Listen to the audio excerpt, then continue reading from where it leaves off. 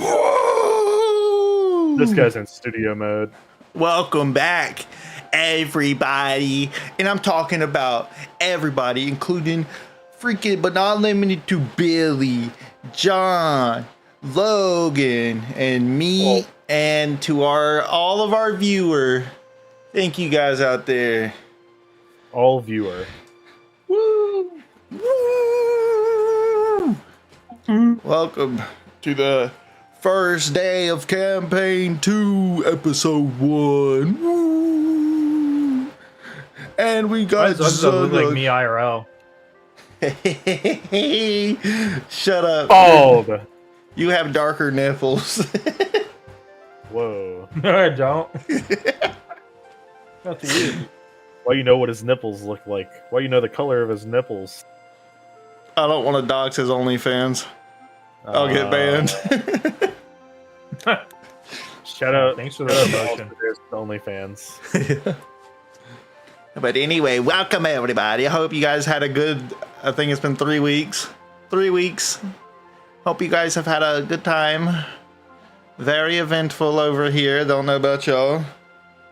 I know Logan's played a little bit of Peak, and that's probably wasn't a massive, emotional moment in his life. Bless his soul. And Getting that game tonight. Are you really? Or tomorrow. Cody bought me and I haven't played it once. Yeah, some of my buddies want to play it. Yeah. What were you doing on Street Fighter 6, dude? I was doing pretty good in silver. I'm a silver god. Oh, you're just straight playing ranked? I thought you were on there playing with someone. That's a weird game to randomly hop on. But I've been considering hopping back on it. Well, T1 had like it's the master. Yeah. But I was like, I've been wanting to play for a while anyway. That's kind of how I've been feeling. I had my fill. And I know Billy's been playing nothing but freaking, what's that game called? Wuthering Waves? Oh yeah, the hentai game. Yeah. It's not a hentai game. Well, I looked it up on Steam and I was like, damn, he's not even trying to hide it. I would have put that in my hidden library on my alt account. I got a booba skin and once human, so I can't talk. Yeah, I was making fun of you last night, I can't lie.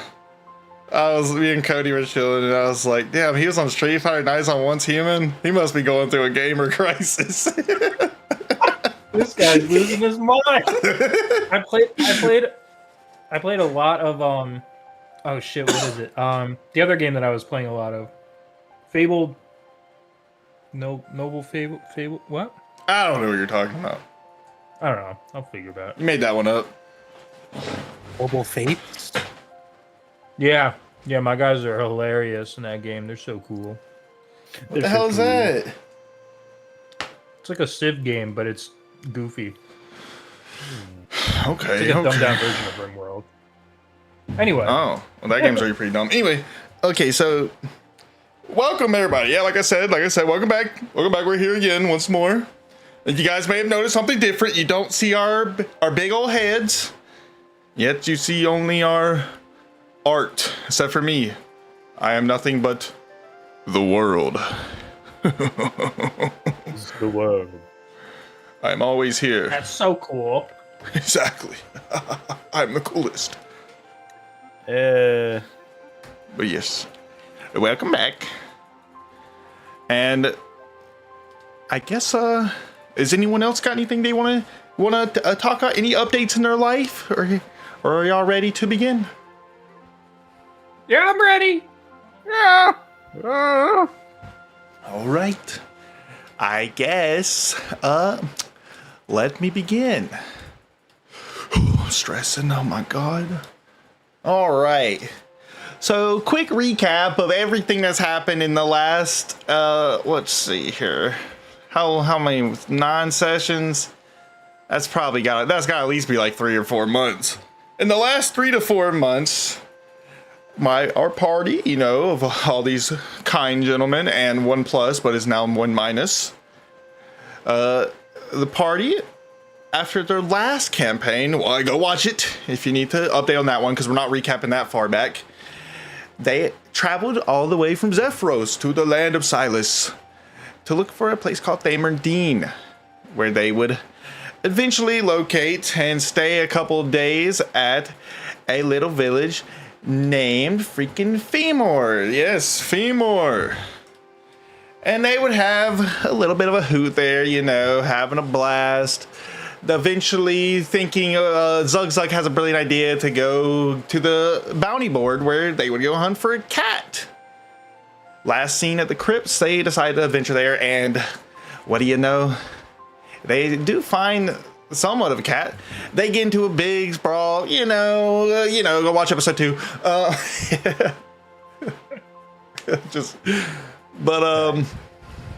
Long story short, they get out pretty unscathed except for mentally. A little bit of a psychic damage to them.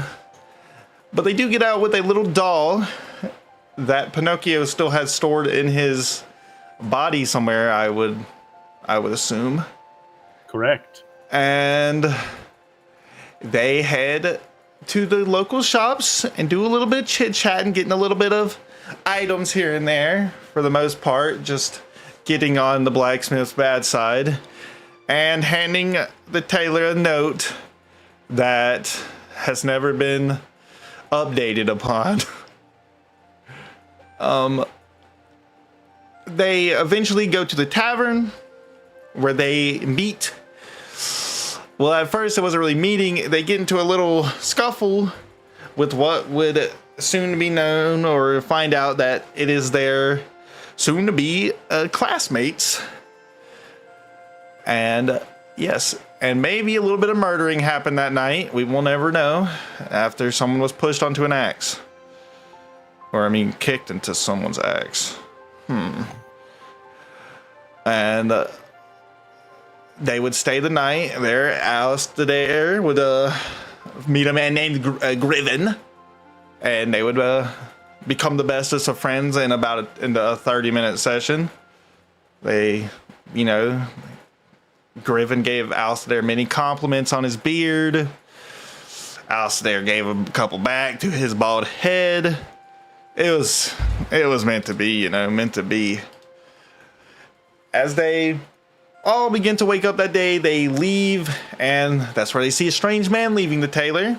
And Zug throws a NFL level ruck straight at the man's foot, taking him down.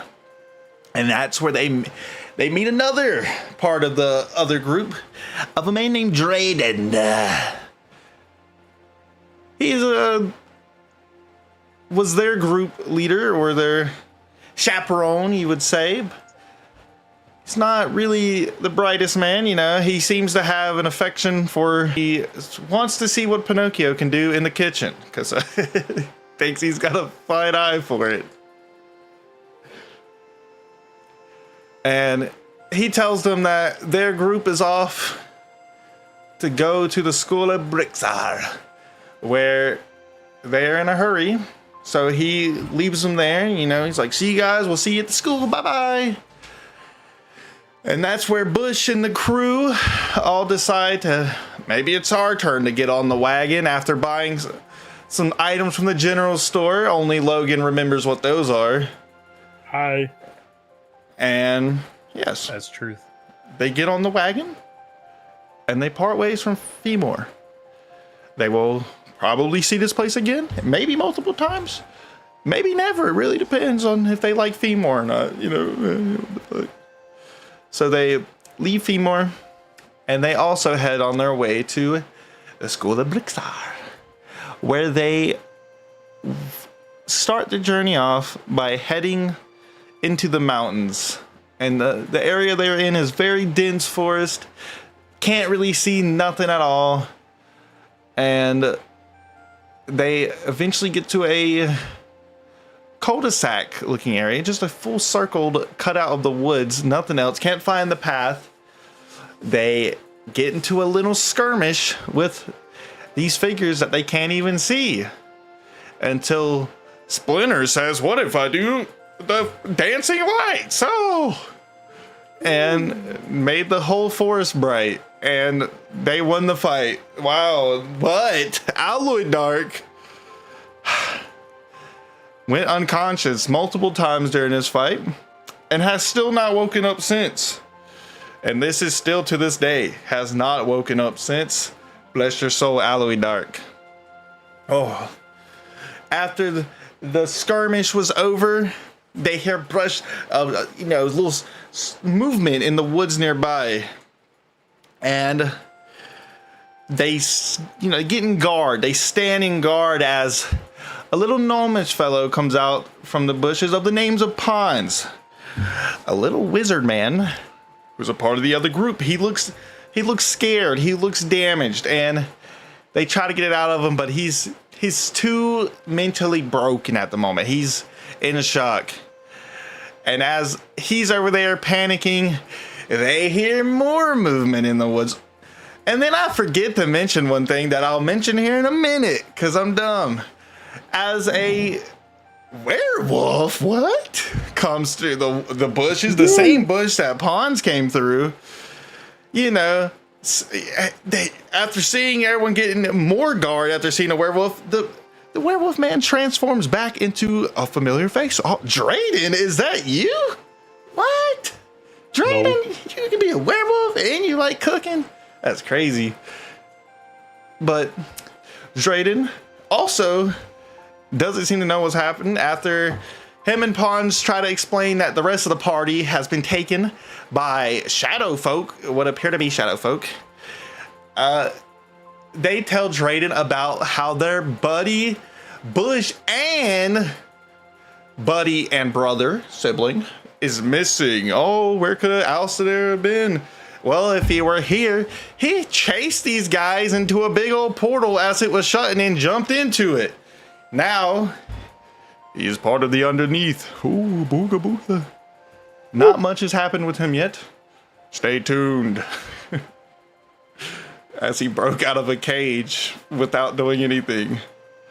Let's see. Next, after they took a short, decent rest in the middle of the rainy forest, they decided it's probably best to head up to the school and see what the rest of the folk up there think of the situation.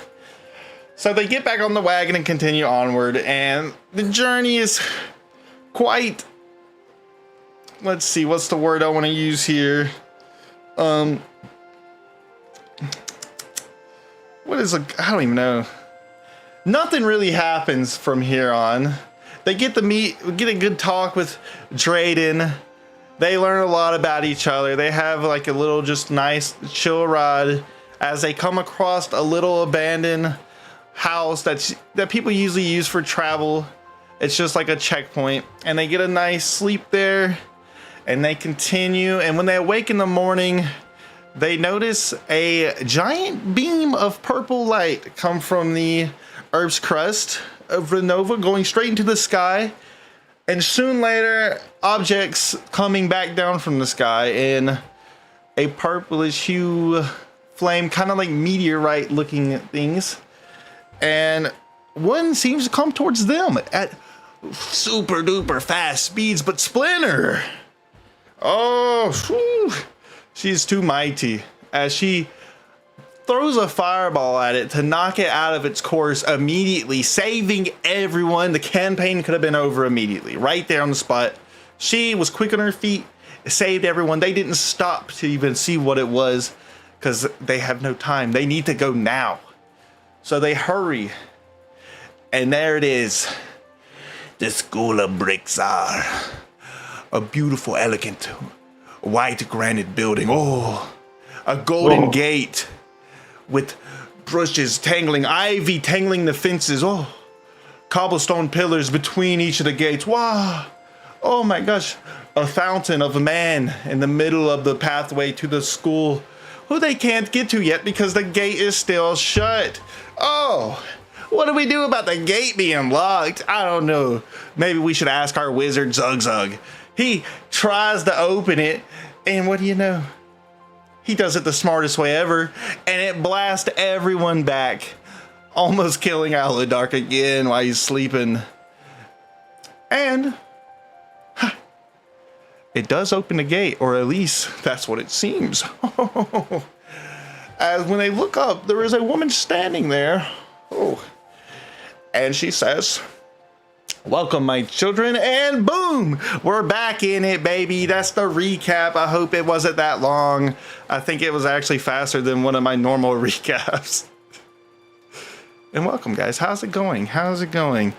So yes, y'all get back to the, y'all are, just got knocked on your butt.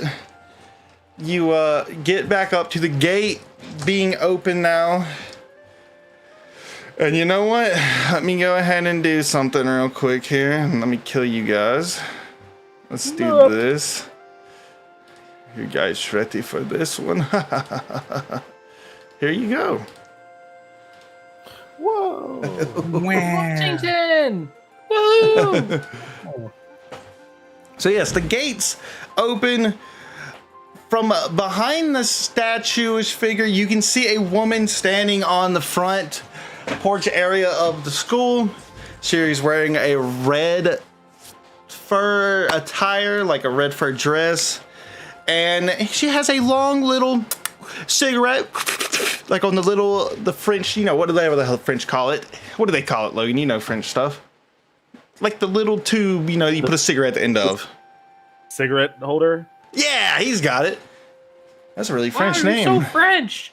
Yes, oui, baguette and all that. And she says, welcome, children. And she takes a big hit of her ciggy. And yes, the door's open. And you see a lot of vibrant flowers, from blues to reds to oranges, all sorts of vibrant colors, and bushes trimmed into... Bush?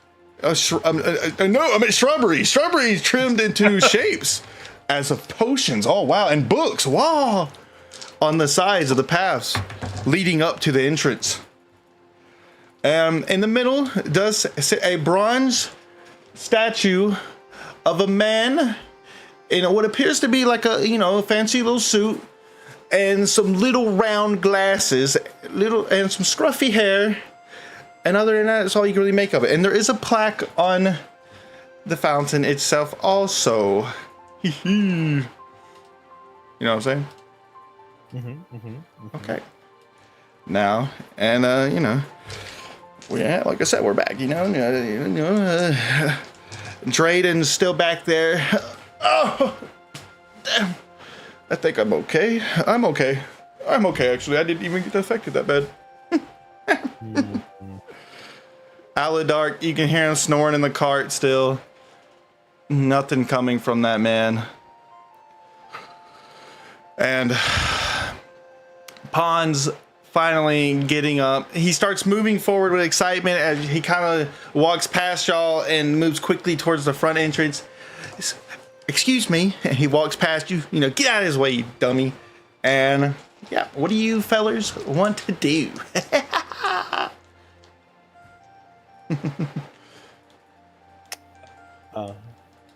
Zug Zug, go inside school. Just going straight for it. You're just gonna walk straight past the the woman. Excuse me. Yep. Don't go any further. Wait a minute. She kind of puts her hand on your shoulder as you try to walk past her. Just be patient. Can she even reach my shoulder? She's 6'2", so probably. She's very tall, very lengthy. Like, she's kind of got the body of like an NBA player. Like, very, very skinny, but very tall. Okay. Just making sure. She has, well, because you're the only one close up to her now, you can see that she is a older woman. She has shaggy, grayish white hair. Very skinny. Her skin is like paper thinish, where you can kind of see the veins peeking out here and there, but and she's got very red lipstick on. It's kind of maybe too red of lipstick, so it's like getting on her little cigarette stick thingy. And she's pretty fancy looking. She's got a lot of accessories, gold earrings with some rubies in them, gold little bracelets. She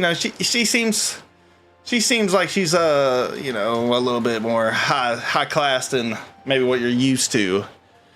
Especially you, Zug Zug. You're like high class to you is like a damn crab. Okay, Zug Zug will wait. What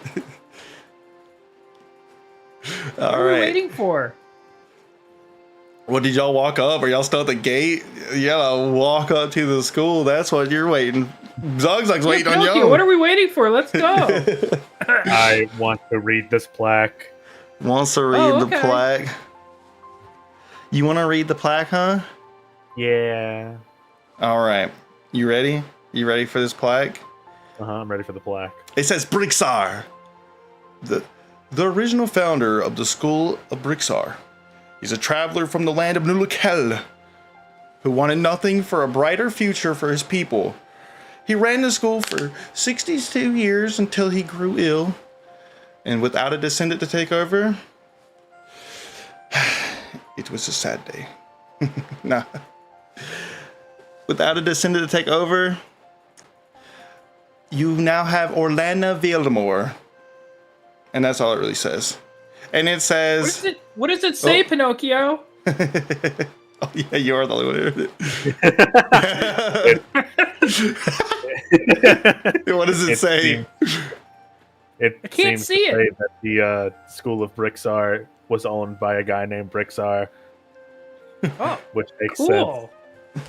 How did And you now know he's that? dead. Oh. Okay. Okay. And yes, as you also, I'm assuming, begin to walk past the statue and see the woman, you would all notice that she also has a gold and silver rapier hooked to the side of her dress. And as she's kind of waving you forward, come now. We've been expecting you guys, especially you, Splinter, Bush's very own. So.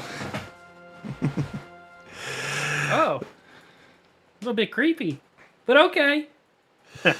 We've honestly been expecting you all. We've heard many good things about you guys. The robot, look at him, he's real. He's real, Yes. and he looks glorious. Hey, is my brother here? Are you, what do you mean? Where else would he be? He is supposed to be with you. Yeah, but he got lost or something. I thought he'd be here by now.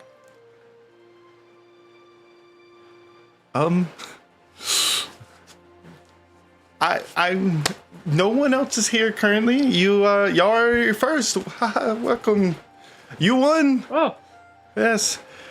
The only other person here is was one of the teachers, Mr. Key. He is currently in his studies. But yes, I mean, if y'all want to come in and make yourself a home until the others show, that has to be soon, I would imagine. What about the whole thing going on? I point at the giant pillar of purple is still going on. We will talk about that. That might be something we wait till the rest of the groups appear. Cause yes. But for now, let's stay calm and just enjoy these times. I mean, is it I'm gonna be frank. I know this means that Bush is not with you. Correct. But if I know Bush, he should be able to handle himself. But the rest of them, I'm not too aware of. But yes, if you must, we can go inside. It's a lot cooler in there. Maybe we can take a breather and everyone can relax and, get a nice cup of tequila.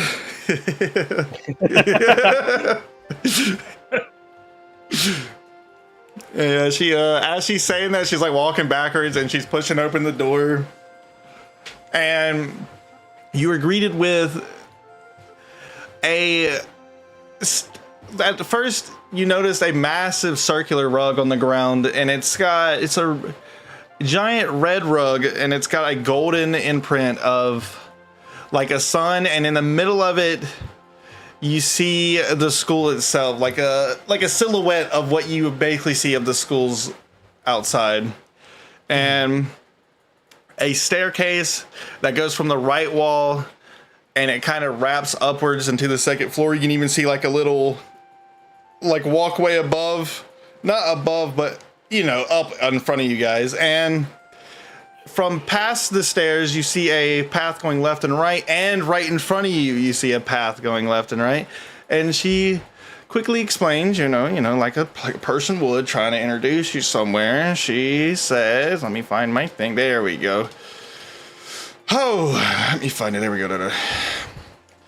So you were, you know, in the rest of the room, it still has that granite white wall, but it's got like half wooden walls going up from the ground.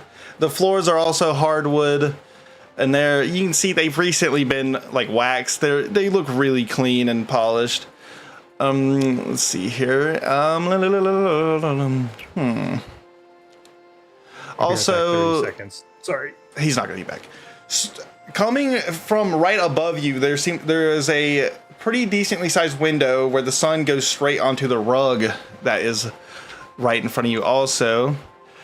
And she kind of starts to explain that this room over here, and she points to the left. She says this is our commons, where, and you kind of peek through the doorway. You can kind of see a lot of bookshelves, a fireplace, a couple seating areas. One looks like it's for a group area, like a table with multiple chairs, a couple tables with a couple seats, and then like 3 recliners. You know, it's just really, it's just made for comfort. And above the fireplace, you see another resemblance of what appears to be bricks are in a painting form, but let's just say there's too far away to get the details. And in the room across from that one is what they call the lounging area, which is not for studying at all. Don't get it mixed up. You can see in there instantly some like chessboards, some pool tables. Yeah, we getting crazy in there. And a little bar. You can get turned up in there. And you don't see too much more from the angle. I mean, you see a couple like playing cards sitting on the table and stuff like that. It just looks like an area that is made, you know, just to have a good, relieve some stress and have fun with your bros, you know. And yeah, she said, you know, if you guys need to relieve some stress, you know, we could always go for a nice drink. Or if you're hungry, we could go to the cafeteria. Where's Drayden? You might want to already be there. And Drayden's like, oh, yes, my bad. And he's kind of scurries off. And yes. But anyway, welcome. We have the student, living areas out back. And she points to the back door. You can kind of see it. It's the middle door is under the stairs. If you head out there, there's a lot of places if you need to put your bags down or, you know, just make yourself a home. And then if you do want to see him or you want to visit Mr. Key, his classroom is down the right path behind the stairs. And yeah, she gives y'all the options, you know, kind of explore if y'all need to. And I will wait here until the other show or until the day ends because they're supposed to be here. And also it has been 30 seconds. And, oh, is he back? No way. Yeah, I've been back. No, you haven't. Uh-huh. I was tempted to go play billiards. Yeah, we'll have to figure that one out. I really should have considered putting that over there, huh? We'll have to pull up a flash game of y'all playing pool. I'm gonna go over there and eat a poker card, and then Pinocchio's screen is just gonna start showing Balatro gameplay. Oh. But yeah, whatever you guys want to do, there's the study hall where you could have a good rest and look at books. We know you guys love books, especially Zug Zug. And you got the little lounging area where you play games. You can go meet up with Drayden in a cafeteria if you want a pizza, and it's school pizza. Oh, I want a pizza. Oh Lord, I forgot the dwarfs are New Yorkers. Forgot about that. All the dwarfs are just from Boston. all the goblins are from Long Island. I thought that was gonna go a bad way. Delete the VOD. Well, canceled. I'm walking here. I'm walking in. Hey, I'm flying in here. Oh. Oh. And what? You can go ahead. No, you can go ahead. Oh, okay. Yeah. I guess Pinocchio is gonna. I guess start moving all of our stuff from the wagon to whatever lodging there is. All right. So. All right. Yeah, we can do that. So would you? So are you going back towards the wagon, or do you want to go out towards the lodging first, like to get like an idea of the area or something like that? Yeah, I'll probably get to the lodging first to get an idea of where I'm putting this. So you go past the stairs and under the second floor's little, above you now. There's two little glass doors. Well, not little. They're pretty large. They're gonna fit a Pinocchio and a Zug Zug through them. And it's just completely misses. He just walks through the window. He doesn't even see them. They're so clean. He just runs right through them. I mean, Yeah.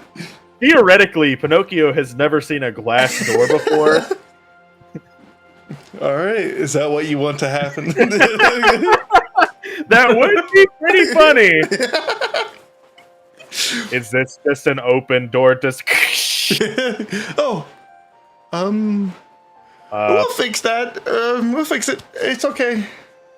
It just might take a couple days to get them back up here. We'll fix it. She says from the front door area, the entryway. But yeah, as you bust through the windows, you don't see much space for like a school or a university. Once you go through the back, you see like a cul-de-sac type area once more, except this time there is just 4 buildings that all look copy and pasted, like they all look identical. And yeah, and you can see it even says like dorm 1, dorm 2, like on a sign out of each one. And yeah, and I guess she's not with you, but you could finders keepers, you can pick whichever one. But other than that, it's just a very well kept, like the grass is perfectly cut back here. The cul-de-sac in the middle just has another like in-ground carving of the same rug that you see in the main hall. But other than that, you don't see any area that would be for classrooms or like just extracurricular stuff. Yeah. So yeah. And would you out of the 4, let's say from left to right, going from the very left of the cul-de-sac, and kind of the other 2 are kind of in the middle, and then you got one on the far right. Which one would you want to enter? Let me Let me flip a 4-sided coin here.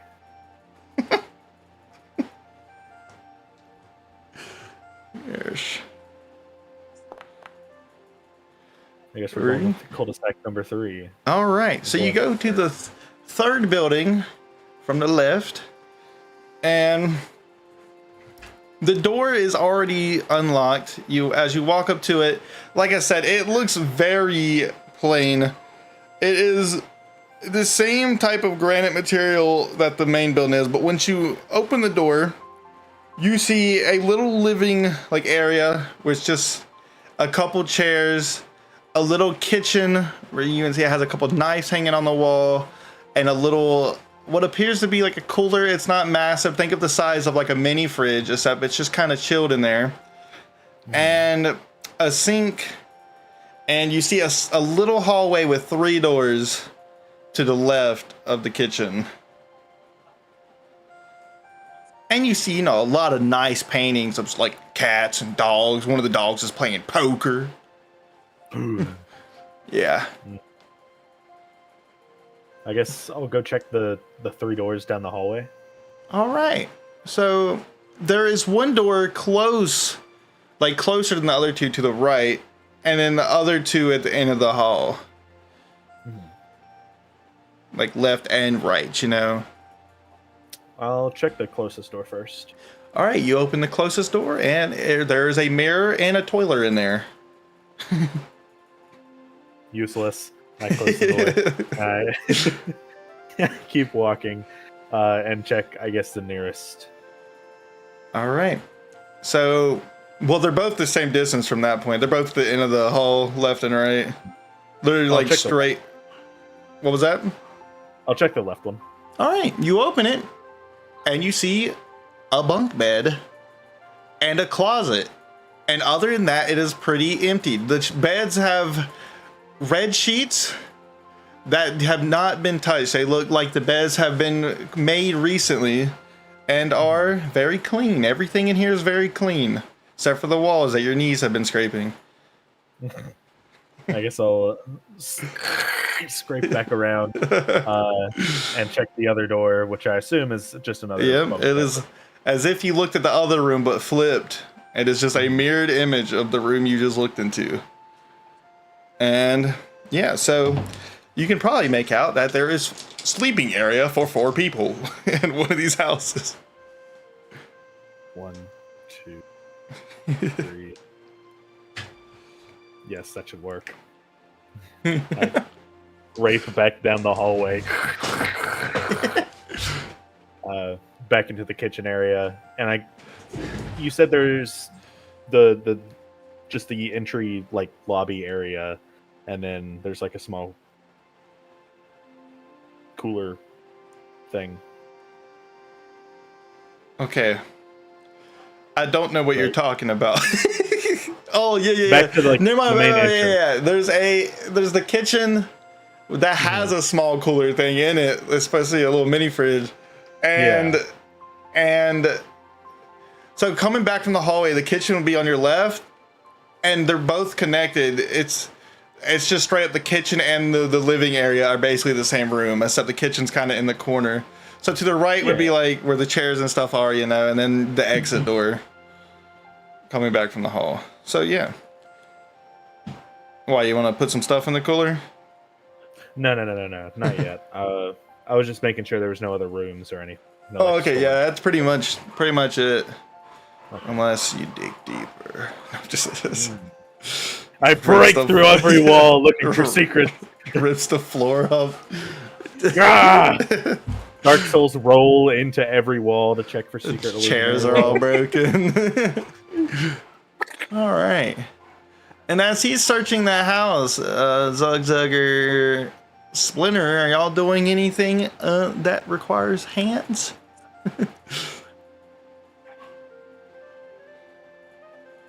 Well, it's good talking, y'all. Nope. Well, I kind of was already thinking about pizza, Oh, but the reading a book kind of sounds kind of nice. all right. You want to read a book? You want to read a book, huh? So let's see here. Or at least sit down No, and maybe nap. Oh. Nah. Oh. I want to read a book. All right. So you walk into the commons, like I said, where you got your bunch of tables and everything. You got 3 recliners in there too, and 1 red leather chair sitting in front of the fireplace. Ooh, a red leather chair. I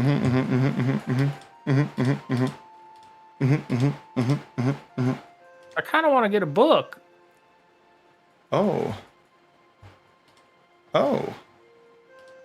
A book, you say? Wait a minute. What the hell happened to my stuff? Are you glitching out? Well, I had something written that was extraordinarily long, and it looks like Foundry randomly cut out half of what I read. Wait a minute. Oh. Is it ChatGPT? How to make a pizza? No, it was shit I actually sat here and wrote for fucking ever today. Let me see if this is it. What happened?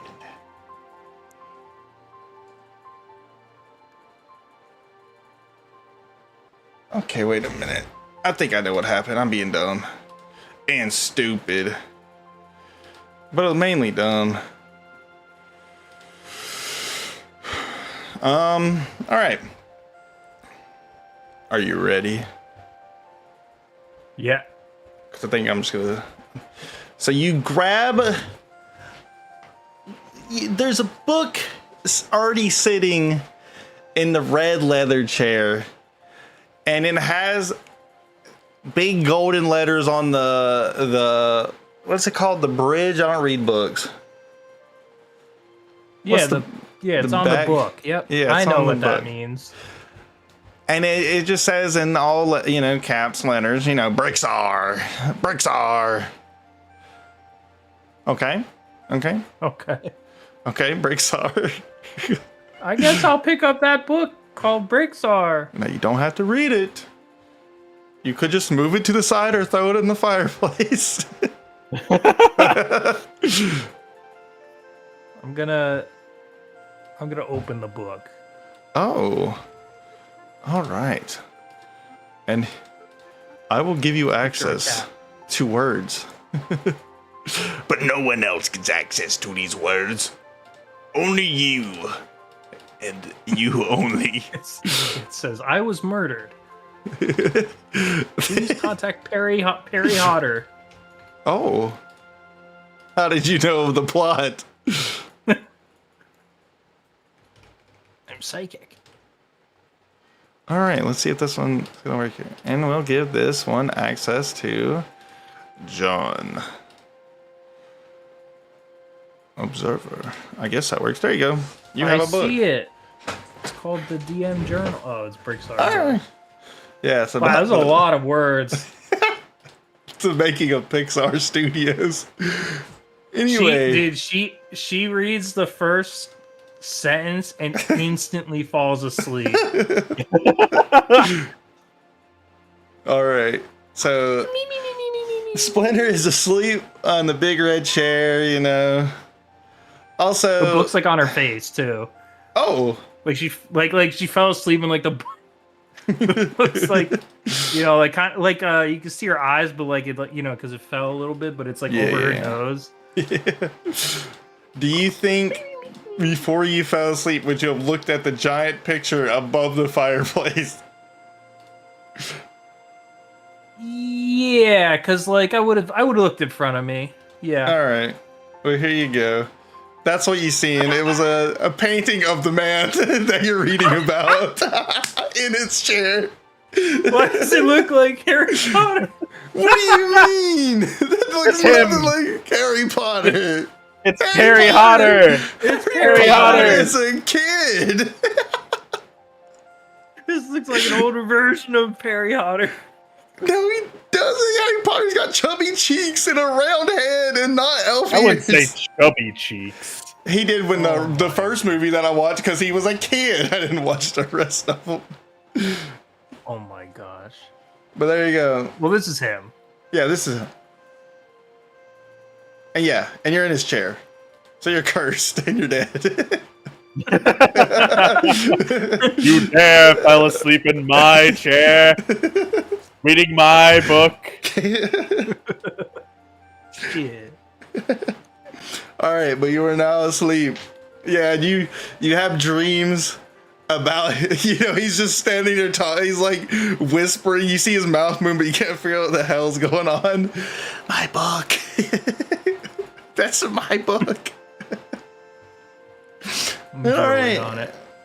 And Zug's like, you're doing absolutely nothing. You walked through the front door and just stood there and perfectly still. Zug's gonna go get some pizza. Oh! Dang, he says, "Money, that was a good idea. I'm gonna give you some pizza." All right. So, as you walk forward, Zug, you are still at the front entrance. Roll me an intelligence check. Well, Do you remember anything we're all dying. that she said? Well, this is Zug's greatest strength. Intelligence.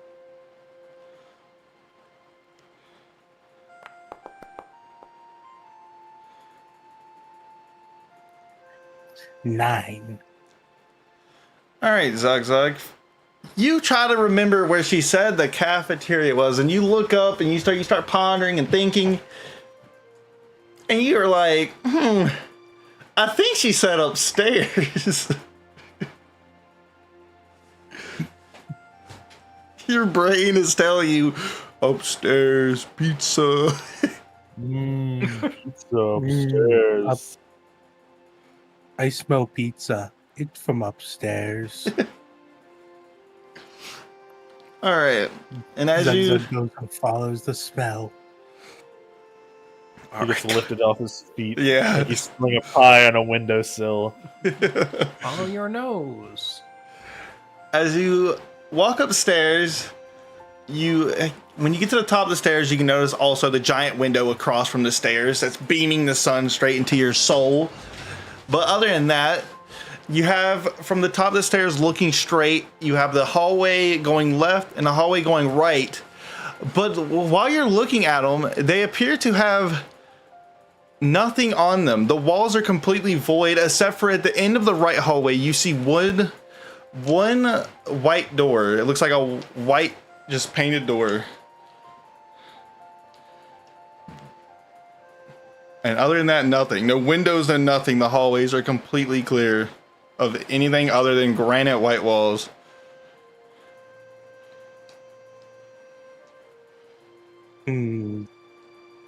Zug think this is the way. All right.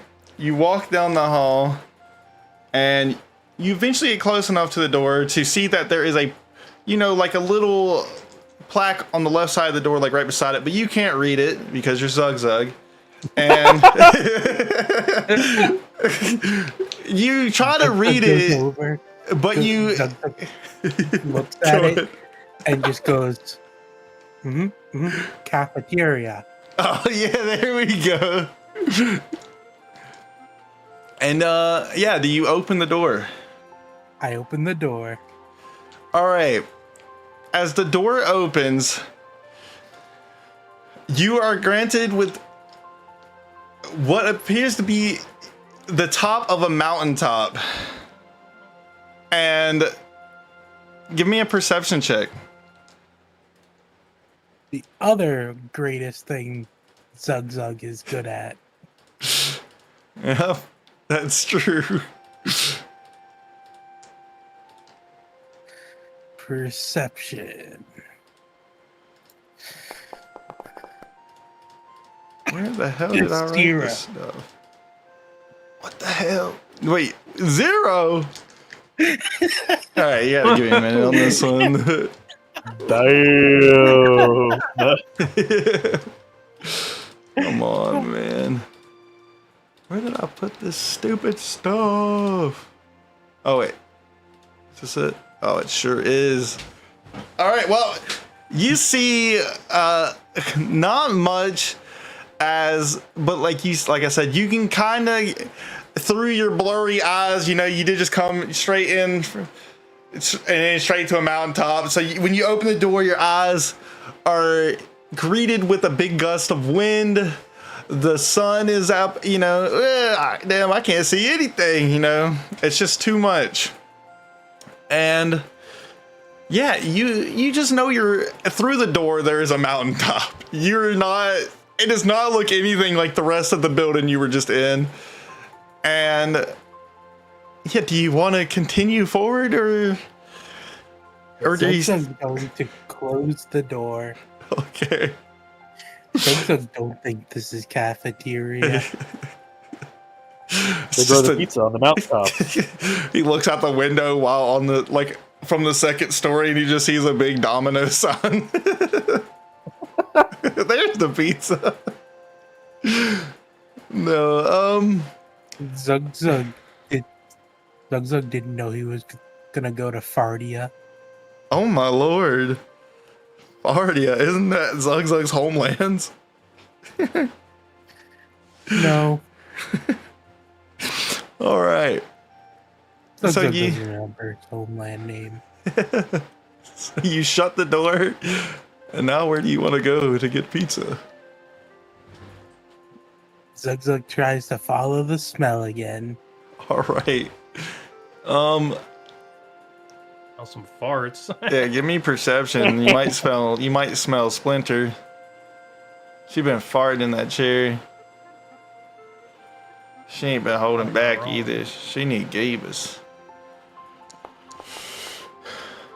3. 3, huh? All right. So, you shut the door and turn around, and you swear the pizza scent is coming from that door.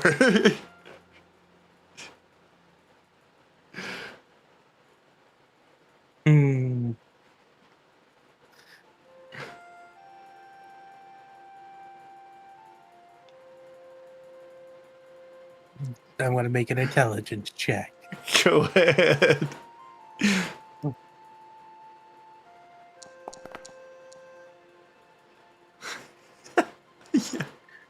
You sit there and think, could the pizza be coming from that door? And you say, yep.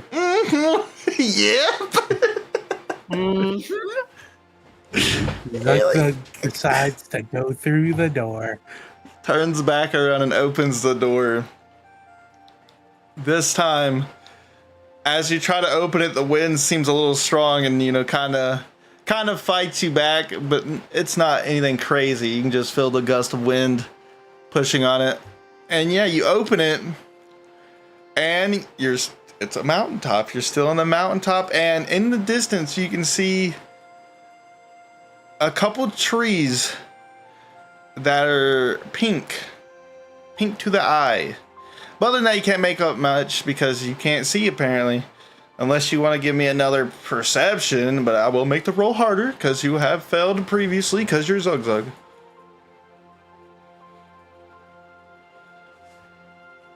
Perception. Yes, perception. I'm waiting for it. It's not rolling. It's not rolling, it's bugging out. You gonna rejoin real quick, unless it's gonna randomly work?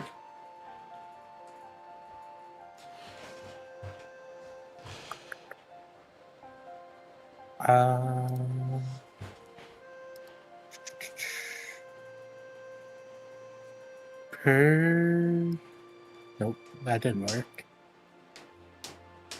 You can do it. He wakes up, reads another sentence, goes back to sleep. Okay.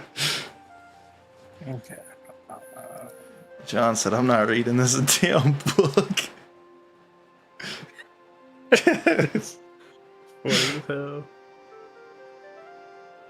In reality, the amount of text I had in there would be like 2 pages. It just flips. You flip through 1 page and it's over. All right, 15. All right, so yeah, you see Do you want to walk through the door, or are you still just like peering in from the hallway? Zug Zug is gonna walk through the door and take a look. All right. Are you just looking straight, or do you do like a whoa, like like a full, you're looking everywhere type of thing? Is doing like a left to right type of look, just All right. scanning. Yeah. So as you walk through the door, you see snowy mountaintops, and to your right, you see as the mountain appears to drop, and you can see the top of clouds. And like I said, straight ahead, you see pink trees. And if you were smarter, you would know what type of tree that was. But I don't want to, let's just say it's pink trees. And for everyone else, they might be cherry blossoms. But for Zug Zug, they're pink trees. Zug Zug like pink trees. Zug Zug go towards pink tree. You go towards pink tree. All right. As you move closer, it is a lot more cooler out here. You can even feel the air pressure. Like, your ears, you're deaf for a moment as the air pressure has quickly changed. Even though you were just on top of a mountain, the air pressure has still quickly changed from the area you just came from to here. As you can't really tell when your hearing does that. So you just sounds like everything's kind of muffled to you right now. And you can see a little bit ahead as under the tree, under the cherry blossom, there is a man in an orange robe, or it could be a woman. You see a figure sitting in an orange robe on a mat, on a little orange mat.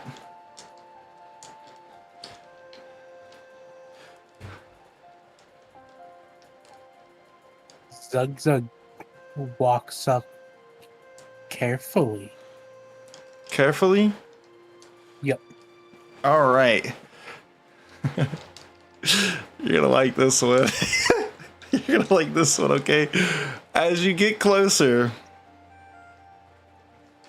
you can start to see like facial features and such, and you see this figure has kind of ape-like features, and like their hair and everything, they kind of look like a chimpanzee. And here you go. Here's what you see. You ready? You ready for this, guys? Boom. I get to see. There yes, he next goes, to the like- pine tree. Yeah, next to the purple pink pine tree. So that is what you see, Zug Zug, and he's not said a word. He has not moved. He's been extremely still as he just looks over the mountaintop.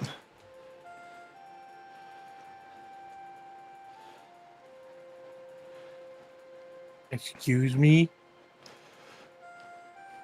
There's no response.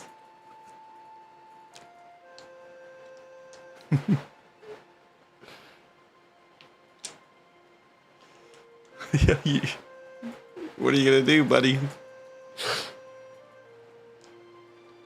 Zug Zug has question. And you see, like, as you say that, you see his ear twitch, but he still does not move or respond.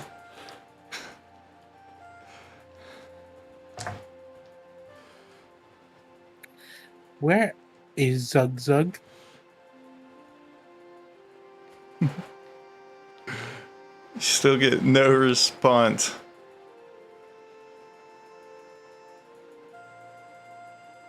Do you know where pizza is?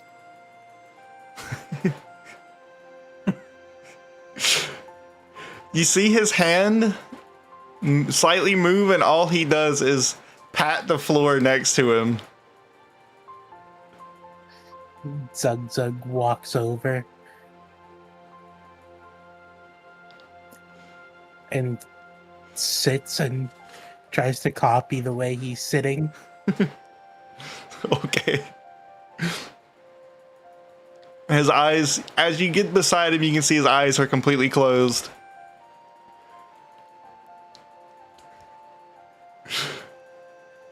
Are you sitting like he's sitting and eyes closed? No, Zug has eyes open.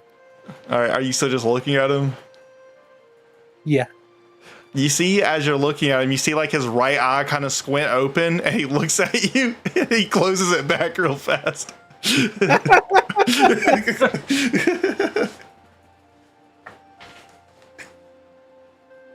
What are we doing?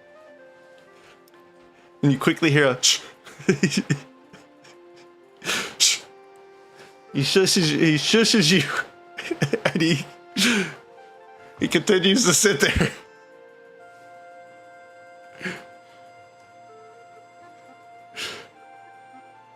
Zug bored.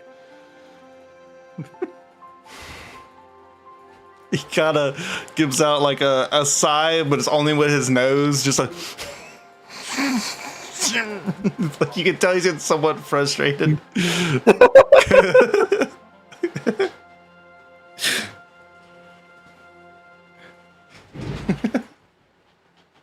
Do you know where pizza is? Zug hungry. Have you tried the cafeteria? He says very like calmly, or tries to calmly say it. Zug followed the scent and it led here.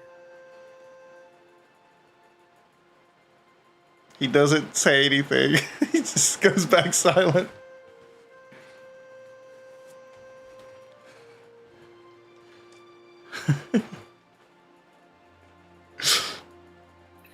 Okay, thank you for your time. Zug gets up and tries to remember his way out.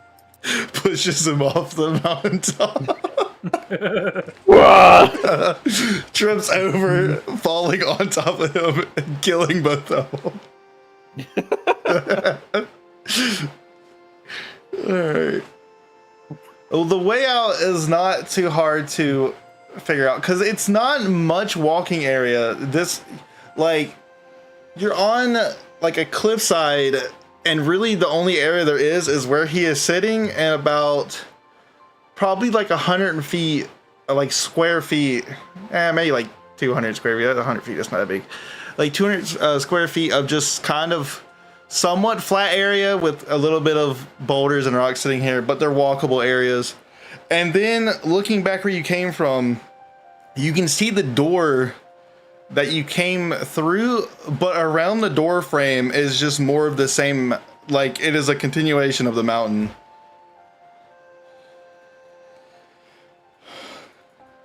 Think about like Monster Inc. Zug makes his way to the door. All right. You look back, you see him flipping you off. All right, you make it back to the door, and yeah, there's nothing else there. You know, I mean, you can go back for pizza. I mean, probably pizza's in there. You didn't try off the mountain. Zug's gonna die from starvation. He's got like the blinking heart sound effect going on from Ocarina of Time. But he also hears the Mario. Ooh, ooh, ooh. Oh, me so horny. Is that what he says when he does? Oh.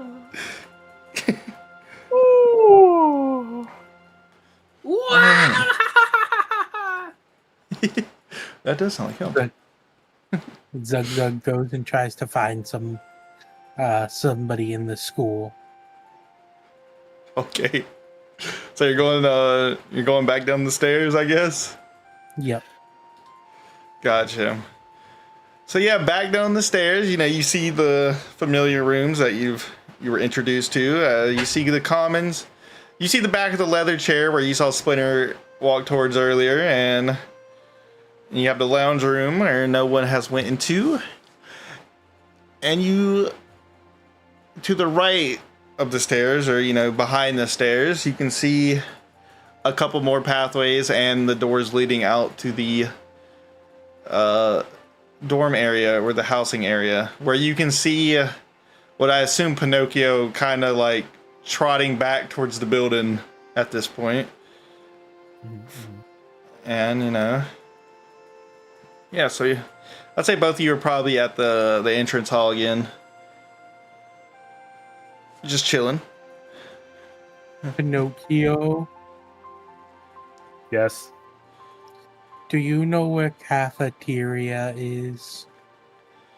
So if you would have came in through the glass doors, Pinocchio, so this would be from the front entrance to the left, but you're right because you just came in through the back door. You can see a hallway, or you went past a hallway that literally has a like white sign on the top of the corner of the wall where it says cafeteria with an arrow pointing this way, like towards the hallway.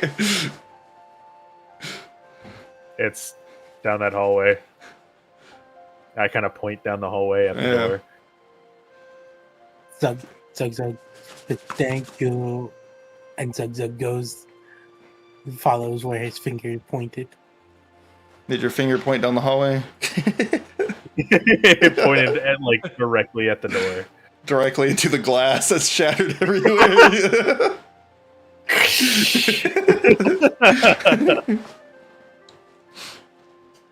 All right. So you Zug Zug, you go to the cafeteria? Zug Zug goes to the cafeteria.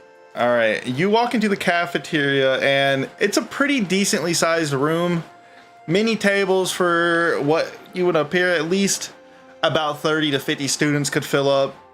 And you see like a little cutout in the wall. I mean, not little, but like kind of think of like a bank where you would talk to the person through the little shit like that. I don't know how to explain it. I'm dumb. But standing through that area, you can see Drayden just standing there waiting. And he, for some reason, has a very strong, like, Boston accent now. He says, "Hey, you want some pizzas over here? We got the pizzas." No, he says, "Oh, Zug Zug, how's it going?" Hello. You wizards do eat a lot. What would you be having? Zug Zug want a pizza. Oh, the pizza.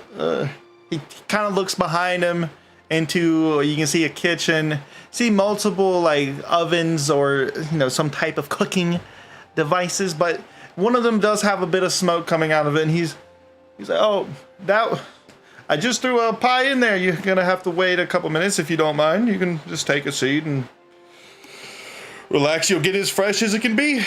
Now, let me ask you the real question. Would you want it to be a round slice or like a square slice?"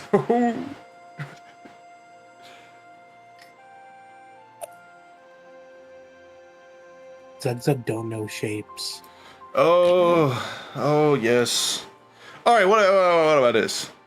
I found some red pepper flakes in your guys' cart, and I took a little bit of it. Would you want red pepper flakes on your pizza?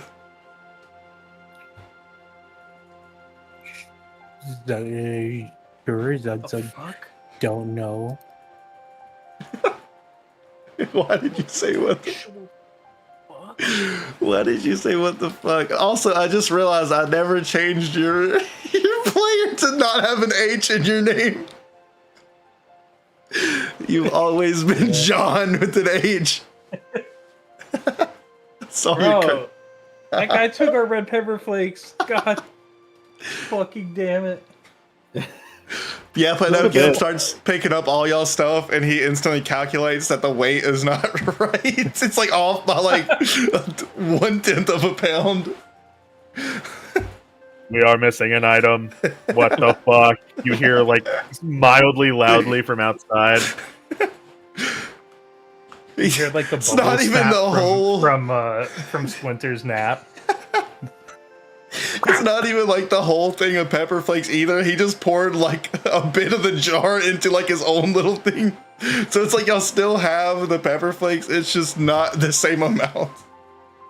Pinocchio picks up the Yeah. red pepper flake bottle and like stares at it for 5 seconds. There are 16,532 pepper flakes. There were 16,507. Oh, Somebody stole red pepper flakes from us. all right.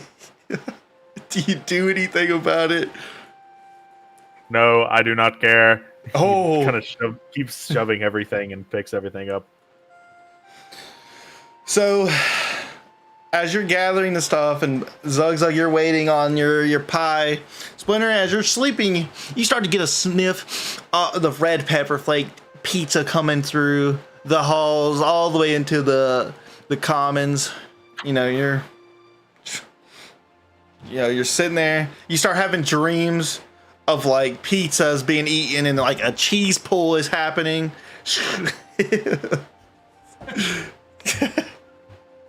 You see a couple red pepper flakes on the pizza in your dream. Pizza.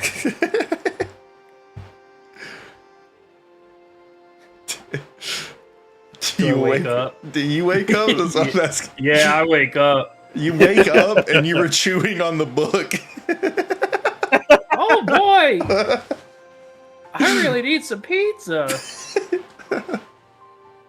All right. This book sucks. Oh, you throw it into the fire. Puts it on the table next to the chair. There you go. All right. You leave the common room and head back into the entryway where shit.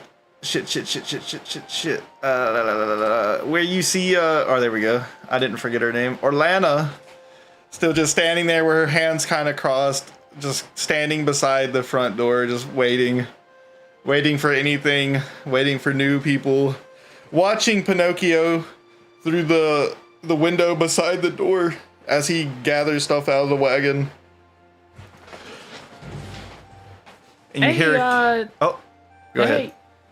Where's the cafeteria? I'm hungry. I want some pizza, please. Oh, it's down the hall to the left, right there. You see the sign? It says it above at the corner right there. It says cafeteria. Oh, okay. Thanks. Bye. Wait.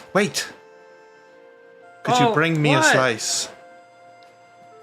Okay. I can't What leave kind my of slices post. do you have? It depends. It's chef's choice. He cuts it. Oh, I would love okay. a rectangle slice, or maybe even a hexagon. Hexagon slice. Oh. No decahedron slice. Okay, wait right here. I'll be right back. Oh, Runs to the door. oh, the door. There is no door. It is just a doorway that leads straight into the cafeteria. It's a glass doorway. You go right through it. There's no door here. You start the doorway. running through the doorway, and as you run through, two dudes holding a massive glass panel we're about to walk through.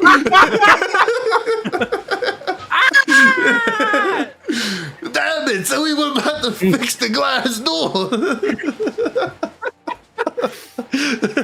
Why didn't you guys put tape on it? I couldn't see shit. Ah!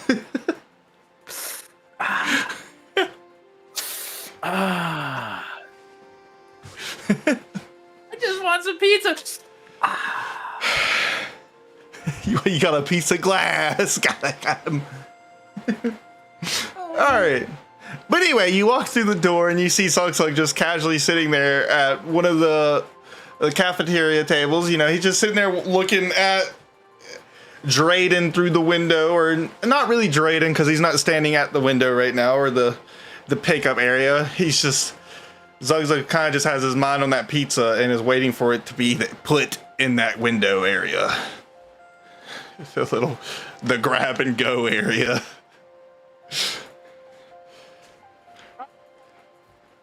Where's the pizza? Who did you say that to? Big cake. I just like look around. Okay. Like ravenous. Like, where's the pizza? Your hands are like Wolverine. You're doing like a pose. Where the pizza? And Zug's like, you see that? Give me a Constitution chain. I'm just messing. Gotta see if you stay non-scared of Splinter. It's a fear check. Oh, you're terrified of Splinter's desire for pizza. You've never seen your best friend Splinter in this type of light where they are ravaging for pizza. Never seen him this ravenous. It reminds you of when you lived in the woods of the wild wolves attacking the local animals. Not the local animals. The local animals. The farm's animals. The chicons. And the pig. Not the chicas. And the pig. With 2 E's.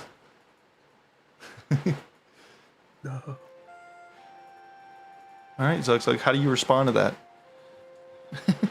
Zug just looks at Splinter and then just kind of just scoots over to the side, just getting away from her. Dang. He's learned a lot from the dude on the mountain already.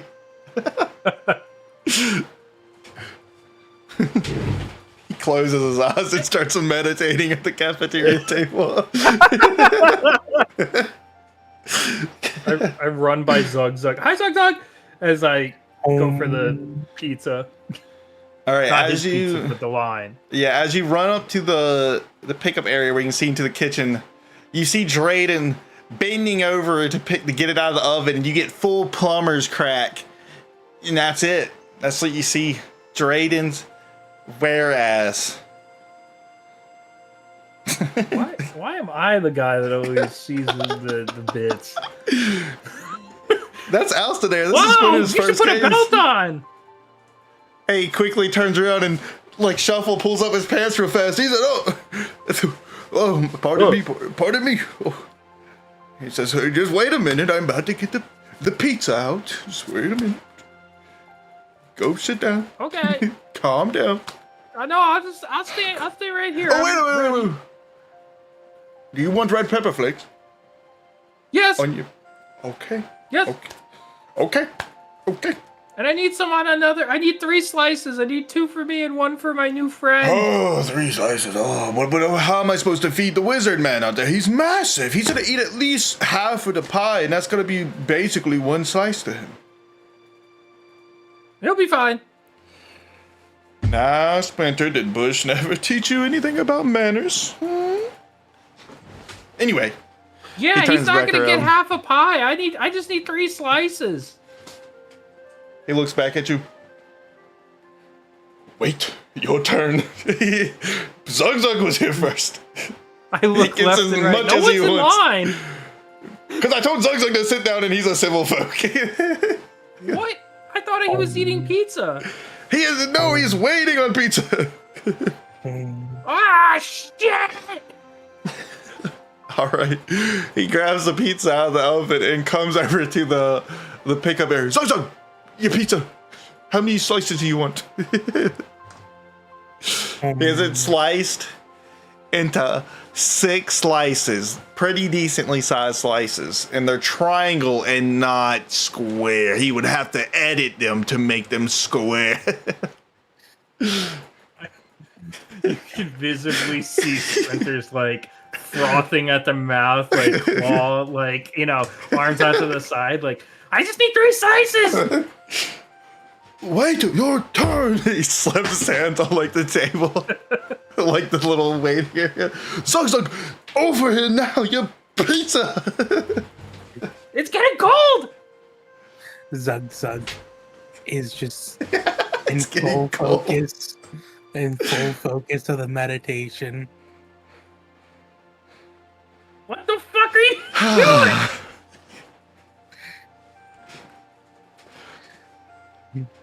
he looks at you, Splinter, and he gets like a little closer to like the little pickup window. Zug is first. You don't get any slices till you get him over here. He loses.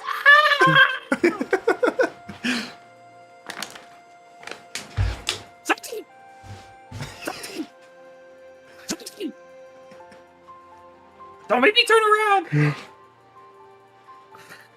Turns around.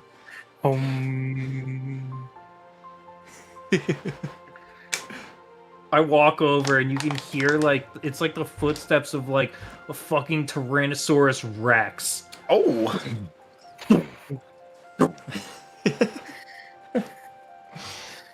I get right next to Zug's elbow while he's sitting down. Oh. Zug! Zug! Remember, Zug, what the man on the mountain taught you. Zug opens.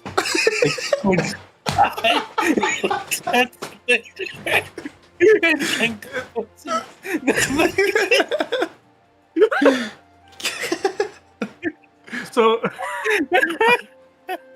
all right.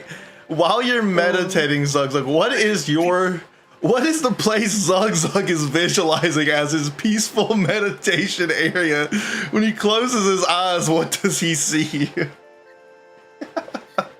His meditation area is him in a field, swinging his maul at goblins. Are they specifically goblins or are they boglins? Goblins. Okay. Yeah, boglins are the good guys. He doesn't know the whatever his name is too well, so. Mm-hmm. How about Grungle? Oh, you're right. He doesn't have Grungle. Yeah. You're right. You're right. But he's met Grungle like once, so. Yeah. He doesn't even know if he was real or not because y'all had that whole damn thing later on. So Splinter's face is like bright red, like you can see smoke coming out of the roof of her fucking skull, and she's going to inadvertently cast detect thoughts without even thinking about it. Does that require a roll or do you just do it? Well, it's innate and it's always prepared. Let me think about this. From a certain thing in my secret stash. I would say, does Zuggs have to roll anything against that? Does he have to do like an intelligence saving throw or something like that? I mean, I guess he wouldn't really know you're doing it, so I don't actually know. You can't really be like, I'm gonna defend that. Let me see. I just sense the presence of thoughts within 30 feet of myself and belong to creatures that know my language. Okay. Then you don't read the thoughts, but you know that a thinking creature is present. And then it goes read thoughts target. detect thought doesn't make you read thoughts. I thought it was the whole purpose of it. I'm thinking, is there a different spell? Then there's read thoughts. Yeah, but it's all in detect thoughts. This is new for me. Wait a minute, but in the so spells... if you look at my character sheet, look at Let me see. Look at the features at the bottom one. In the features. Wait, let me look at it. And then look at Splinter inside of it. Splinter, boom. Okay, and where am I going? It's a feature you said? Yeah, don't say it. But it's the one. It's like the bottom one of the features. The creature feature. If you go in there, then it has that, and then it shows you what it does.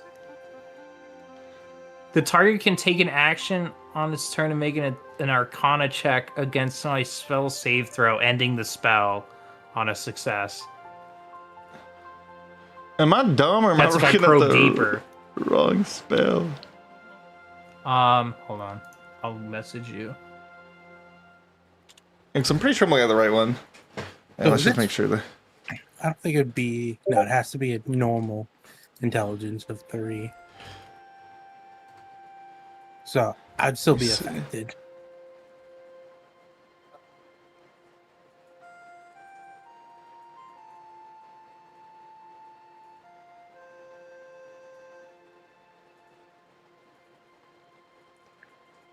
All right, so what are you trying to do again, John? I'm just casting detect thoughts. Okay. I want to see those goblins for myself. All right. Gotcha. So you detect thoughts, and when you look at Zugzug, you see like a chat bubble floating above his head, and it just has like a video of him killing goblins above him. No, it's I guess how would you explain detect thoughts? If you're trying to do a visualizer, would it be like you can like focus on someone's head and it like teleports you into their head? Like I don't. Kinda. How do you think it would be looking like in your world? I think I would see like his imagination right now. Okay. Well, would that be? Well, that's something you have to think about. Is because it's the initial cast of it. You just get what's on the mind at the moment.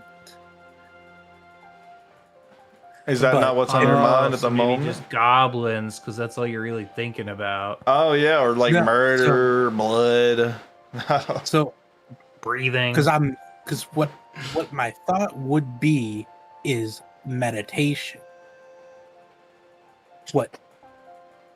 So I would have an empty head, which wouldn't be surprised because Zugzug is empty-headed. But in order to see deeper and see what my character is doing, there would have to be the action of diving deeper into the head. Because you So- initially you learn to the surface thoughts of the creature, what's on its mind at the moment. As an action, you can either shift your attention to another creature's thoughts or attempt to probe deeper into Yes, the I same guess I'll- creature's mind. I guess I'll probe deeper. So you have to make an Arcana check against my spell save. Wisdom saving throw. Target must make a wisdom saving throw.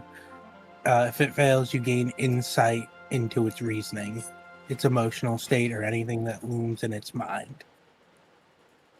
All right. Pinocchio, what are you doing while they're doing this? You I'm yeah. still moving everything back and forth. If I don't know how much time has passed, if I've gotten everything over there. Honestly, since you walked past Zugzug, it's probably been like 7 minutes. Okay, so I'm probably just back at the. Yeah, I can get that. What's your DC? How much Yikes. do you think you could have held? I don't know how much was in the wagon. I can't really remember. I know y'all put a bunch of all that shit y'all bought from the thing. Let me in check it. my journal. All right. What did you there's- roll? I missed it. I rolled a 17. Oh, I can't. He's too stupid that it just I yeah. can't. You almost took psychic damage. You could feel your head starting to hurt trying to get in there. Yeah. The machinations of my mind are an enigma. You had like a glimpse of like a goblin jumping at you, like a Five Nights at Freddy jump scare, and then you opened your eyes back, and you were like, "Oh!" You almost got jumped by an imaginary goblin with an Uzi. The milk. That's exactly what I was thinking about. The chat bubble, the little thought bubble. There's goblins eating the pizza! There's goblins eating the pizza! What do you think about that, Zugzug? Does that snap you out of it? Zugzug immediately gets out of meditation and just runs over to where the the pizza is. So it looks like you noticed your butt hurting a little bit from when you came out of meditation and you fell about a quarter of an inch because you were floating slightly. No, just...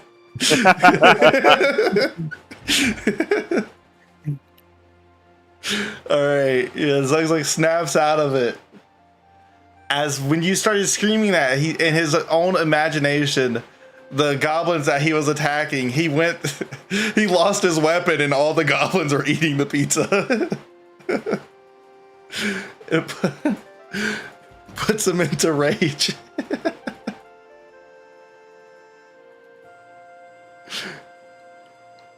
Oh God. And Zug eats the whole pizza. Oh!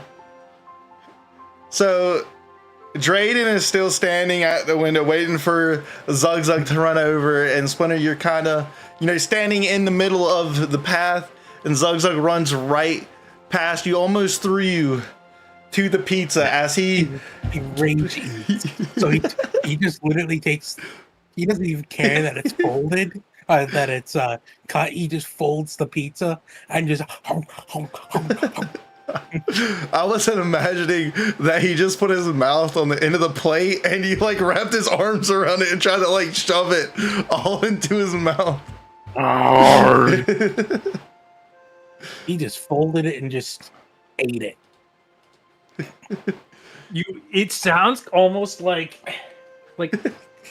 my voice comes from like a fucking thunderstorm in the sky. I go almost, when Gandalf is like, "Whoa, I'm not taking the ring from you, buddy." Oh yeah, dude, what you're talking about. Like, yeah, exactly. So imagine hearing that in actually, and Splinter just goes, "You ate the whole pizza? We were supposed to share it!" And I'm gonna roll a d20. And you can see Drayden looking through the glass. His mouth kind of opened a little bit as his face is in shock as he's looking at you, Splinter, now after you said that. And you hear him slightly talk under his breath. Those damn wizards. I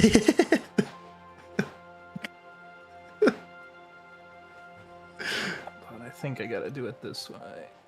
I think it'll work. Hopefully it comes up as her.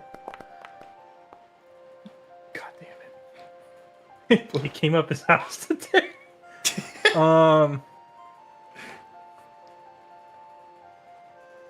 Yeah. Wait, what? Hold on. Am I stupid? Yeah, maybe. I'm just messing. That was me. You're not stupid. Well, you're not as smart as Zug. Oh my god, I'm gonna kill him, dude. I wanna use my wild magic surge, even though I'm not like casting an attack. You think you just get so angry that you have like a jolt of like it just kind of happens. Yeah. I get you. Okay. Okay. He's like extremely emotional about this pizza right now. All right, let me pull up my shit here. So you're wanting to do a wild magic surge, huh? Doesn't that just mean you roll on the table? All right, roll me a d6. All right. This is for the first part of it. Roll me a d6.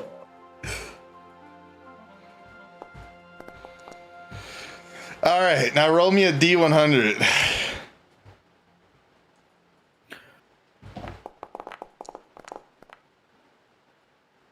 I rolled 800. 800.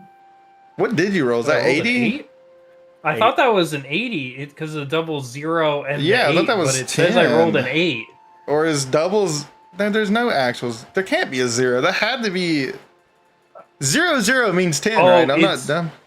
No, the double 0 is actually it means it's before 10. So because that die, I saw it in the VOD. It had 0, 0, 0, 1, 0, 2, 0, 3. Or sorry, it was 0, 0, then it was 1, 0, 2, 0. Yeah, so I'm pretty sure that's supposed to be 80 because one's supposed to be Yeah, 1, 2, One 3, would 4, be 5, the 6, 7, 8, 9, 10. 10. Yeah, one has One to be would the be- 10. One would be the 10, would be counting the tens, and then one would be Oh no, I see what he's saying. Maybe No, and- the 00 actually means that it's like it's literally before 10. I don't know why they do it like that. No, yeah, I get what he's saying. So it is just straight up 8, because that one is your first digit. Is that when you rolled? So that one is straight up 00, and an 8 is your second digit because you rolled an 8 on your D10. Okay, I get you. So you rolled an 8. So let's see here. Okay. All right, let me send you it. Damn, I can probably type it faster than I can snip it. Let me just type it as Shit fast your as pants. possible. God damn it. Fuck. I just shit your pants. Wait, what game is that? Like GIF. Oh, it's like an old fucking Flash game, and people ask for stuff, and then they go, "Thank you." One second, Hold on, I'll I'll look have at it. to find an actual video. All right, there you go, John. It's not. So hungry now. Well, you might get what you need.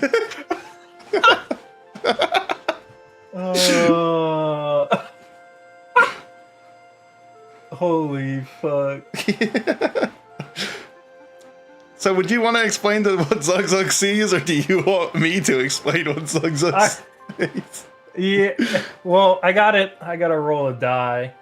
So Oh, that is. I gotta do this. Oh my god. Oops. Hi caramba. Oh my god. Aish. Damn. You. So Zug Zug and Draven are just like looking at me, and Drayden it's just like, and like as the last like word comes out of my mouth, like what the fuck? You just see 13 good berries just start pouring out my mouth into my hand.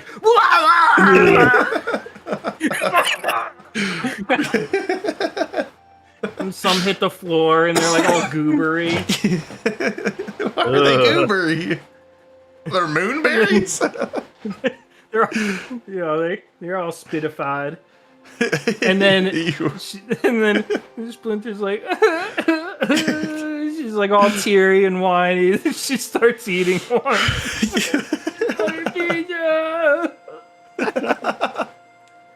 I ate the pizza. I told you I'm gonna make another one. Traded has like a worried tone in his voice. As you can see, he goes back into the kitchen. You can hear like pans and all sorts of metal clank noises that you can hear as he goes really fast to do so. That was part of the ambient noise. This is a great production. God damn. All right, and yeah, you're sitting there, I guess, and like your hands are on the floor, like you're like on your knees and hands on the floor as you just basically threw up everywhere of good berries. And you got tears rolling down your eyes. And Zug's like, "What do you do after seeing this? Do you just, you get back to meditating?" He's still raging, right? Oh, that is right. Did it scare you out of rage? Bro, if No, he I can't eats be my terrified. goober berries. I can't be terrified in rage. Come on, so- Boo-Foo. Splinter screaming at you and throwing up good bears. You don't think that would scare a Zugs like out of rage? Nope. Well, I'll allow it if you wanted to, because that would scare me out of anger. Nope. Zug Zug eats the whole pizza and then just Eat your grapes, too. breathing passes grapes. out. You just what? He just passes right out after. He can't be scared out of rage when that boy can sleep perfectly fine while raged. No, he falls out of rage and sleeps. Okay, we'll let it slide. Are you asleep on the window where you pick up the food at? No, after he finishes eating, he just falls over to the side and just. Okay. So as you threw up some good berries, Splinter, as you're looking down at the floor, as your hands are covered in good berries and other not that good of looking liquid, you hear a loud thud coming from a couple feet in front of you.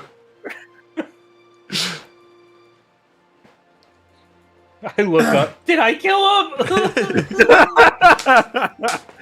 Yes, you see Zug Zug laying in the Peter Griffin dead pose. And he's snoring very loudly. He's got sauce all over his like face Everywhere. Yes, So it looks everywhere. And a couple so it red looks like- pepper flakes. so it looks like he's blood all over him. Damn. That's nasty. Alright. I too have similar blood-like stuff on me from the squish good berries in my hand. It's like wine. Yeah, wine. That's All right, fucking well, I'm gross. just gonna sit down. Oh wait. You get no response and no one is at the window. You kind of just talking to yourself at this point, you know? All right. Goes Squishing in- my way over to sit. And Pinocchio, I would say at this point, when you were probably crossing to the other side of the school, you probably heard Splinter scream that before vomiting. You probably heard her do a loud, scream at Zug Zug before all that occurred. And I'm still carrying everything. Yeah, right? you're still holding some shit. I kind of look over towards the cafeteria for a few seconds, And she, and then go back. Pinocchio, to are you carrying looking all the for the stuff to door. cafeteria? It's right there, hon. I know where it is. I am not hungry. Okay. Bye-bye. She just stands there and does not move at all. I'm really hungry. Then why don't you go to the cafeteria? I cannot It's leave right my there. post. What if the other students approach? They I was- probably won't. I will stand here. I'm really stubborn, Pinocchio. You would not convince me otherwise. I will stand here.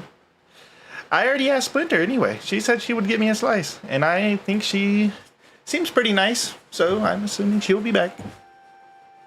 I mean, I kind of doubt it, seeing as I just heard her scream obscenely, and then I think I heard a puking noise and a loud zug zug shaped thud. Pinocchio, let me ask you something. Uh-huh. Have you ever had a slice of pizza? We're all very passionate about it. I can't really taste things, so whatever you say. That sounds horrible. And one day maybe we can change that. But for now, I will wait for this grand pie to come my way. Even if it takes another 3 minutes. Okay. And Pinocchio's just walking away at this point. She still just stands there smiling. She is not moved from her post. And at this point, Splinter, as you walk over to your seat, you see Drayden peek his head through the window. It's almost ready. It's almost ready. And you see him skedaddle back. Not this sad, thank you. And a couple seconds goes by and he comes back. And he kind of runs into the counter and you can kind of you see the pizza slide slightly forward where he put it on there with such speed. It's ready. It's ready. Come get it. Come get it. waves you over. Come on, come on. Thanks. Did you go over there? Are you just sitting there saying this? I get up and I walk over there with like my arms, in front of me, kind of a thing, like low shoulders, head kind of down, sniffling. When you get over to it, when you get over to the counter, you notice that the pizza is cut into a square this time. Square pizza. One of my favorites. Wow, Minecraft edition. He looks at you and does like a little smirk head nod. Mine too. Do you have any red pepper flakes? And she sniffles, and you could like see she's like about to cry. Splinter. He puts his hand on the counter. You might want to sit down when I say this.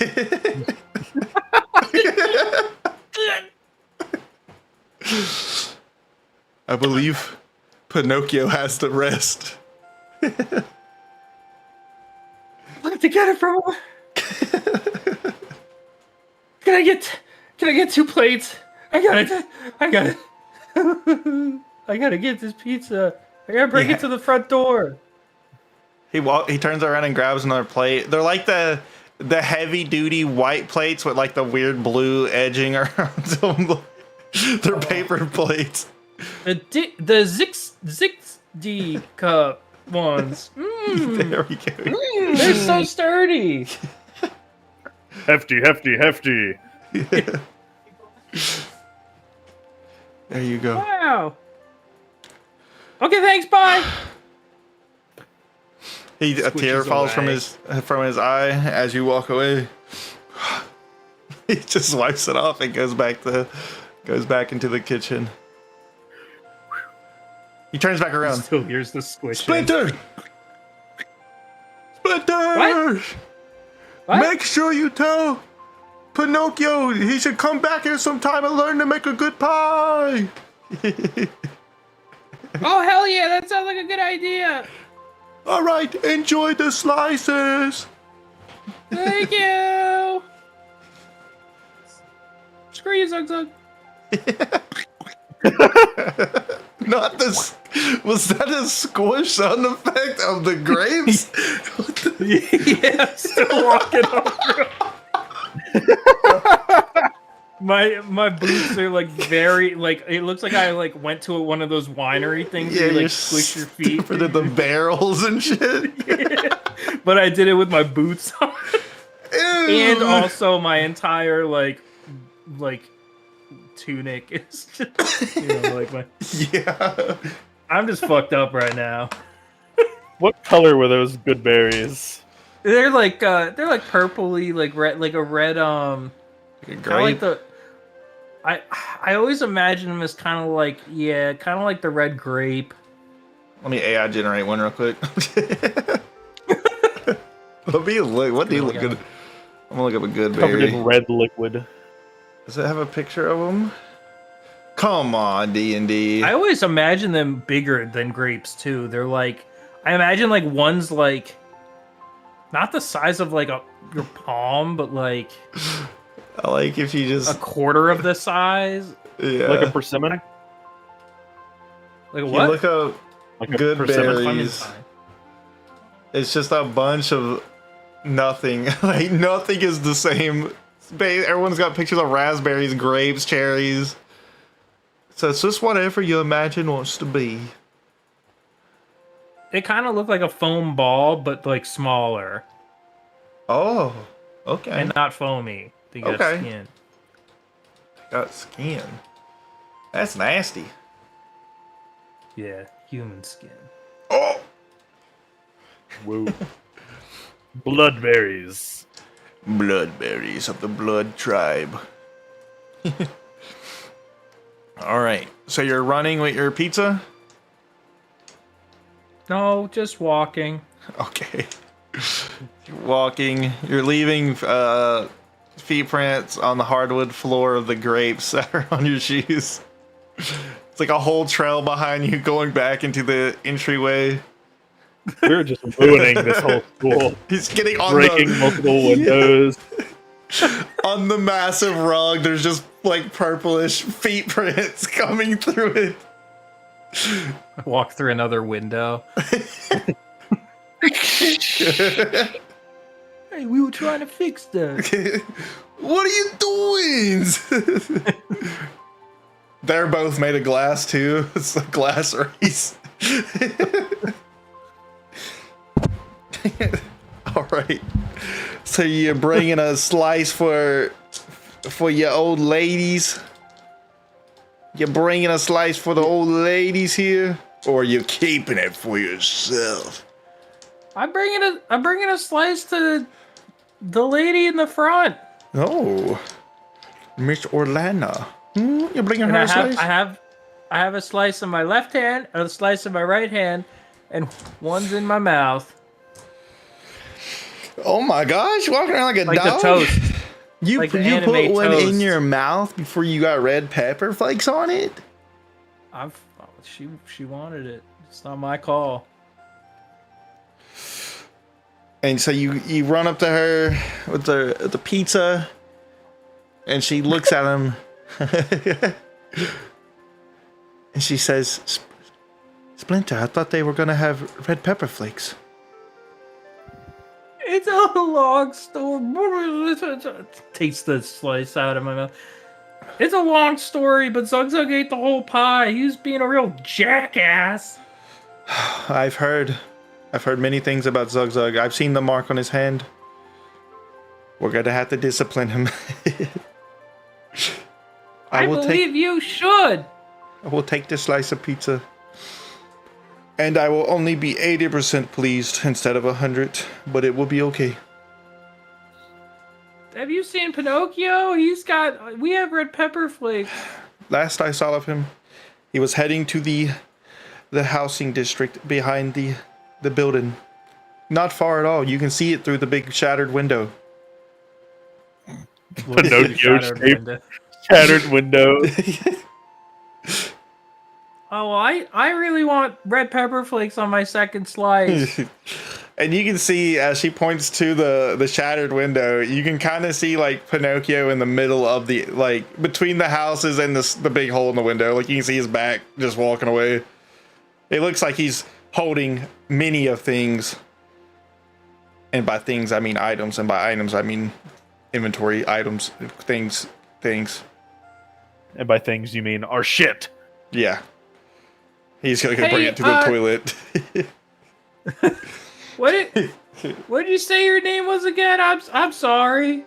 Orlana Valmore.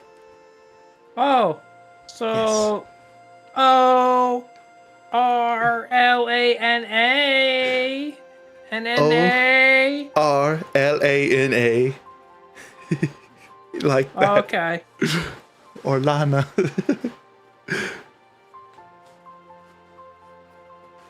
Is that all you needed, or you need me to? Yeah. Thank you for the pizza. Very nice. You're welcome. Yes. Thank you. Thank you. You're welcome. I guess I gotta go. Look at the notes. I don't know if it's like. All right. Like pizza. I'm. And she looks like she's like getting ready to start like running. She's like that running like on your marks, get set, go. Oh, be careful, Splinter. There's glass everywhere. If I had glasses, I'd push them up with my ring finger. I got this. And she starts running. She stands back, like she does like a back, like kind of stance where she was in such shock by the amount of pressure coming off of the speed you just went through.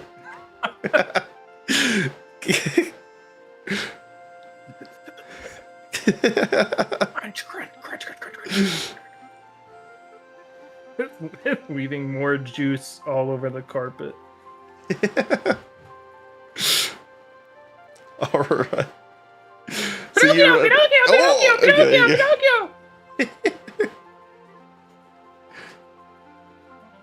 I didn't even like make it outside yet.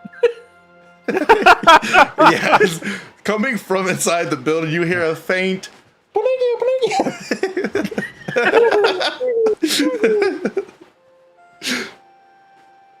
He does like a Pinocchio does an anime over the shoulder look.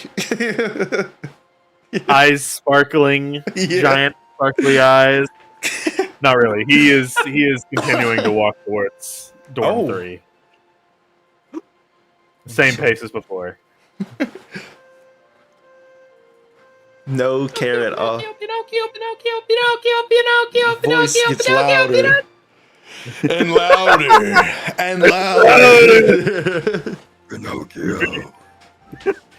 And Pinocchio, and Zug's like, you wake up because you were hearing that in your dreams.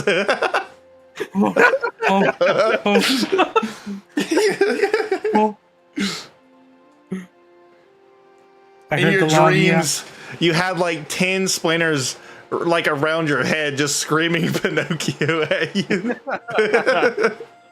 Running in circles. They're just floating looking at him. It was a pitch black room, floating splinter heads, just screaming Pinocchio over and over again. Oh, oh, Zug awake, Zug awake. Oh.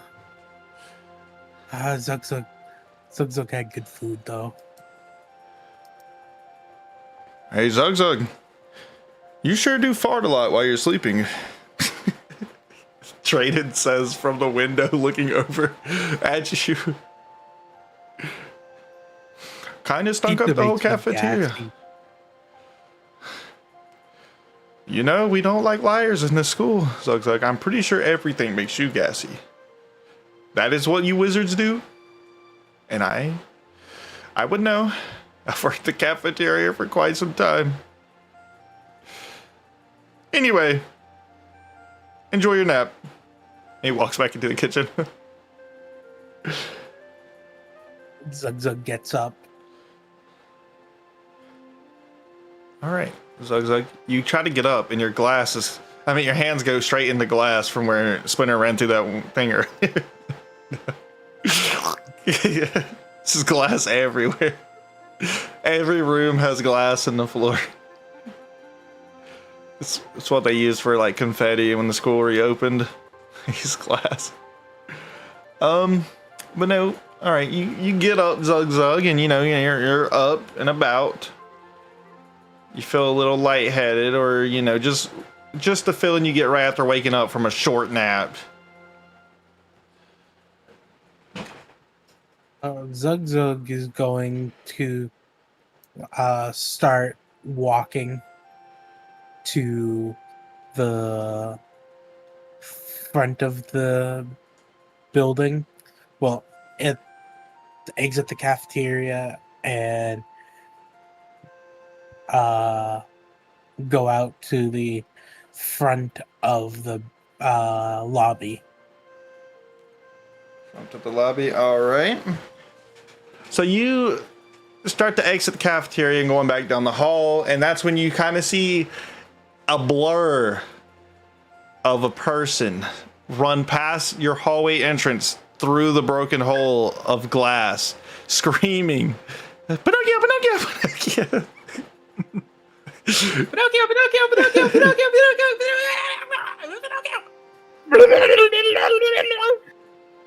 Does Pinocchio do that?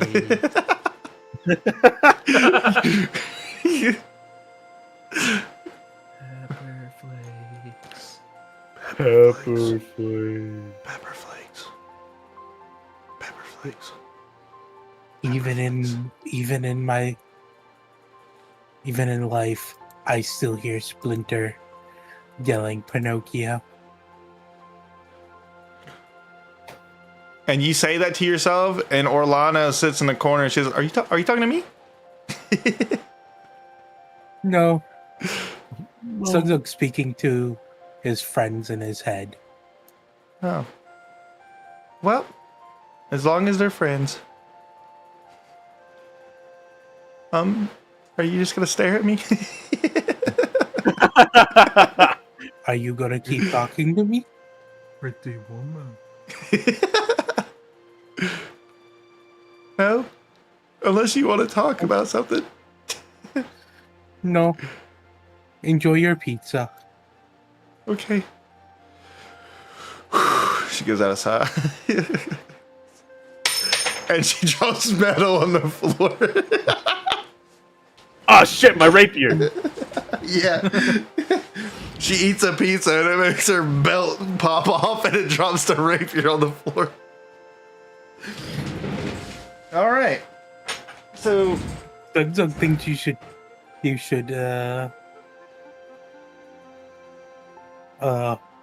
hold back. all right, on so come back to me when you get the thing ready.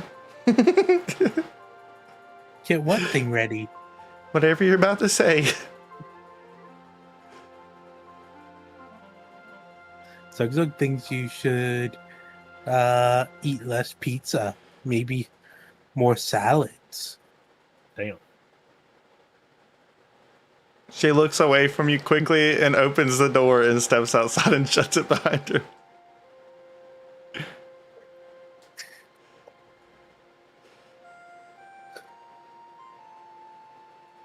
All right. Zug just shrugs. And at this point, Pinocchio, you hear a splinter about 5-10 feet behind you, coming in fast. Pinocchio! What the hell happened on that last one? I got there.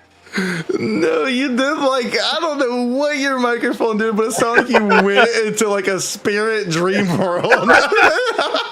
It was crazy. That's how I ended it, IRL. I was like, Pinocchio! I know, but your microphone did like a weird noise on it also. That's crazy sounding. It sounded like if that was an anime, it would have, the camera would have went to you and you'd have been frozen in place and it would have panned down to you having a bullet hole in your stomach or something. I guess.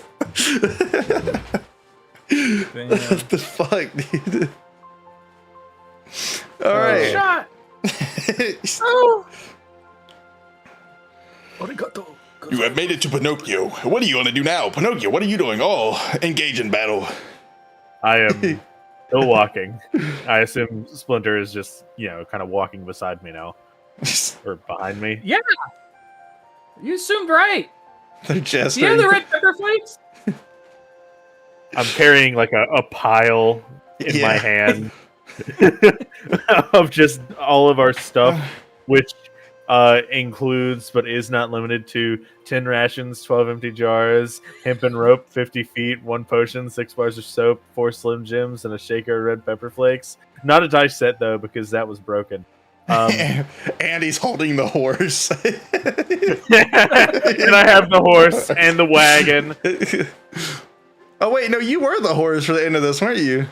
Yeah, Yeah, because the horses in the shadow fight disbanded. Well, they ran off. I am the horse. You are the horse.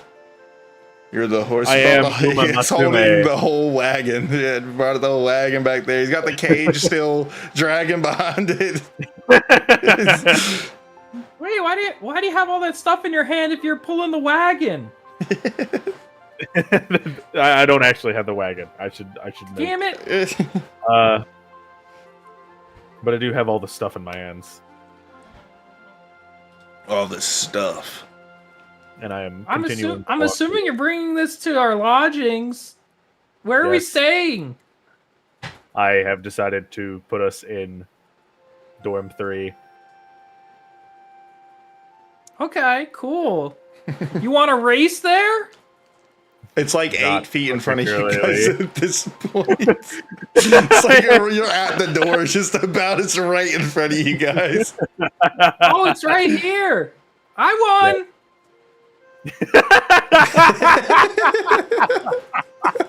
Yes, you did. Good job. We'll race again another time. Sure. Anyway, I kind of walk through the door. Is there like a counter, kitchen counter type thing in the kitchen? Is Yeah, it where like a- between the sink and the mini fridge, there's like a cabinet with like 3 doors, and they're all connected with a counter on top. Okay. I kind of like. I'm carrying too many groceries. Pile the Gotcha. groceries, the stuff on top. And I kind of look at the pile, look back at Splinter, look at the pile. I get you. Do you Wait, want we get a mini fridge and not a full fridge? What the hell? It should be enough for our rations. I kind of point at the rations. Could you Oh, put those down there? fair enough. And at this point, Pinocchio, you notice that Splinter has a red stained mouth going all the way down her neck. Like her whole face is pretty red stained. And she now has a little bit of pizza sauce on there too, which isn't helping. Did you eat Zug Zug? No. But he ate a What? whole goddamn pizza, which was bullshit. Yeah, that tracks. Yeah, that was ridiculous. Made me Why- really sad and mad. And then, I like because to I was sad and imagine. mad, that shit sucked. I threw up like 13, if I had to count, I'd say 13 good berries coming out of my mouth. I don't know what the fuck happened. You produced good berries from your mouth. Yeah, I don't know how. But I was really pissed and sad, and now it's everywhere. As you can see, I need to take a bath. I like to imagine that Zug Zug was walking up as you were saying some bullshit or whatever, and he started, like, tears started falling out of his eyes, and he runs off. Would he even understand I was talking about him? Probably not. I don't know. Wait, does Zug Zug remember that he ate the pizza? I would hope so. I never know. Unless he thinks it's part of his damn meditation. Meditation for Zug Zug is like everyone else on an acid trip. Not the mushrooms again. The mushroom, no. I think Zug Zug's back asleep. Zug Zug. Zug Zug. Wakey, wakey, eggs and bakey. You turn around and Zug Zug is just standing in the doorway looking at the front entrance still. He's just AFK. He's doing like an idle pose.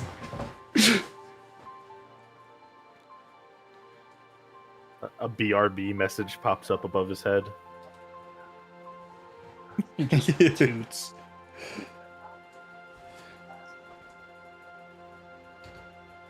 Yeah, so anyway, I want some of these red pepper flakes. Please. I kind of grab them, hand them. I went through so much to get these! Pour some on the pizza. Zug Zug comes around the corner. Comes around the corner of the circle garden. I'm just kidding. There's no corners, but he comes around one. He just appears out of thin air as he comes around a corner. Zug Zug used teleport. Omoyo Shinderu. Just teleports right behind Splinter. Yeah, all you guys hear is he's just standing there. Hello, Zug Zug. Hello. Oh. Oh. How is the pizza? Glarus said Zug Zug. It's delicious. Finishes it. All right, which way is everyone currently looking? Are you guys looking towards the building or towards the school? Towards the housing? We're inside. Oh, y'all made it inside? I knew you made it inside. I didn't know if the other goobers did. Oh, yeah, never mind. You and Splinter did. As long as, like, are you standing in the doorway or are you just chilling? I'm just standing in the doorway behind Splinter. All right, Zug's like standing in the doorway and there's like God rays and stuff wrapping around him. It makes it really hard to see him. It's like it's making him look pitch black. But God? he's just Is that you? He's just standing there. I mean, nah. But all right, then never mind what I was gonna say. As all three of you have made it to your place of residentry, you know, you're a resident here now. Raisins. We are raisins. You are raisins. Welcome. Well, I suppose we should probably pick what room we are sleeping in. You have two options, left or right. There are two options, left and right door. There's And also a bathroom. don't forget, did you unload Alloy Dark from the wagon? No. I left his ass in there. He's still out there. Wait, so I shouldn't have taken the brakes off of the wagon while we were on a hill? Flash cut to the wagon spiraling down the mountain with Aladark face plant, face down, ass up in the wagon. No, I was visualizing it from like a side view where the wagon looks kind of 2D, and every time it hits a bump, he like flies up in the air and goes back to the wagon. You can't see him anymore. Does a rocker pose every time he goes up. Yeah. Very odd pants. Dude, this is exactly what I picture.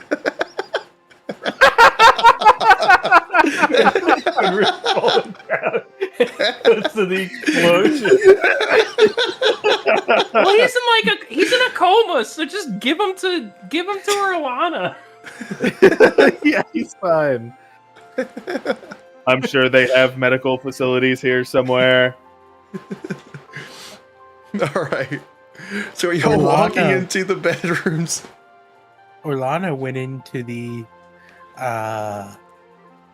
a room after I told her she should start eating salads more.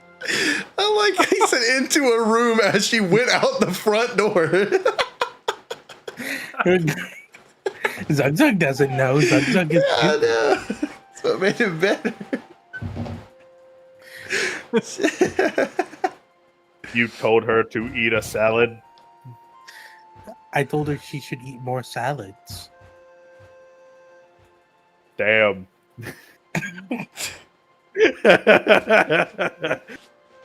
Well, I won't judge how you treat others, I guess. We should probably get our stuff to our rooms now. Suggs up grabs one loincloth and heads to the room. That was all his stuff. All my stuff is inside me, so. Ew, did you go to the bathroom? Splinter doesn't really have much stuff. Yeah, all right. All of this is like Alcidair's. Who's not here? Who's not here? Also, there's got all of his shit, and his shit is expansive. Splinter doesn't have shit. Puts dagger, hand axe, and spellbook on a bed. Which room did you go into, Splinter? The left or right room? I'm going to the left room. Okay, well that's good. You know, as you're walking into the left room, there's a window straight ahead from the door, looking kind of right at the number 2 building, and you can see Pawns just walking back and like kind of passing the window here and there. So that's where Pawns be. I That's don't all want you him did. creeping on me. Puts the shades down. And then you peek through them. And then I peek through him. Puts the shades down quickly. Looks through 'em. All right. So you have chosen the left room. That leaves one bed left in the left room and two in the right room. Who will choose what? Zug Zug, I do not really need a bed. Which room do you want? Zug Zug will take the room that doesn't have Splinter. Dang. That pizza really split them apart. It's like off. fucking Jersey Shore, dude. They're about to be fighting for like a week straight about this pizza. If Pinocchio's gonna walk out the hallway one time and Splinter's gonna be throwing a fucking like corn dog at him. You should have ate that fucking pizza, you bitch. Please spare the dying. I'm dying. Next time on The Real House of Ronova. All right. So you guys have chosen rooms. Pinocchio, I'm assuming you went for the restroom. And the rest of you were. Obviously. And yeah. Let me.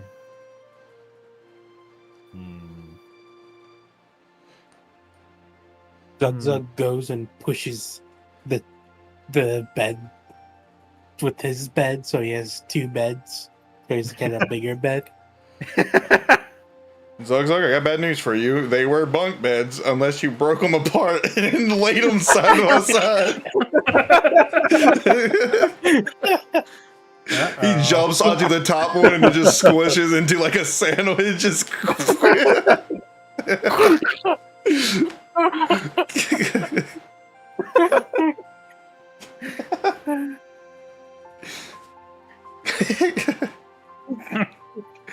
I like that. Zug Zug goes, whoopsies. He lays on the top one and his like from his ass down, his legs are just hanging off the bed. Like Splinter, you hear a loud thud from the other room. A similar thud to what you heard earlier. What the heck?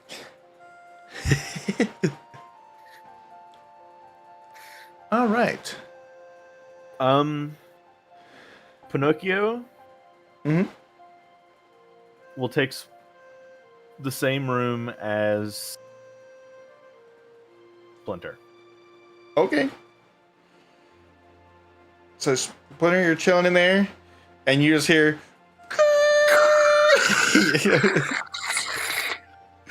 And you turn around to see you were spying through the window, and you turn around quickly to see Pinocchio getting through the door frame. Hey Pinocchio. Hello. I'm glad you fit. Yes, it is a nice change of pace. It's like a perfect size door. The frame is Pinocchio's actually gonna- shaped like Pinocchio's. It's like hole in the wall. It's just Pinocchio shaped. These doors cost a fortune. They're made of glass. My eyes. Splinter just shut that glass door. Pinocchio kind of clambers over to like an empty corner in the room and kind of, pardon me, he he lays down. Have you ever seen a cow lay down? He does that. He just falls to the side. No. You're talking about when they do like they bend their knees down and just Yeah, lay they- on like. You're talking they about fold like their a legs. cat going into like bread Yeah. mode, like loafing. That boy turned into a loaf. Pinocchio loafs in the corner. All right, Pinocchio is loafed. Splinter, what do you do? Well, I got it. I want a shower, but also I was wondering if they had one of those newfound washer dryer combos that I've heard so much about. I would say no, but the sink did have like a, what's it called? The little washboards, like the, you know what I'm talking about? Okay. You know what I'm talking about? Washboard. It's Yeah. got a Is it called a washboard? I Okay, guess- I kinda... Yeah, it's a washboard. Yeah, I guess this place is pretty cheap. That's okay though. The walls Yeah. are, you can see like cracks in the wall where there's like bugs. No, it's just messing. Zug's eating the paint off the wall. Yeah. The wall is just pure granite. There's like a big bite mark out the wall. made of marshmallow.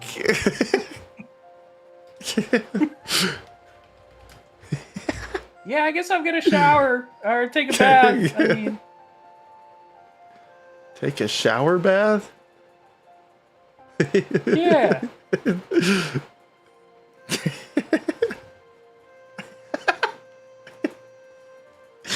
All right. So you walk to the bathroom and yeah, the bathroom is actually relatively nice. It seems like they spared no expense on it compared to the rest of the house. The shower, you know, is also made of the same like marble-ish type granite material that the columns outside are made. It's really smooth. They even have like a little rubber mat on the floor just so you know you don't do a backflip while you're in there.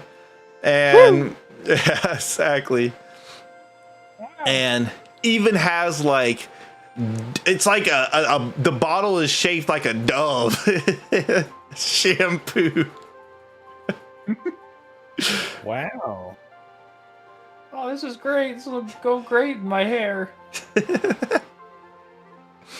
All right. And Zug, what are you doing in your single bedroom person by yourself, living in royalty with your king size bed now? Is it king size bed or is it king size broken bed? I don't know. Did you get up and move it to the side, or did you just keep them squished together?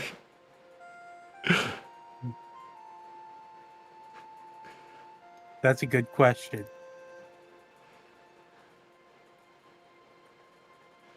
Go ahead. Do it. Yes. All right.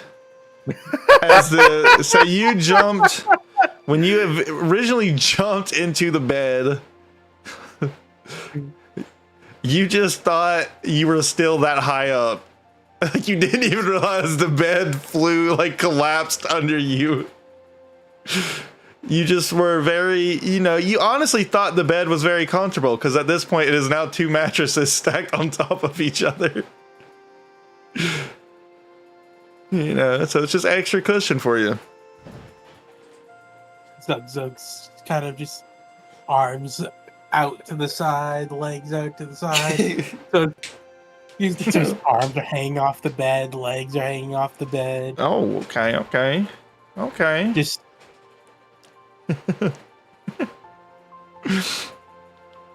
Gotcha. it's just like, That boy's relaxing. And at this point, Splinter, you've noticed the water has gotten too hot. It is burning you. Oh! Lava! But you actually kind of enjoy it. Dun dun dun. I thought it was the pepper flakes. Spicy. The water is very hot. Oh my lord. All right. Do y'all have anything else you want to do for tonight? Well, I guess it's really just like midday night-ish, just getting there, but But y'all have had a long day up until this point, and Aladark is still asleep outside. Well, knowing that, I guess I'll just wash my clothes now. So you take a shower, and you just walk out there and start washing your clothes? Yeah. Gotcha. All right, so you're washing your clothes. Everything is getting cleaned. Everything is nice. And would y'all like to call the night there, or do you want to go to sleep, Splinter? You need sleep, dummy. I'm just kidding. You got a bit of time until sleep time has appeared. And Do we want to? What do you guys want to do? I feel like there's really not much to do. No one's really here except for I guess Ponce is here.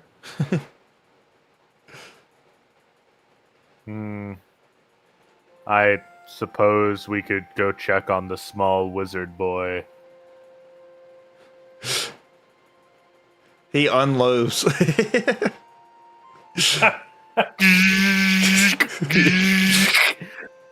I am now unloafed. All right. Hey Zogzog! Hey Zogzog! Yeah. We're gonna go. Oh shit! Maybe he shouldn't come. Are We're you gonna guys- go say hi to Ponce. Are y'all talking through the door, or are you like peeking your head in there? I'm like, I'm like in the kitchen area, Oh, okay. just like Screaming. yelling. Like, Gotcha. Yeah, it's like I don't know if you talk loud enough for Splinter to hear you. It's like that thing when your mom screams for you and you try to, you talk back and they never respond back again. You're just like, what the never fuck? hear you. Zugzug just says, "Okay, have fun eating prawns."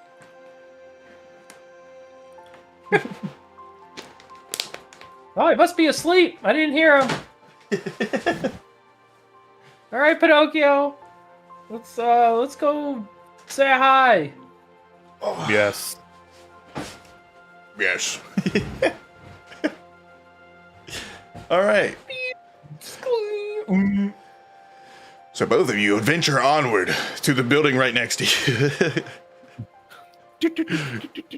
It is a long journey of about 30 seconds.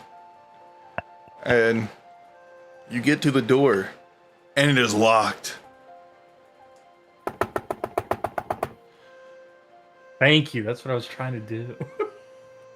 Trying Yeah, to we knock on the just- door. No response. Hey, Ponce, it's us. Did you go to sleep yet? And you hear a, "Who is it?" Hey, it's Pinocchio and Splinter. And you hear like a very quick tapping of the feet, and you hear the door a little unlock, and it swings open, and you see a Pons, and he has like the Scrooge sleep gown on with the big sleep gown. Is he carrying the candle? Yeah. He's holding a little. Don't you guys know it's time for sleep? And you look around and the sun's not even fully gone yet. It's still like almost midday, like the end of midday, and he's like rubbing his eyes. I was about to see the dreams. What are y'all doing here? Oh, we go to sleep a bit later, like at night, but we were just seeing, how things are. Want to say hi? Make you sure know, you are okay. us I gnomes, we love to wake up bright and early. 5 in the morning. And we go to sleep quite early too. But Makes sense. and I'm still not over the fact that my best friend and brother was stolen yesterday. Well, actually, not even. I forgot what time it was because I've been asleep. It was yeah, that actually was a couple today. hours ago. Yeah, that was like a bit ago. Actually, no, it was yesterday, wasn't it? Y'all went to sleep at the little. Yeah. Yeah, never mind. It was a day ago. Well, yeah. maybe like 12 hours ago, but it was like almost. It was yesterday, and date-wise. It's been about 18 hours since I've lost all my friends and my brother, and now the only person I've left is Drayden, and he didn't even bring me a slice of pie. Oh, well, if he brings you a slice, we got some red pepper flakes if you want some when you get that slice. Oh, what is red pepper flakes? Oh, it's the best. It's like Huh? it's like a fire in your mouth, but it tastes Wow. so good. But why would you want fire in your mouth? That's just it. You wouldn't normally want it, but when it comes to food, it tastes good. I mean, You explain it, Pinocchio. uh, Yes, Yes. Pinocchio. I need your knowledge. well, if you have fire in your mouth, you can be like me. And I kind of point to my boiler, which is how I eat, and it has like flames behind the bars that you can see. Oh, Pinocchio, did you put a chicken in there? I see bones.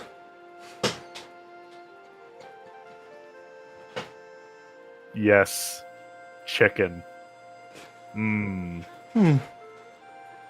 Well, it appears you overcooked it, which sucks because I could use a bite, but it's getting too late to eat if you don't want to sleep on a full stomach. And you don't want to drink water before you go to sleep either. You might pee yourself. And I do Well. not like that. Well, Well, did Yeah. you guys need anything? Is there a reason you come knocking on my door at such late hours? again, Uh, not that late, but yes, just to check on you, make sure you were not having a heart attack like your friend. Well, I appreciate that, but no, I'm quite okay as someone can be for basically losing everyone that they've held dear, aka one person. But I will make it through. I know he's okay. I don't know. I'll figure it out. Yes, But I am sure you will. If that's it. Wait a Yeah, minute. yeah. Actually, he turns around Oh. and he runs to his little kitchen. And he runs back to Splinter. I don't know how much use this is to you, Pinocchio, but here, Splinter, take this. And he hands you like a wedge of Parmesan cheese. I like Thanks very much. Barkley, my brother. He loves to make cheese. I don't know why, but that was one of the pieces, the last one he gave to me, and I thought for you guys bringing me along, you deserved it. And it's pretty nice. It can make anything slightly taste better. I don't know about you fiery, sure? but it gives it like a Parmesan cheese flavor.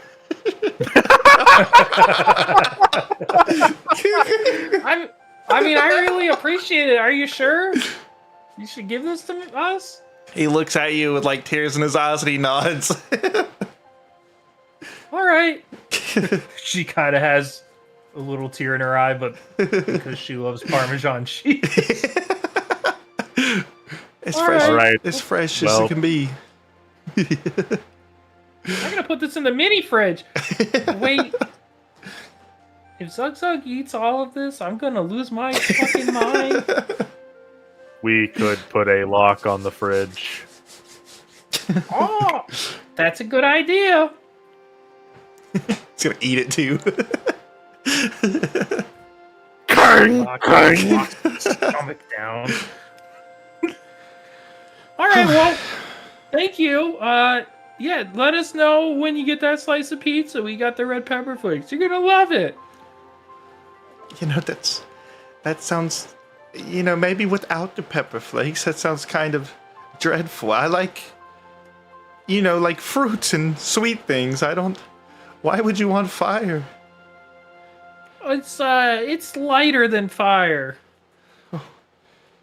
He kind of has like a scared look on his face. Like he's like looking past you guys, thinking about the fire in his mouth. Like he's got like a terrified look in his eyes. Yeah, maybe. But a pizza sounds Maybe you nice. should just put ground up garlic on your pizza. Now that sounds amazing. I'm sure they have garlic. Have you guys ever tried salt? Oh, it's amazing. I wish I could put it on pizza. But it's so rare. Maybe I can get some on my hands. In my hands? I don't know. I don't know how you hold salt. With your hands. Oh, thank you for your wisdom, Pinocchio. You've been a help.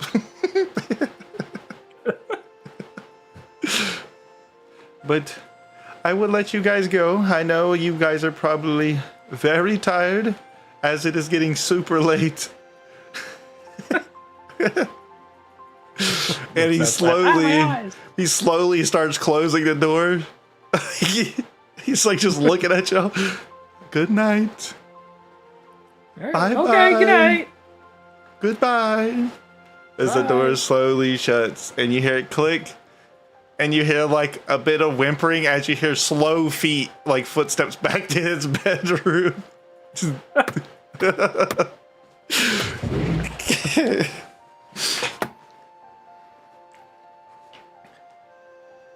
Well, And yeah. didn't expect that. You got cheese. Yes, we did indeed get cheese. The cheese. The cheese of a million people. All right. Now, do y'all want to go to the first room? First dorm where no one is? Start ransacking the other dorms and taking their beds and stuff. Let's make pillow forts. Do you think the other dorms have better paintings? All the dorms have Pinocchio-shaped doorways. I don't know if they'd have better paintings. Ours are pretty cool. Yeah, this is here. I'll put it in the Discord. This is one of the paintings. I mean, Sad clown calling it. one sec. Let me find it. Let me find it. Let me find it. Dude, ain't no way. What is this? No, go Google. I'll get it. You guys getting immersed here. All right. Very hotter. Dogs are nice, but I do prefer cats. It's a hang in there poster. Oh. That With a would be cat. nice. Hang in there. Hang in there. There you go. This one. Let me copy it. Dude, why is it so small? It's like 3 pixels big. Here I go.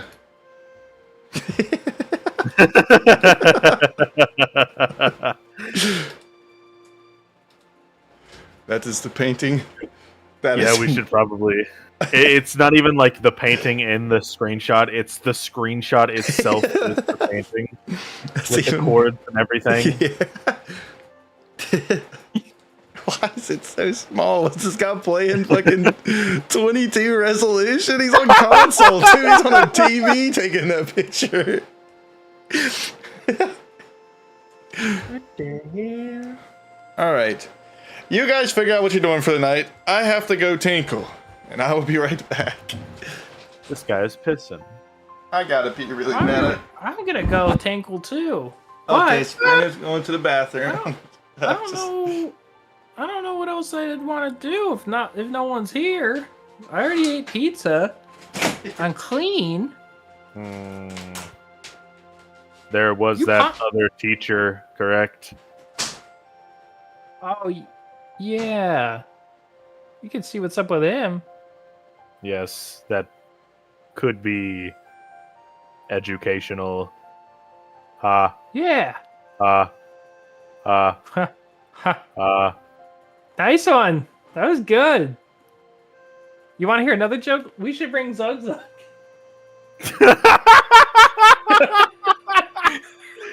I'll be right back. I gotta pee.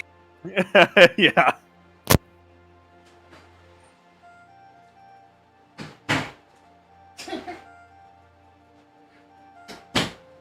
I don't like when you guys make me laugh while I'm peeing.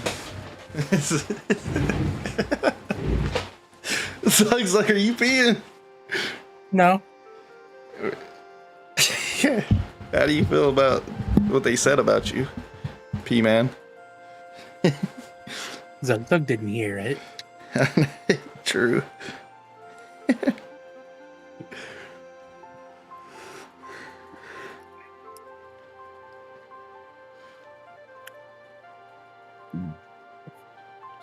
Zug Zug is just sleeping. Sleeping, huh? He's got to sleep off the minor exhaustion from Minor. raging.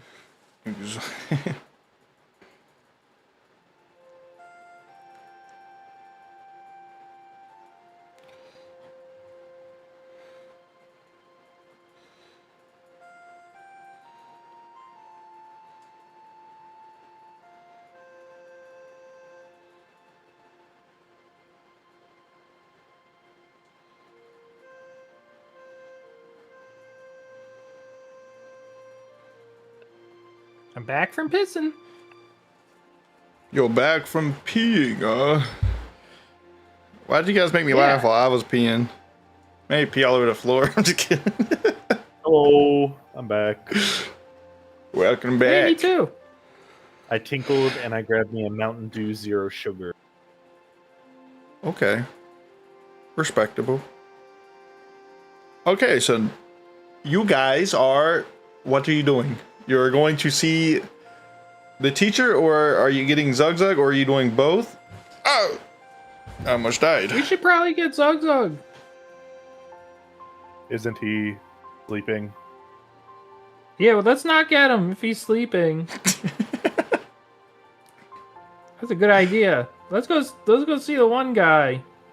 Yes, we could go see the teacher if you do not want to grab Zug Zug. As you guys are talking, both of you give me a perception check, because I'm assuming y'all are talking like outside of Pons's place, like just standing out in this yard. Yeah. And yeah, if y'all are looking straight like back at the school, give me a perception check.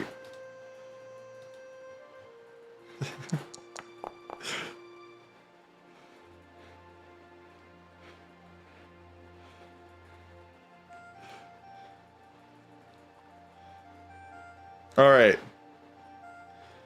So Splinter, as y'all were sitting there talking, you see like something catch the corner of your eye back towards the where the broken door would be down at the school. And as you quickly look over, you see a glare of like an orange blur heading back into like around the corner from your angle. So basically on the other side of the stairs. And that's all you see is a blur of orange moving very quickly up the stairs, like to the other side of the stairs. Is that Ally Dark? Probably not. Hey, I saw someone over there. You wanna go back? In there? Points. I saw someone. It's kind of like orangey. Do we know anyone orangey besides Alstader? Oh shit! It might be him. Maybe Let's he's go! made his way. Oh, okay. And I guess I'll follow behind. If it's him, we gotta go. All right. So as you're moving quickly, when you make it to the front door, well, not front door, the back door, or what would be the back door, roll me perception again. This is for another baglaba.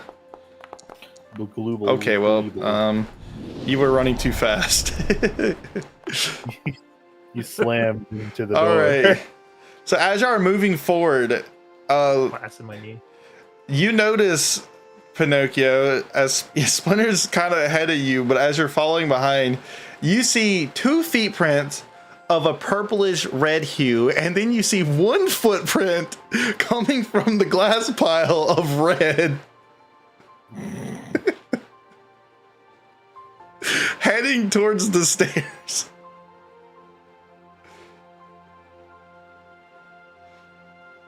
All right. Splinter, they are heading towards the stairs. We should go. Stop wallowing in sorrow at yourself hitting that door. Sniffles. And also, as y'all were running in, you can see through the glass beside the front entrance door of the woman with the white hair just sitting in a chair outside. You see like the back of her head. It's like an old wooden chair. Like it's like what she just left on the porch for forever.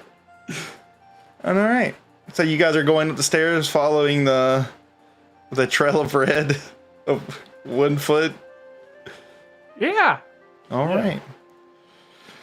So as you go up the stairs, you guys see what your buddy Zug saw earlier, which is when you look to the left, you notice there is no doors or anything in the hall. And when you look to the right, you also see the footprint heading that way. There is nothing on the walls either, except for one door at the end of the hall. And beside this door, you see a little insert plaque that says, Mr. Key.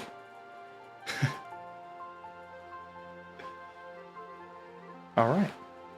Would y'all want to enter? I suppose this is the other teacher. Yeah. I think so too. We should probably knock, right? Is it locked? I mean, I guess we could just walk in. It is a office.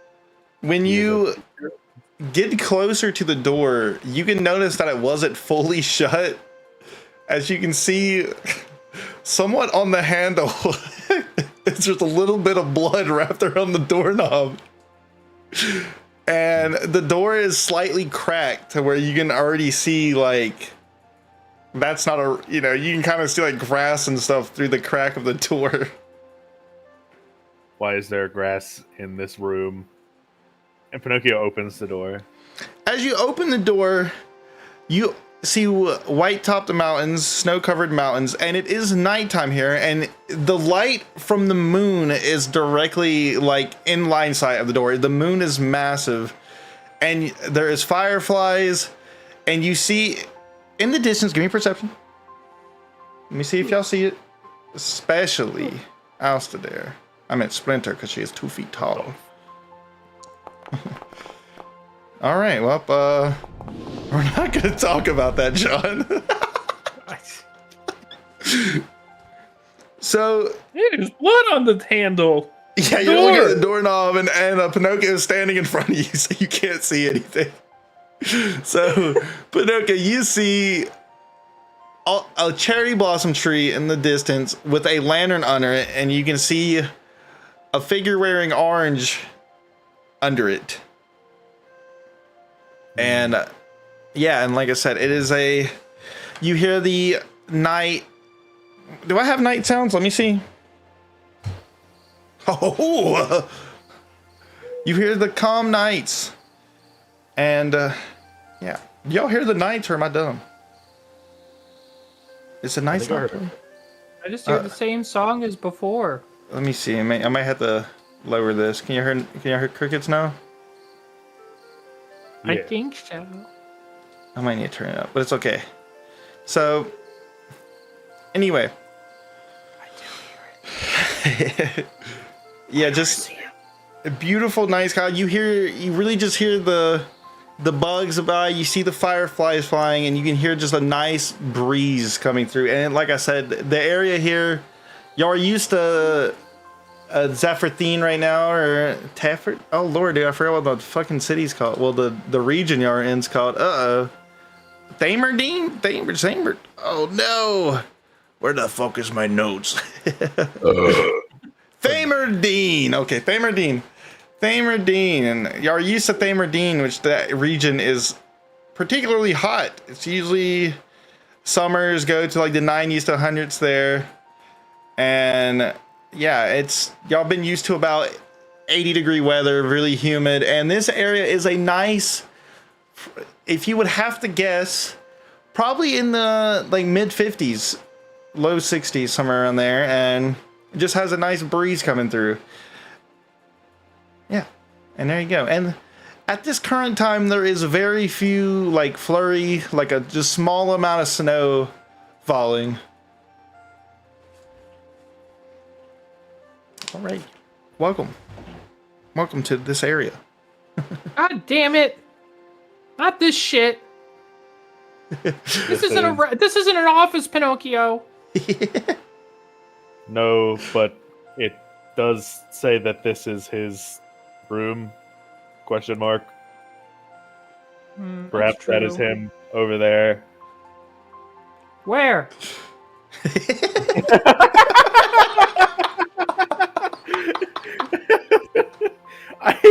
I'm Pinocchio points at the like orange blur beneath the cherry tree. She's still standing behind you, stuck in the doorway. It's right over there. See? I look like okay. I move my head like physically like around, kind of like in a circle. I'm like, yeah, I can't see. There's, I can't like, see past you. Actually. Perfectly placed, like cattails, like the plants with the big brown things on top of them, like blocking the way from Splinter's view to the figure. Here, let me move, I guess. And Pinocchio walks through the door and kind of like to the side. Oh, okay. All right, give me a perception check again, but with advantage because there's not a fucking robot there. Ah.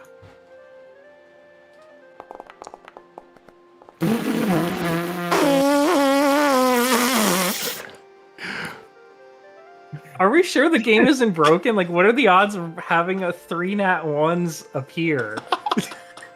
I mean, I had that happen before in the last campaign. Like, do I just die? Do I have a stroke? So Oh, Pinocchio, God. you move, and Splinter walks in and finally gets a chance to admire the area she is in.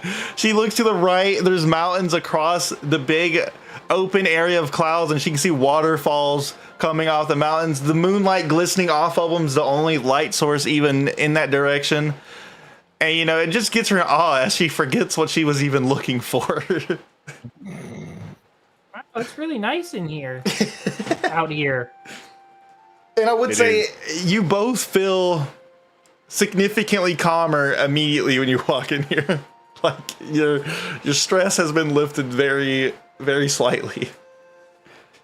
It is different. I cannot say I am a fan. Well, we knew you weren't a fan. You're a robot. You hear that from God himself. What the fuck? Who fucking said that? The words of the world. Well, I suppose we should talk to the monkey. Can I see that he's There's a a monkey? chimpanzee guy yet? What? Can I see? There's a Do I see that he's a chimpanzee guy yet? No, or is you he really still- just see like an orange. You still just see like a figure wearing orange from the back, because you're kind of coming down from like a side, like a backish side angle. So it kind of just looks like he has brown hair on the top of his head. That must be That the guy. teacher over there. Let's go speak with him, I guess. Yeah, let's see how he's doing. He might have been bleeding. Yes, there was a lot of blood everywhere.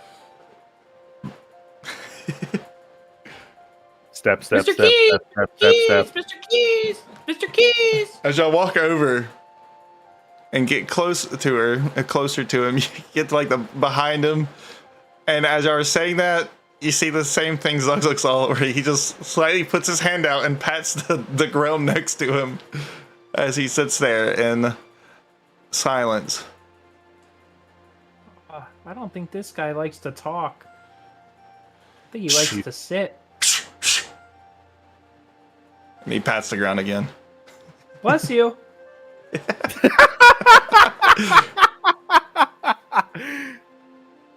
I don't think he was sneezing. I think he was shushing you.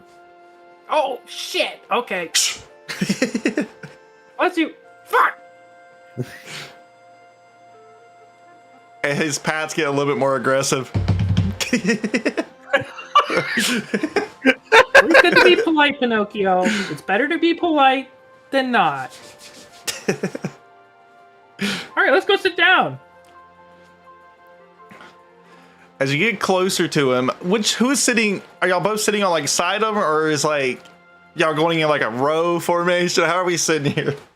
What I envision is, of course, he's the Mr. Key, right? Mr. Key. Yep. Mr. Key. Mr. Key. He's sitting like beneath the lantern and the cherry blossom tree, and then You got that Splinter's right. sitting next to him, and then like triangle behind Pinocchio is kind of standing there above them. Got you. That was cooler than what I thought. I imagined he's on the left, and then Pinocchio's right in the middle, and I'm to the right. So I just don't see him again.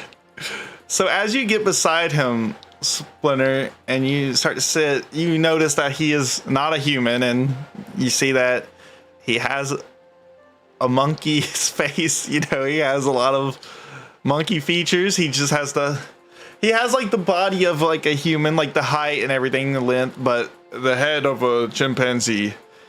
And you notice as you sit beside him, the foot, because he's sitting crisscross applesauce, the foot that would be facing you is covered with the bottom of his robe, and you can see that it is stained in red.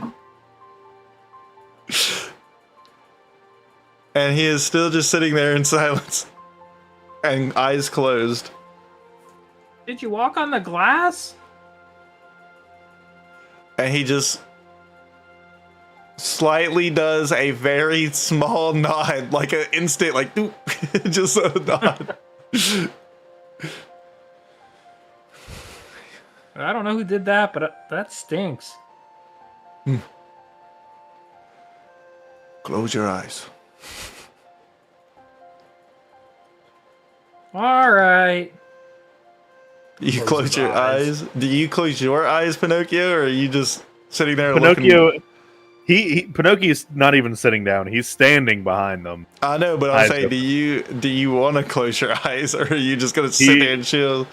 He does not. He's looking down at both of them, kind of like switching from Mr. Key to Splinter every now and then. Got you.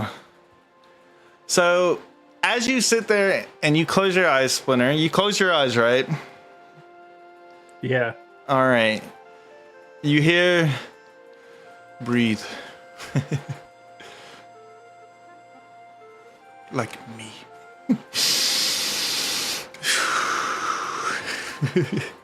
Whoa. That's intense breathing. Bless you. Fuck. Sorry. Stop talking. And as you sit there breathing, you start to feel yourself kind of getting in like a, very relaxed state. And after some time, the world seems to escape you. And you start to have visions. And that's when the vision fully locks in. And at this point, you see a man, it seems like from a person's perspective, walking through a purplish void area. And they're grumbling to themselves as they walk through. And a horse comes to appear beside the perspective you're seeing. And Alstadair, what do you want to do with this horse that has randomly stopped beside you? When you look at the horse, it has a greenish hue to it. It is kind of transparent where you can see the bones, but you don't see any organs. It's just bones with the skin being like a green transparent hue to it. Another one I'd see. And it was You're going kind of cute there, lass. very quickly and into a immediate stop beside you as it just looks straight and kind of kicks his feet, but it doesn't really acknowledge you, but it just stops right beside you. As you were walking down a path of pretty much nothing. The trees are teal and purple hue, and you hear whispers here and there, but other than that, the land seems completely void of any other existence. This horse is the first thing you've actually seen in 2 hours of walking down this path. Hey there, buddy. You want to go on a journey with me? It does not give you a response. Also, your beard is for some reason like 3 times longer, like you've been down here for years. You're a mess. I kind of hold out like a ration. Hey, how's it going? The horse begins to like kind of like snarl. Just, no, that's not a fucking snarl. That was a damn like I'm about to blow a loogie at you. Llama, actually, I'm just stupid. And it looks at you and goes, "I want waffles." Eddie Murphy, is that donkey? Eddie Murphy. I must be in heaven. My favorite. No, it snarls and kind of like moves its feet around a little bit, kind of showing that it seems a little antsy, like, you know, it's ready to fucking skedaddle. Oh, it's okay. I've been here for a bit. This place is fucking terrible, but don't worry. I'm with ya. We've got each other now. Hey, Goldilocks. That's what I'll call you. Goldilocks. It kind On of shakes his account head of your, when you do of your that. greenness.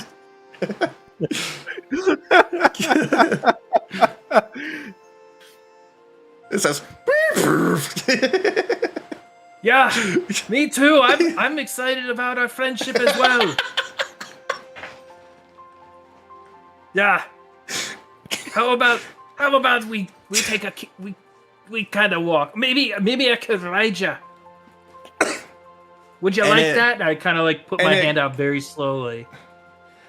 you do so, and your hand kind of goes slightly through, not all the way through the transparent part. It kind of has the texture of like a fatty part of, you know, like if you were to squish into your stomach, like that feeling. But yeah, especially if you're fat like me, it helps a lot more with the immersion here. But I'm doing it so right you- now. exactly. Doing it right now as I feel well. it. So yeah, you push onto it like that, or you just put your hand onto it, and that's what you feel. And then it kind of bends its legs a little bit to make it itself shorter, as if it's telling you, you know, get the hell on, you know. And it goes, Yeah. Yeah, I get you, Goldilocks. All right, nice and easy. I'll get on. and immediately when you get on, no acceleration or anything. It starts just full speed ahead before you're even fully readied. And, you know, the wind blowing in your face, your cheeks are going. And yeah, you're moving at, from your knowledge, probably the speed of about 4 horses. I'm talking 4 horsepower. What? Ooh. Yeah, we're getting crazy. I should have called you a Chevy. And as you're going up the path, you hear more whispers. You hear the feet of other horses, but you never see anything. The wheels of wagons, but you just never see anything on the path. And eventually, coming through the fog that is in front of you, you see what looks like a town. And the wooden walls of these buildings are also the same bluish hue of the trees nearby. And yeah, and the horse comes to the center of the town and completely stops. And it kind of does the same bend down motion it just did prior before you were to get on it. And this, I don't know, I'm saying and a lot, I need to stop that, but this journey you just went on, it seemed like it was hours, but it felt like mere seconds. Like it was, you know, it kind of felt like you just fucking swooshed through time right there. You look at your hands and your nails are like 10 inches long. Not through me gloves. They're barely staying on as they pushed upwards. But yeah, you are here at this little town, and there appears to be nothing. There's no life. The air is silent. And yeah, you are at a little town now. Purple Town? Purplish green town.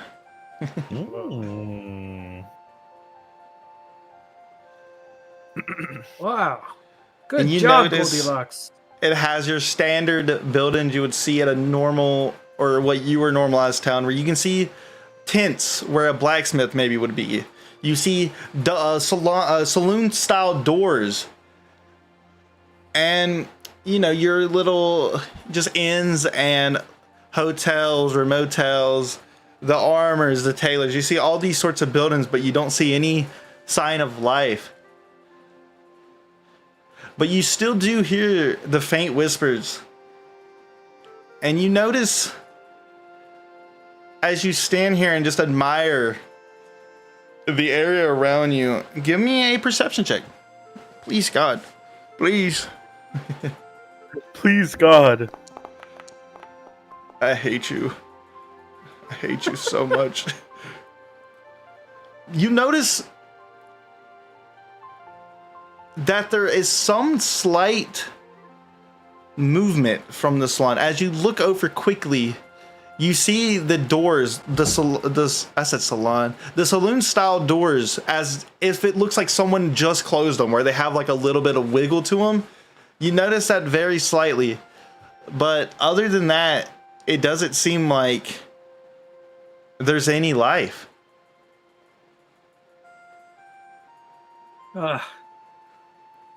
Goldilocks, where are the people? You look back at Goldilocks and they are completely gone. Oh, You are at this town and it appears you are completely alone. I miss Goldilocks. I guess I'll just keep walking into town. All right. You're walking into the town. So Yeah. as you continue down the town, you notice the flickering of candle lights coming through some of the windows of a few of the houses. And would you want to peek through any of these windows, or would you just want to keep on, you know, you just take that noted that there's candlelit I'll houses? You gotta peek. I'll peek. All right, so let's say you're walking past the inn and the tailor shop. They would be right beside each other here. So you're walking down the road and you're walking past the tailor and the inn, and you see the lights or candlelit are in both of them. Which building do you think you would peek through? Which ones were they again? The tailor and the inn. The tavern. inn. All right. Tavern. So as you're walking through, and you glance and see the candlelit tables of a tavern, and you walk up to the window, and you notice at multiple of the tables and the one in front of you, there's mugs levitating and arching back, as if someone was sitting there, you know, gulping down brew down. And you're pretty familiar with gulping brew down. Oh. Wow. And I thought I saw it all. Looks like there could be ghosts here. Hello? Anyone here? And you hear the whispers, but slightly more just aggressive, like it sounds like they're like a slight feedback.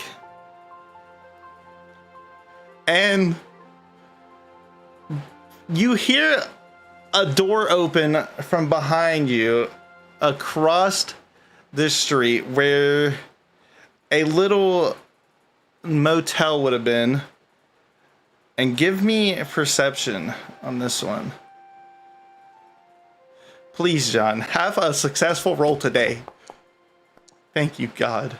Yippee! So you quickly turn around and you see a figure walking down the side, like where the sidewalk would be, where a path would be on the side of the road, going away from you. And you feel like this figure looks familiar, and it's the only thing you've seen here. And it doesn't have the same greenish tint on everything else that you've noticed. It is covered in tattered clothes and a hood. And yeah, and they're walking away from you currently. Hey, is that you, Bush? You get no response. Bush? Bush? I start to move faster towards the person. The person, gotcha. The cloak. And they're not, they're not moving quickly. They're kind of just casually walking down. And as you're quickly moving towards them, you can feel like not like a force against you, but you can feel like you're slightly, as if you were bumping into a heavy wind going towards them. I'm gonna keep on trucking through. Gotcha. So you were basically at this point behind them. What would you want to do? Hello? Excuse me. As I get up close. Okay. Yeah. Gotcha. No, you go ahead. I'm just, I'm getting up real close. I'm not just there yet. Yeah, you're still just kind of like scurrying a little quickly towards them. Yeah, I'm like 3 feet away at this point. Got you. All right, so they don't appear to give you a response. Like they don't seem to fully hear you, or they're not really giving you any attention. Like they're ignoring you. Okay. I'm gonna put my hand on the shoulder and be like, hello, and try to turn them around. All right. You put your hand on their shoulder and turn them around, and you were quickly caught off guard as you were eye to eye with a familiar face as you were looking at Belle. Welcome back, Belle. Zug, you were... Take a sidestep. Boofy, welcome back, Belle. And you notice when Belle looks at you, she is wearing these strange type of goggles on her head. Like just around the eyes. They look like normal goggles. And Belle, you were shocked. And from your perspective, Belle, I'll actually type to you what you see. Because, we don't want to ruin it for that guy.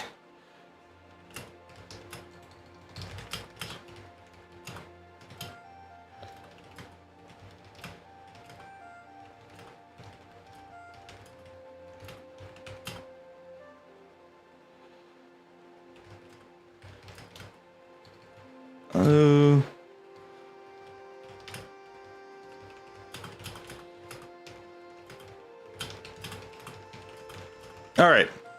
There you go.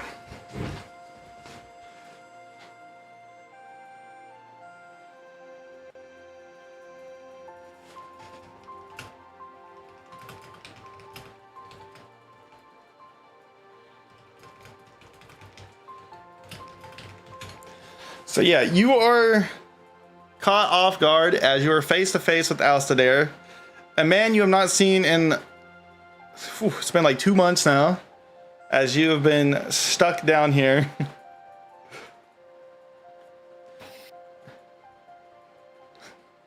I don't think Boofoo was ready for this one. Hell? Alcidair, is that you? The fuck? And Yeah. as Belle says that, you get a reminding breath of orange juice. Orange as they're talking to you, a citrus smell comes to you. I visibly like kind of move my head partially, like because the smell is so intense. Belle, are you real? Is this real right now? I'm as real as they come. And here we are. Oh shit.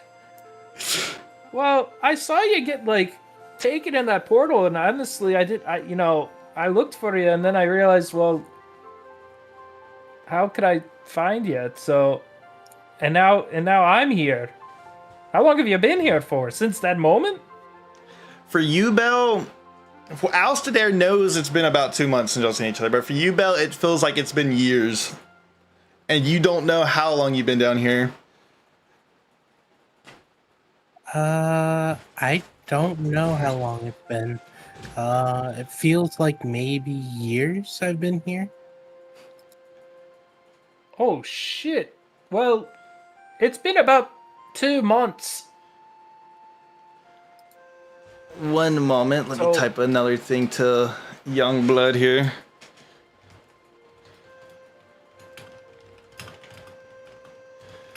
Let me type this to him.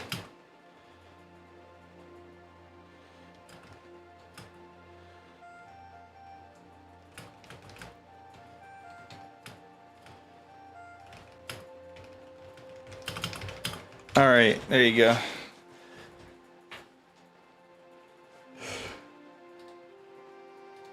And wins, yeah. So, yeah, it's obvious Belle is wearing some type of goggle device. They're very clear. They're not exactly hidden. They're pretty bulky. And yeah, Belle, if you would want to explain what these goggles do for you.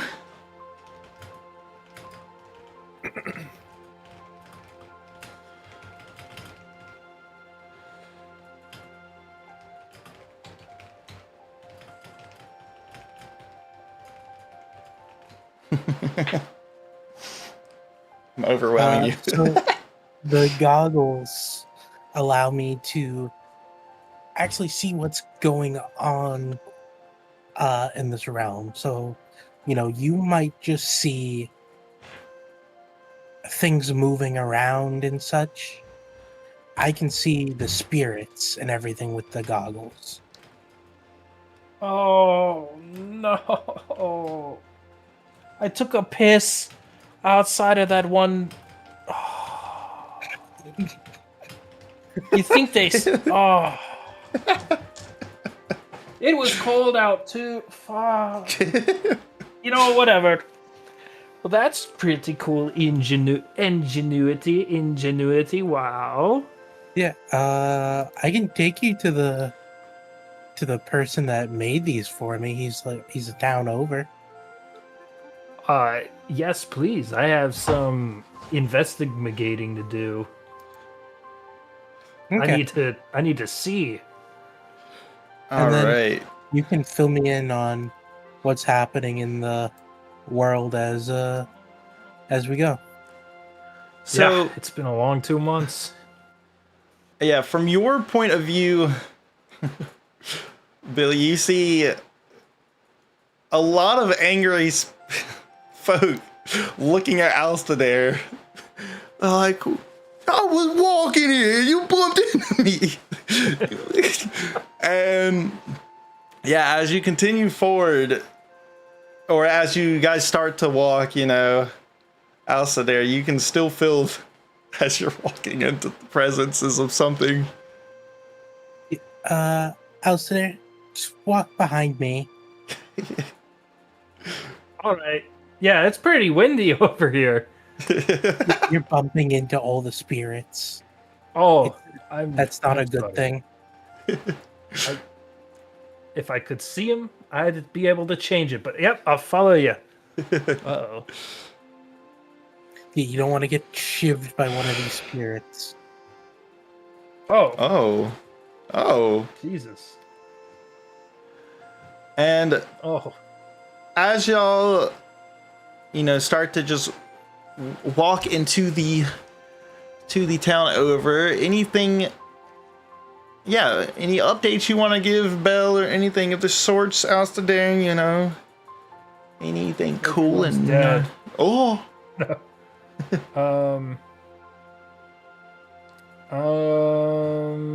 Well, Bush should be here. I think, because I saw him go through the portal, and that's why I'm here. Belle, you have not seen Bush. No signs of Bush. I haven't. What happened to Bush? He was getting kidnapped. Well, I guess in his age, he's getting old napped, and I ran in. There was some soldiers, it looked like, or like assassin types, dressed in all black, and they were saying, "Hey, get in this portal," and Bush was like, "Yeah, I'm going," and then so I ran in. It's honestly, I don't want me to toot my own horn, but like I ran real fast, and I made it into the portal, and my life's been hell ever since. This sucks. And as you're telling Belle, updating Belle in the scenario, you hear like and you hear chanting and like roaring. You do, Belle, not fucking Stinky Boy here, not Alcidair. You hear this, but then both of you see as a purple beam shoots from far in the distance upwards. But Belle, you hear the immense uproar in the distance. Like, it's so loud. It seems unreachably far, very, very far, but the voices are so loud that you can still hear chanting and cheering from that distance. And all you see, Alcidair, is the zoom, big beam shooting from what appears to be the ground upwards. What happened? What's that? You would not know what that is. That is new to you too. I've been here for what feels like years, and I have never seen this before. This is new to me. All right. And Oh boy, this isn't good then. and as you guys start to, I don't know, I feel like with y'all, do you think this would put a pep in your step or anything of the sorts, or I don't know, how do y'all feel about that? Or do you think you would just be casually back to talking about your day? What? Do we got it? Should we go there, or what the fuck?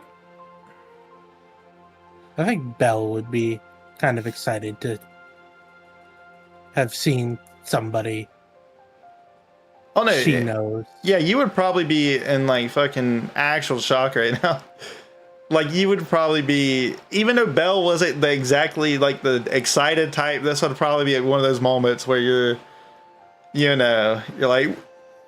can see the joy in your face. Alcidair can noticeably tell. It's something he's never seen before, which is you looking like you enjoy, you're full of joy seeing him. And it's just nice to see him. But now you have mixed feelings after seeing whatever you just saw, even though you don't really know what that means. That could be, it could be good or bad or chicken sad, it don't matter.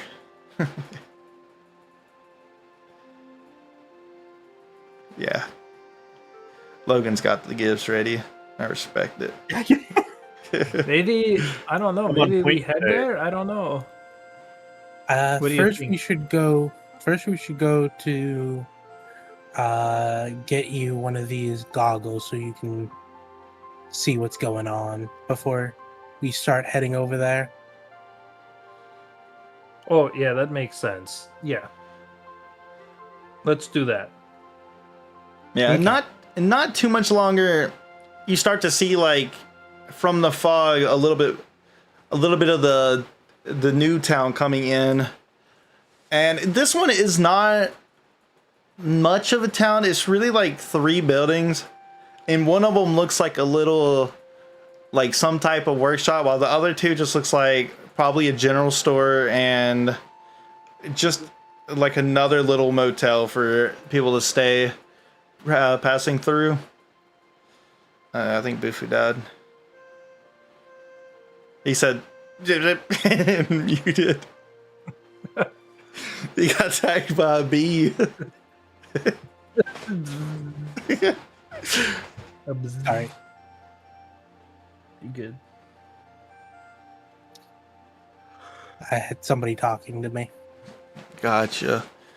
And as you guys are walking through and you get closer to these places, you start to notice that this workshop looks a lot like a place you've seen before many months ago. As you start to walk up Alcidair, you notice that this is the same layout from the outside that Giuseppe's workshop was. My God. The beginning all over again. And as you slowly wrap around the front to the right where he had like the little garage opening and he made his little workshop, you see a greenish tinted, well, not you, but Belle, you see a greenish tinted man that you have seen before. And you see Giuseppe tinkering away at his table.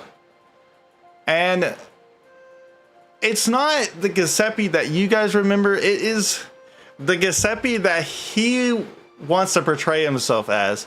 So Pinocchio, Logan, is there a Giuseppe that, you know, maybe like prime Giuseppe where he was like big muscle, you know, like what his glory days Giuseppe is what he envisions and he is portraying himself as?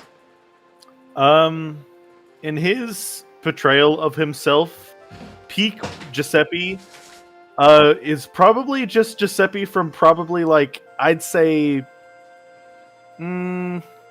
is his shell like pristine, like wax looking, like it doesn't have the cracks in it or anything? Or... Oh yeah, before a ship hit him.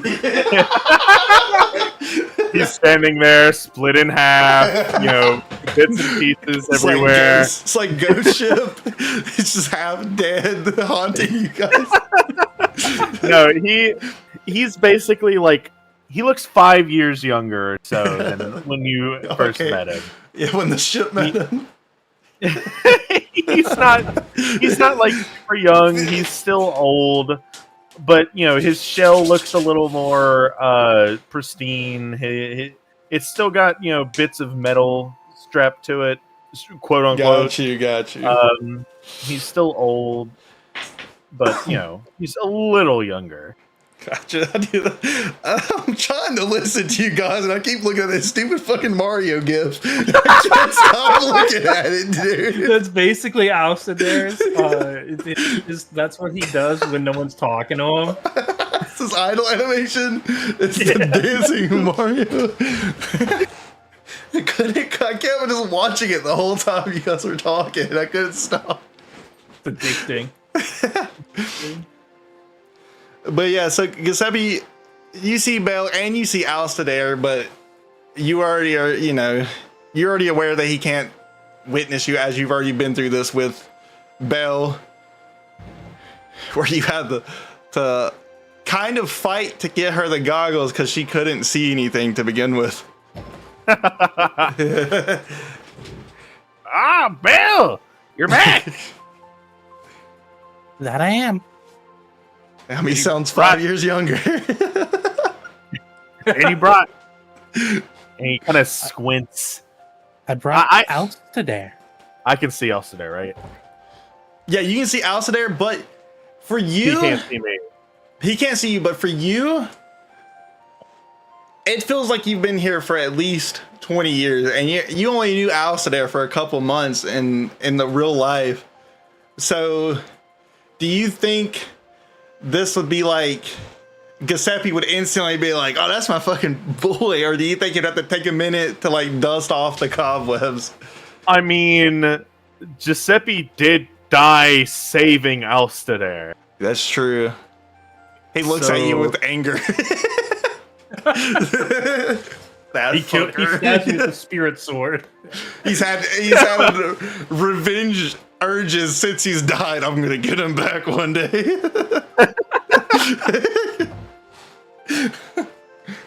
Is that damn Alstadair? I'll be damned. I've been down here long enough for him to kick the bucket too. I made this just for him. Pulls out a gun. Shoots him. This time I'll be the one living, you dumb bastard. No, He possesses he walks him. over. He walks over. You miss. I'm in my idle animation. Alstadair, you damn fool! Give this old feller a hug, and he goes to hug Alstadair. I don't think you can see you, Giuseppe. You feel What do you like mean? Wait, what, Giuseppe? And then I feel cold. yeah, you feel cold and you feel like a heavy weight on top of you, like it's something that's pushing against you. Wait, Giuseppe's here? He's currently hugging you. No. No. No way. Yeah. So Yeah. he's not dead. He got here No. like you did, I suppose. So he stupidly jumped into a What? portal. Oh, you're not. Are you talking to me? No, I'm talking to Giuseppe. You're. This is real. Yes. Ah. Okay. Okay. Sorry. He jumped into a portal to try to apparently save Bush, who was taken and brought here. So, and he just bumped into me. So I figured since you built these goggles for me, you could probably build a pair for Alstadair so he can see into the spirit world as well. Well, I don't see why not. It's not like I got much else going on. Well, let him know that it might What's he take me a saying? second. It might take him a moment to make one, so Oh. Okay. Well, thank you. Thank you, Giuseppe. Do I need to yell? no, you don't need to yell. You can talk normal. He can hear you. Oh. Okay. And you notice, and I turn to my left and I wave. dude, I thought you were about to say what I was about to say, which you turn to your left and you see the door frame of the bathroom and it still has burn marks around it from when you blew it up. Home sweet Like home. that before I got here.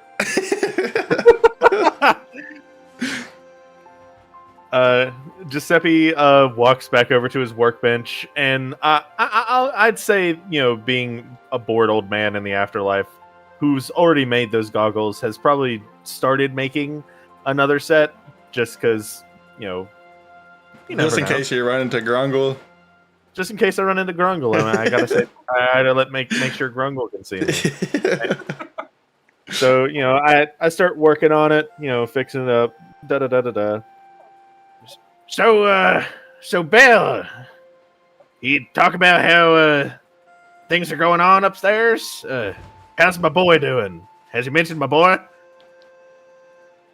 From what I've heard, he's been doing pretty well. He's going to the something academy. Sports Academy. No, I said the something academy. No, just messing with you. I believe that first word is sports. Well, I guess old Bush finally convinced everybody to get that old school back together. Oh, and Apparently. he can talk. Remember, if you're telling him about Pinocchio, he can talk now. Apparently Pinocchio can talk now too. Oh, well, that's interesting. I wonder what he sounds like. Probably He sounds like this. like a robot. Pinocchio. I'm Pinocchio. Yeah, he kind of sounds like, Oni-chan. Ooh. Well, I'm just kidding. We programmed 4chan into him. Bless his soul. Not This the is four so- chain. well. And I guess a few minutes pass of very uncomfortable silence. And then You get- some final hammer clangs, a couple. For Alcidair, there is none of that. He just kind of somewhat sees a hammer floating around here and there. And then I, walk back over. I'm holding the freshly made goggles. And I'm like, all right now, tell him to hold still and ignore whatever weird movement and feelings he feels. Stand still and don't mind him touching you. All right. What? So, Alcidair, you start to feel as something is being placed on your head. And, when stuff gets near your eyes, you close them, just automatically. It's how the body works. So your eyes shut. And Splinter, your eyes open. And Splinter, you were still sitting there meditating, and you feel something poking you in the back. Pinocchio, at this point, you were kind of in like rest mode because y'all have been sitting there for quite some time, and you feel a stick poking you in the back. It's time to go. Come on. We've been here long enough. And you turn around, you look up, and you're kind of in like a out of body, because you were in an out of body experience. You kind of feel like very confused as to what just happened, and you kind of feel panicked a little bit as you're woken up abruptly from whatever you were experiencing. Come on, sleep. He keeps poking you in the back. Come on. Is he poking Splinter or me? Poking Splinter in the back. Okay. Oh. Yeah, my bad. Oh. Ow. Ow. Ow. You've been here for quite some Alright. time. Come on. You need rest. Yeah, I know I'm this is sleepy. peaceful, but he offers you like the end of his stick to help you get up. okay, thanks. And then he turns around and starts poking Pinocchio. Hey, you. Wake up. Sleep time. But not here. Pinocchio.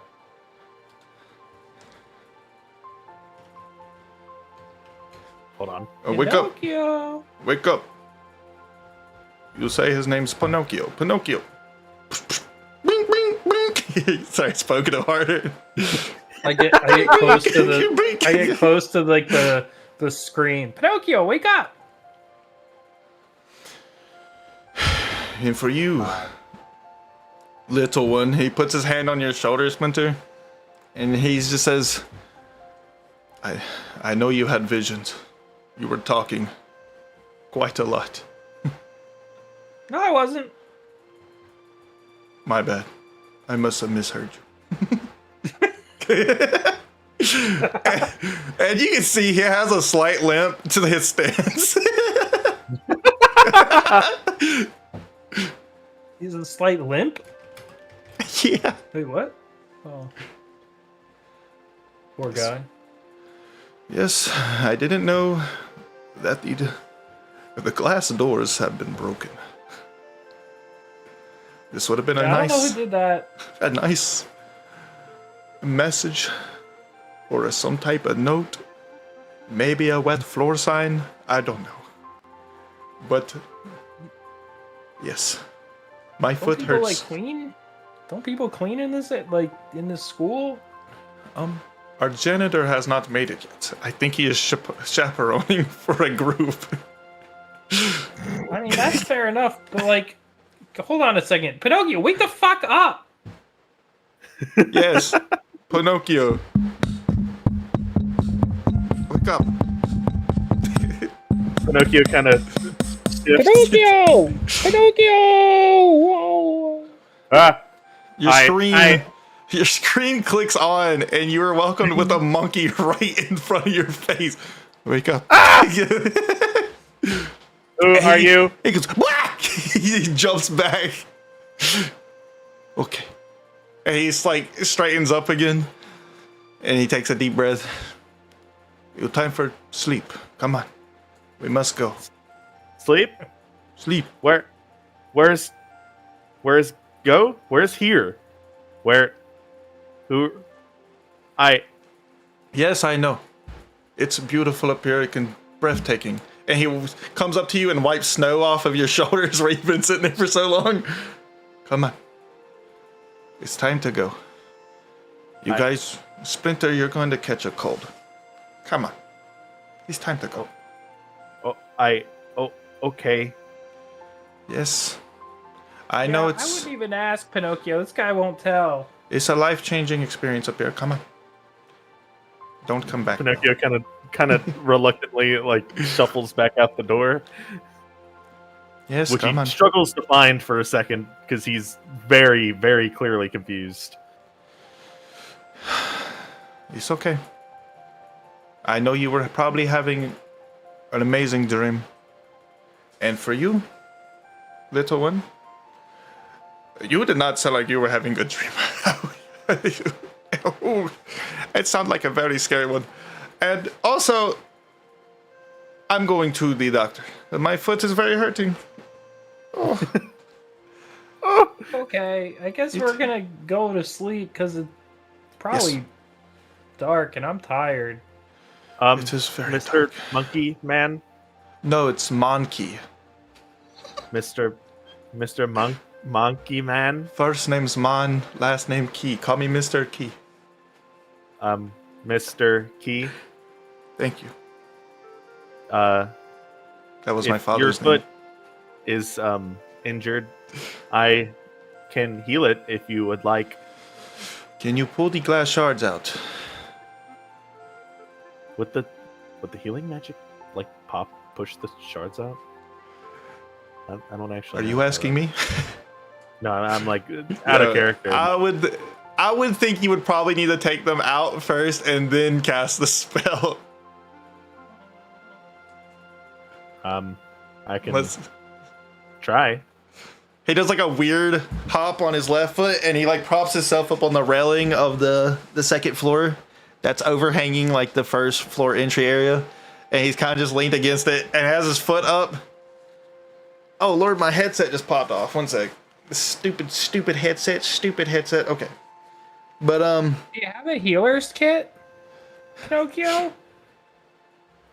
I think I have my priest pack on me. and he lifts his foot up and you can see like 3 clear like pretty deep wounds in his foot. And 2 of them you can kind of see like the end of the glass, and then like the other one that you cannot see anything. It's just a cut looking, or I mean it could be in there or it could be, you know, it looks pretty deep. It's pretty gruesome for a foot injury. I didn't see the stupid gif fucking Bufu put in there of Yoda. That's pretty good. That's pretty accurate too. That's probably how he was smacking him. All right. The gifs are pretty good. Yeah, we're on point today, guys. I'm about to put that. I'm about to somehow stream the fucking Discord gifs. They're pretty good. Contextually necessary. Yeah, I love it. I'm on point. All right. Yeah, go ahead. Pinocchio kind of, this is his craft. He kind of, gets into it. He's, looking into the foot, making sure, looking for the glass. His light's on. If I had my camera, I'd shine my lamp into the camera here. My eyes. All right. In You ready for a mini game? I am. Am For I going to play cut- operator? Cut Operation? number 1. Roll me medical check. No. These will get harder and harder per roll because they get deeper. I should and definitely deeper. try then. My rolls are great. All right.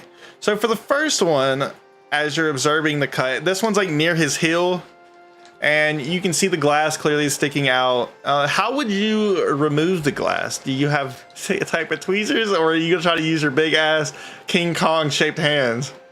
I am going to use the like fine operation arm that I have on my shoulder to kind of come in and start. Hey, that Yeah. shit hasn't been implemented yet. You're trying to cheat. You don't have that thing yet. That's version 2 Pinocchio. You're still like 1.5.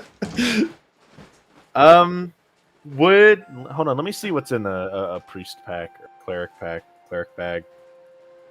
Splinter, would you have anything that could help? She can use her teeth. She bites out of his. I have. I mean, I'm proficient with a healer kit, but yeah, I have a dagger, a hand axe, and my spell book. Oh, I didn't like any of that. The dagger made me cringe up a little bit. Spell book. She starts banging on his foot. Bang, bang, bang. Fireball. Mage hand it. That might actually work. Mage hand. I don't would be have bad. mage hand, but I think Pinocchio does. I don't- Surgeon. No, you have the summon thing. You have the little weapon. Never mind. You hit him with a mace in the foot. Actually, Spiritual weapon tweezers. Oh, you Yeah, could I do could that. Yeah. technically pick whatever. Let me make sure I don't have anything that would be a little more, I'll cauterize the wound. Burning hands. Oh shit! It's acid splash. Oh, My fuck! phone! My phone! It's on fire! Mr. Mon is dead. It's a monkey! Okay. Got gout and died. Bad case. Pinocchio, backs away and kind of puts his hands in a almost prayer, but his hands aren't touching. And Because he's too bright, big to reach it. He can't reach his other hand. bright golden magic appears in between his hands Okay. as a spiritual pair of tweezers Oh. pop in between as I cast spiritual weapon. Gotcha.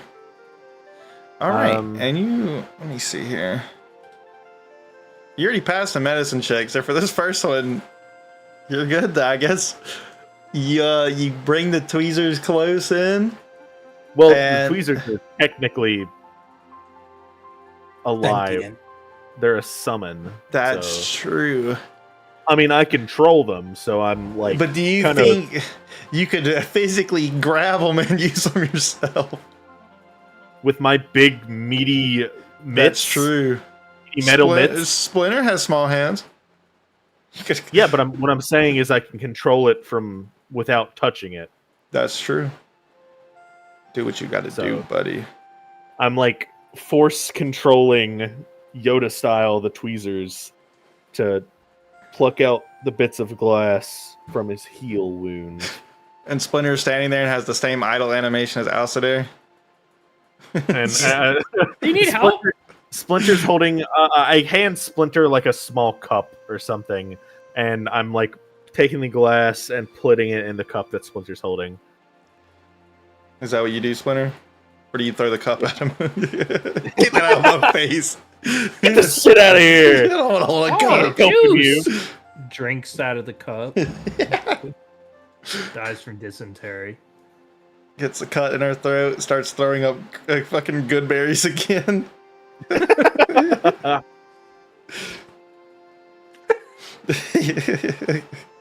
All right, so that's the first glass down. What about number 2? And he's sitting there squirming. Oh my god, help me. Splinter, help me. No, I'm hurts. sorry that it hurts. The pain will go away. Splinter. soon. Here, bite down on Okay. this. Puts the spell book in his mouth. Tastes like pant pocket. Polly Pocket. Uh-oh. Oh god, we killed him and choked him to death. So, as you take the tweezers and you try to grab the second one, his foot kind of squirms a little bit, and you accidentally trying to command the tweezers, send them forward, and it just pushes the glass into his foot, and he. It makes him kind of jump as he starts to jump over the railing on accident. He starts to fall over the railing going backwards. And yeah, so at the moment, all you see is his legs kind of flipping back, and you see his monkey tail and his monkey feet. And, you know, they're monkey feet, so they got like thumbs and everything.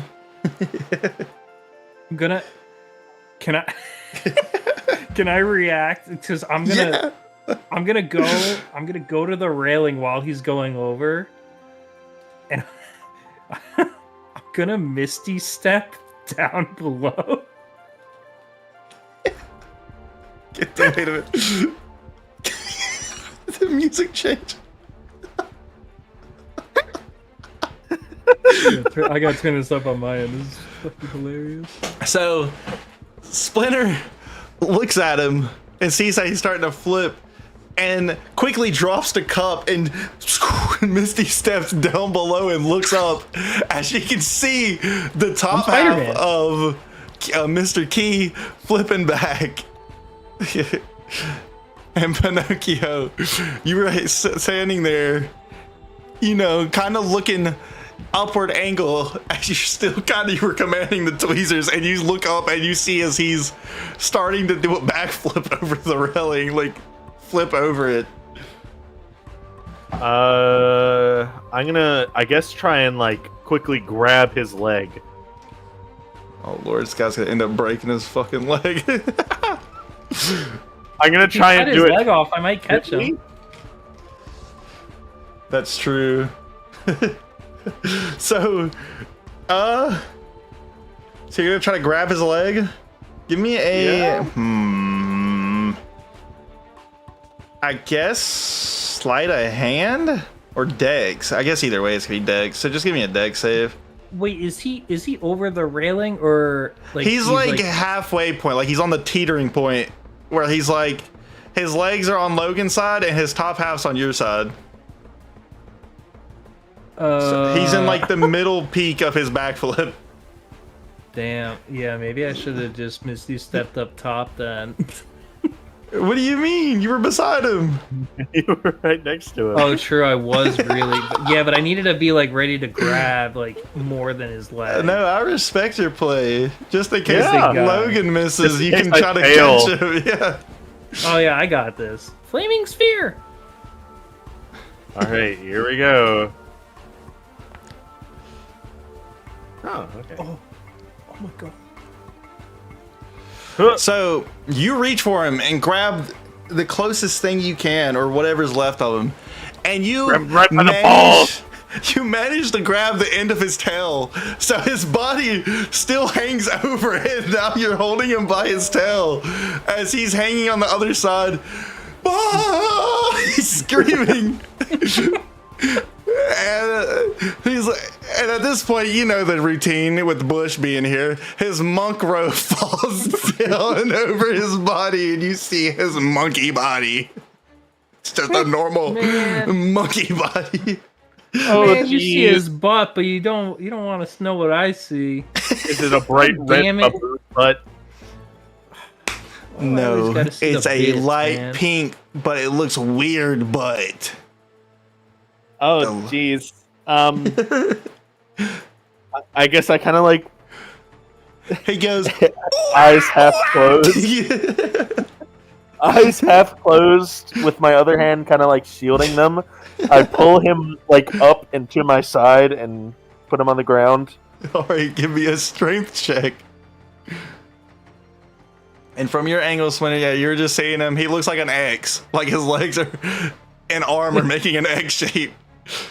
All Why does right. no one wear underwear? I'm a monkey. So you watch slowly from your side, Splinter, as he like kind of gets pulled up, like if you're pulling up a vault with a rope. Like you can kind of see it give a little bit of tension every pull. And you can, and as his butt makes it back up to the railing, you can see as it slowly he starts to bend forward and flip back over the railing. And at this point, you probably realize that your Misty Step might have been cool, but it was not necessary, as Pinocchio has brought him back up, and he fell onto the cup of glass. Actually, the cup of glass was to my left, and I placed him to my right. Yeah, well, Get he's wrecked. actually Get kissing you right now, so shut up. No! But no, he falls.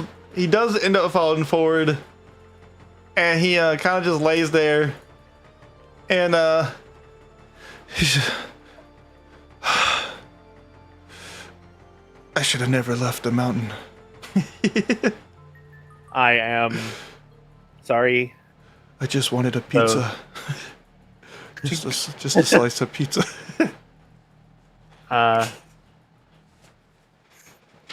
Do you still want me to try and get the glass out? I don't know. That hurt very badly. Maybe don't stand on the railing that is over the... I will lay here until the morning. Oh.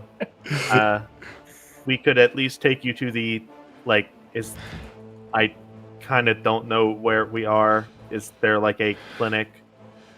If or you a want to doctor? continue, you can. But I am not leaving this floor. Well, good night, Mr. Key. Thank you. Thank you for your attempts. And I know you're learning, so maybe next time you will get 2 pieces out. That would be nice. I think I was asleep for a bit, so I might be a bit rusty. I'm sorry. It's okay. You're Next not time rusty. I see you, the pieces will still be there for you to try again.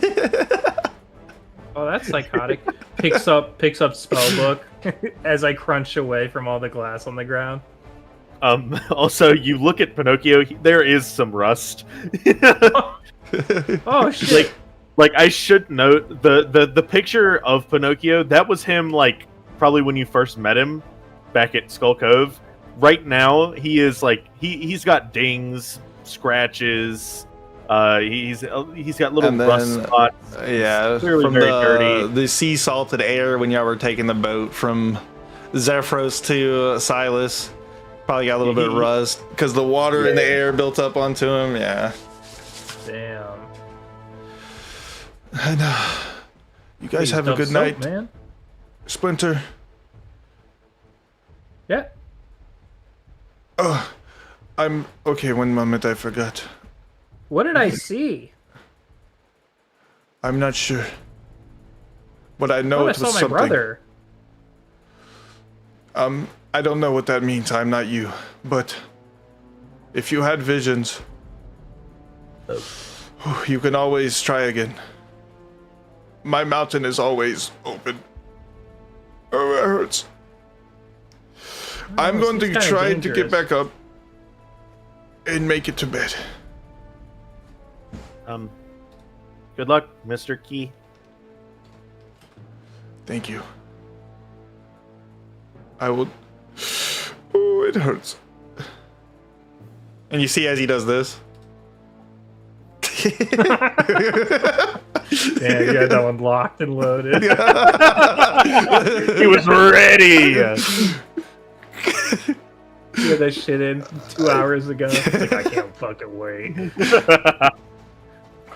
And he gets up, and you see him.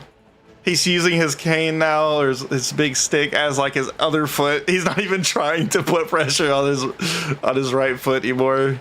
He's just hopping on his left one and using the right one as like a jousting pole. Well, using the stick as like a jousting pole and moving slightly forward. You guys have a good night. I'm Good going night. back to my mountain. And he turns back around and goes back to the door. I need meditation for this. Good night. And if you guys have weird dreams of a cat eating pizza, those are the best ones. Bye bye. I'd imagine he just looks like this as the door shuts. That's exactly it. Like as the door is shutting, his face goes from like a very neutral, and right when like the crack's about to hit, that's what his face turns to. And yeah, so y'all have somewhat helped Mr. Monkey. And yeah, so y'all are, that's how that's how it was. All right, Pinocchio and Splinter, y'all are just chilling at the top of the stairs. What do y'all want to do? Pinocchio kind of turns to Splinter and is like, so I guess we should also hit the hay. Hey, that sounds like a good idea. I'm fucking tired. Probably pretty still confused at everything too from what you just witnessed. Where do we sleep? We gotta go back to our dorm room. We have a dorm room? Yeah, yeah, you brought the stuff there. I did? Yeah. Oh man, yeah, you must have been hit on the noggin. Yeah, come with. I'll lead us there. Pinocchio, very like a young child, like a 9-year-old would, follows eagerly. Gotcha. And Can Pinocchio give me a Can he give me a perception check? What do you mean? When I say that, I want him to perceive. I want him to see if he notices anything. Like an insight or actually perception? Yeah. Is he trying? Is it physical or something you're wanting It to? is Okay, physical. the perception. Yeah. Okay.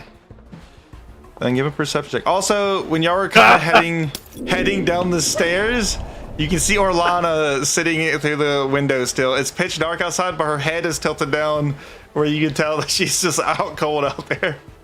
Oh. And Pinocchio dies. Yeah, Pinocchio, you rolled a 1. I don't know what that means for you.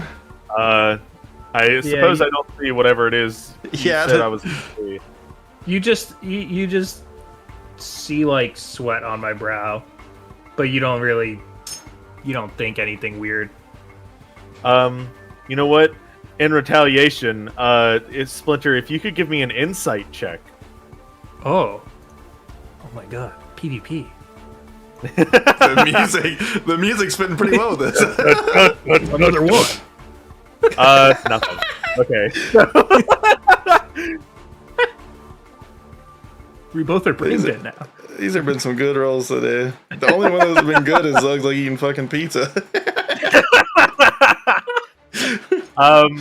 Okay, I guess we both go downstairs. I see Oleana outside, and I kind of look at Splinter. Who is that cold, sad lady outside? Why is she out there? You met her before. She's Orlana. She likes pizza, and she works here. Pinocchio is very clearly confused. Oh yeah. I suppose so, if you say so. All right, well, keep following me. Let's we'll go to where we're staying, and I'll ask you something when we get there. Okay. And All right. Watch out for the glass. follow you. Crunch, crunch, crunch. Crunch, crunch, crunch, crunch, crunch. Squish. God damn it, the berries are still here. And not knowing how late it actually is, as y'all are walking back to your dorm number 3, you can see the lights already on in dorm number 2.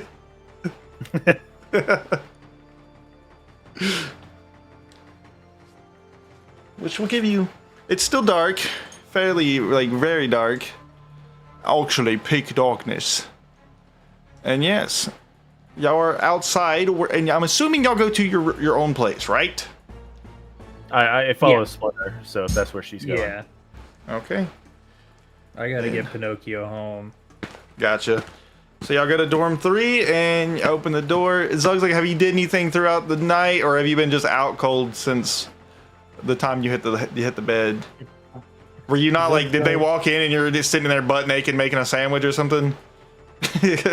No, Zug was probably just on the couch or something, quote unquote, reading a book. And by reading a book, he reads it by bashing the book over into his head and trying to absorb knowledge. Bang! Bang! He's just looking at the note with the cat on it and just laughing at it. Like, he's like, He's thinking the same thing. He's like, have you guys seen this one? Laughs at it, flips it 90 degrees, laughs at it again, flips it another 90 degrees. This look familiar.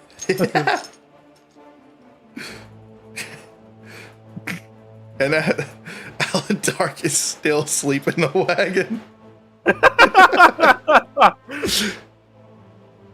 The wolves are coming. They're tearing him apart. Next time you see him, Fighting he's just part of the wolf pack. He's like not even in druid form. He's just on all fours barking at you guys. All right. So you guys have made it back. Anything y'all want to do before we call it today?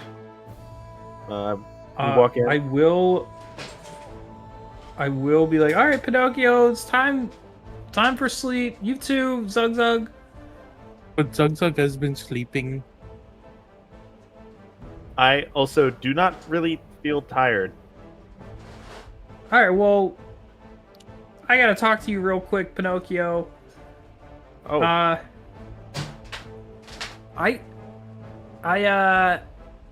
was wondering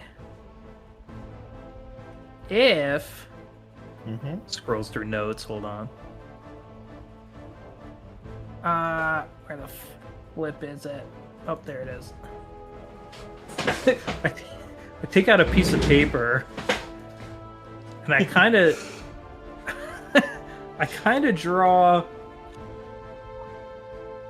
I just DM'd you, but I kind of just draw this and something similar to this. DM me too.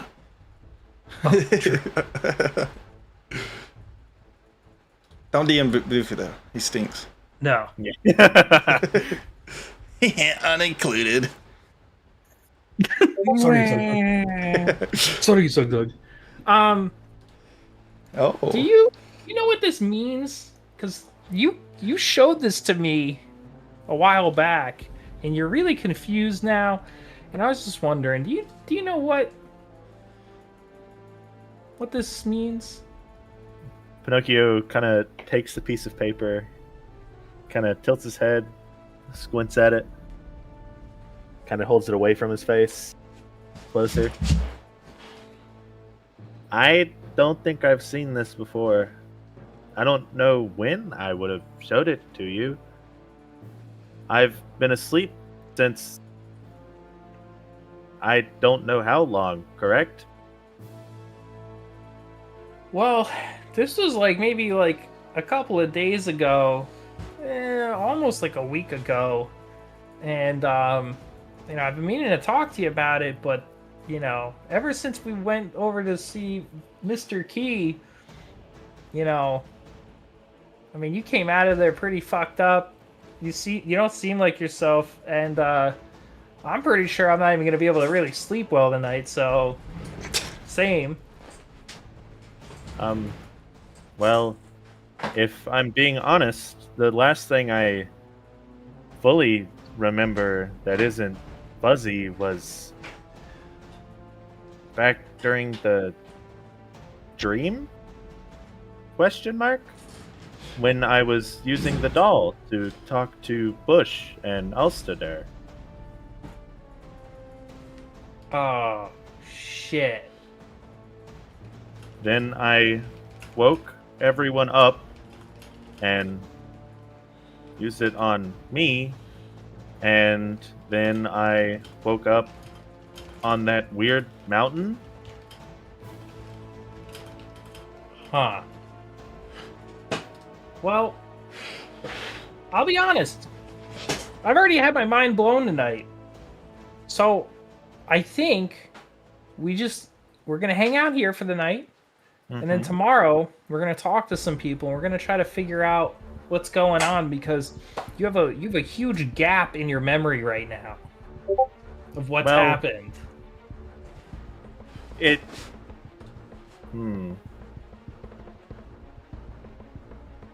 Pinocchio looks really confused, like he's thinking really hard. There's a YouTube buffering symbol on his face and everything. We talking old YouTube or new YouTube? Old YouTube. No! It's really buffering. Now that you mention it, I do have some memories that I don't remember. Almost like they are fuzzy. This music's amazing for this conversation. Yes, it is. It is.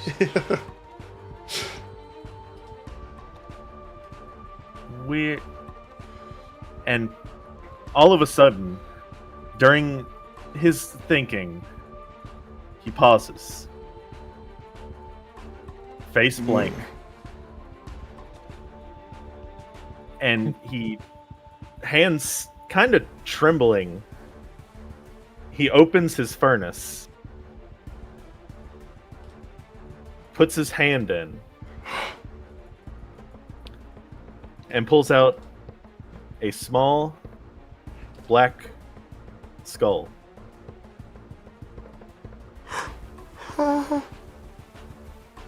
What? What's that?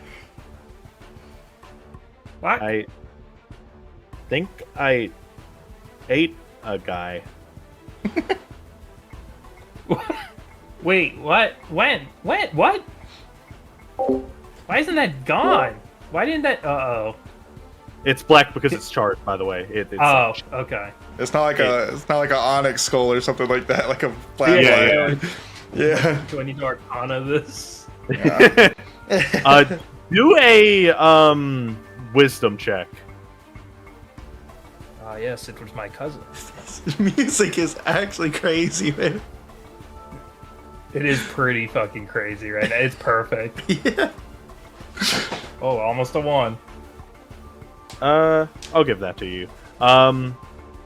You look at this skull. It's a humanoid skull. It's small. Almost like it would be a child's skull or a gnomish skull.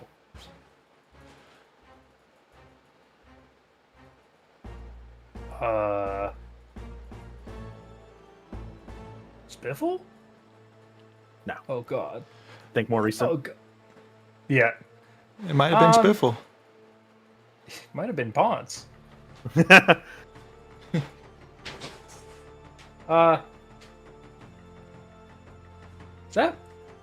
Ponce? Who is Pons? He like stays next door? We saw him earlier today. I do not know who that is.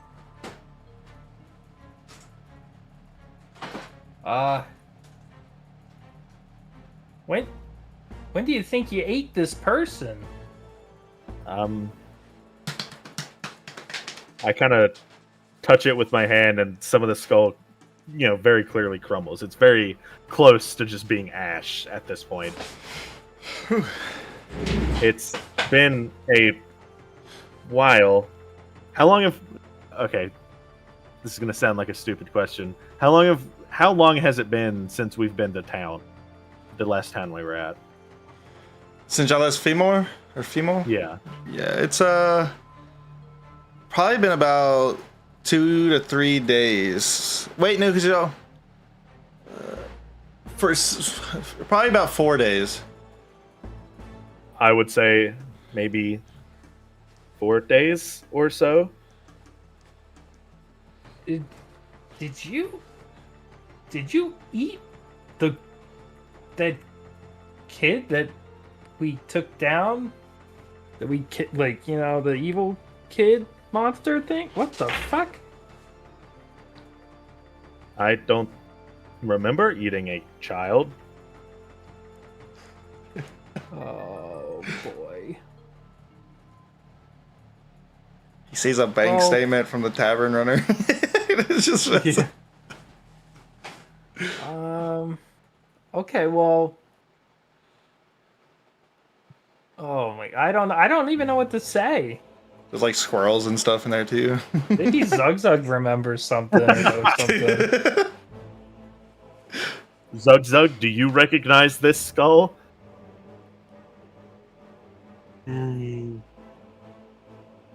See, wait a minute. Were y'all just having this full conversation and then ran into the hallway holding a skull and said, Zug, do you recognize this skull?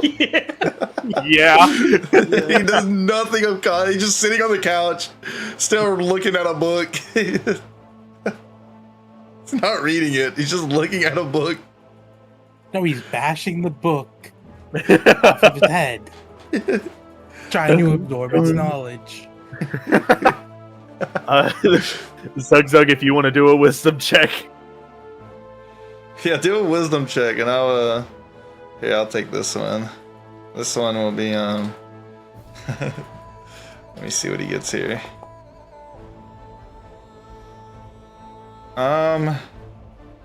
Let's see here. Zug's like, you don't know who the skull belongs to, because in your days you've killed many of goblins and small folk. You just see another small folk skull. Zug shrugs, but just gives you the thumbs of approval.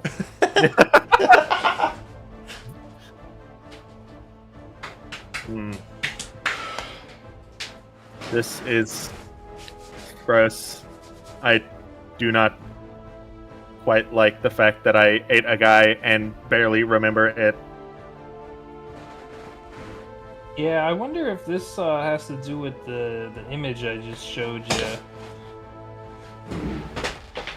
You might have a disease that automatons get. I don't know. I kind of sit the skull down and then open my hatch, my container hatch where I store things.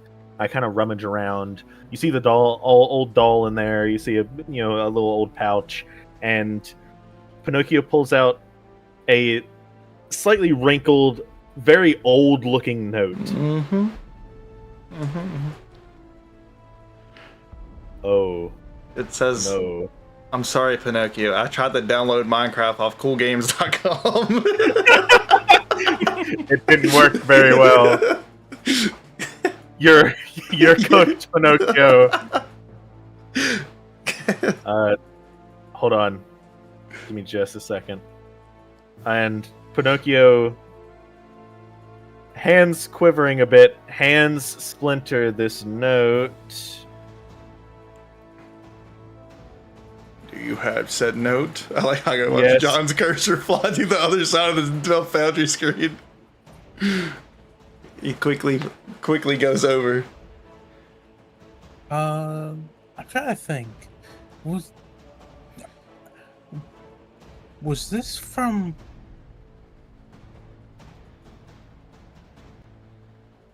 I don't know if this is what I rolled the nat 20 on that one time when we were in the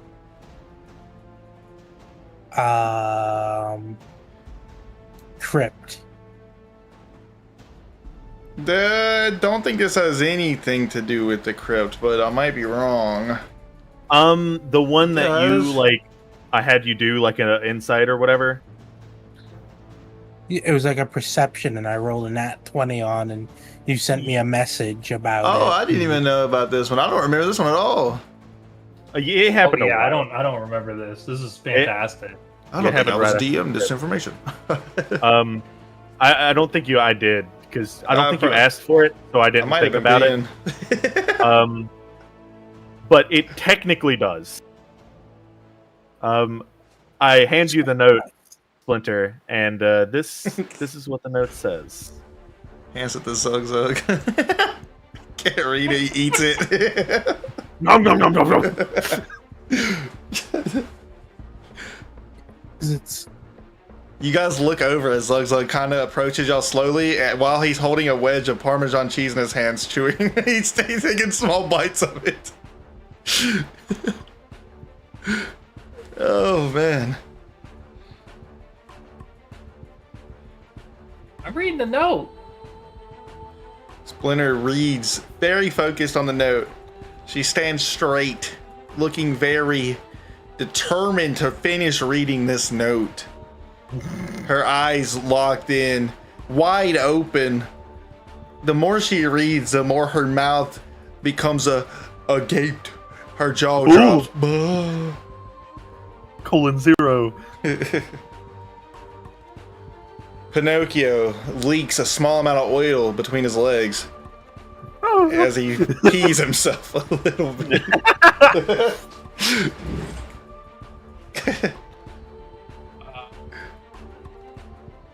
Huh. Yeah, this is definitely helpful, Pinocchio.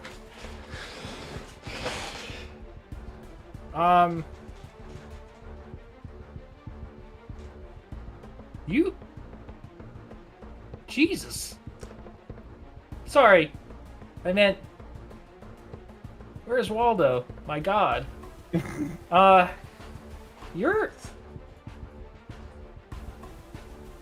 this kind of makes sense with the picture I just showed you. I mean, you're kind of part Dark Demon Lord, bro. Is that good or bad? I mean, if you don't do bad things, then it's not an issue. Does Zolfur ring a bell? That is what is described on the note. Zog Zog, are you listening to this or are you back reading your book?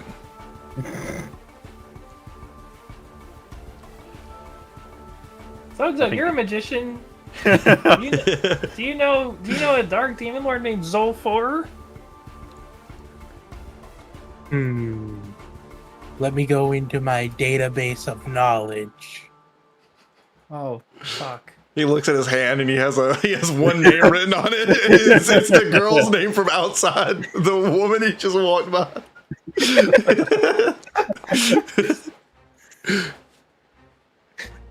I got a 15. Carry the 2. You do not know that name. Never seen it in your 5,000 years of being on Ronova. Just kidding. He's not that old. I Zug Zug don't know the name. Yeah, I mean, fair enough. I don't know the name either, but I wonder if we hold this information and I don't know if we share it with people, because I would think I think he'd be decommissioned. He did eat a guy using my body.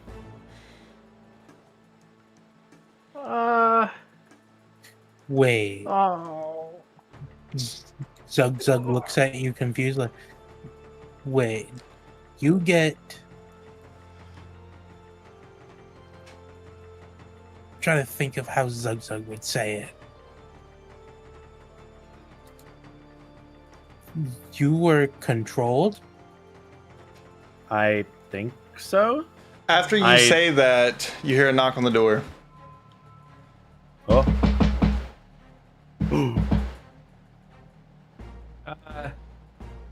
Come in. Hello? Hi. The door slowly opens. And from the night sky, you see ponds. I didn't know you guys woke up this early too. I heard a lot of commotion over here. Y'all having breakfast. Oh, it's. Who is this? Oh, we're about to go to sleep. She sleep? You should already had you in 10 hours. What time is it? It's about probably 4 to 5 a.m.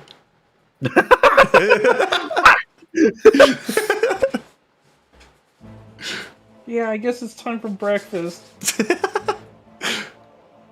I mean, I could cook you up something if you want. I'll make a mean egg sandwich. If we have eggs or bread. I don't think we have any of that. In fact, I know we don't, because he used to have the list. He has the list, and now he doesn't remember anything. What the fucking hell? That's it. I'm going to lay down. Zug Zug, are you having problem remembering? Great What? googly moogly. But robot friend here, he forgets a lot of stuff. Well, me too. It's kind of, there's a lot of stuff happening in the world. It's hard to remember everything. This is what it is. Is this Pons? I'm Pons. I've met you before.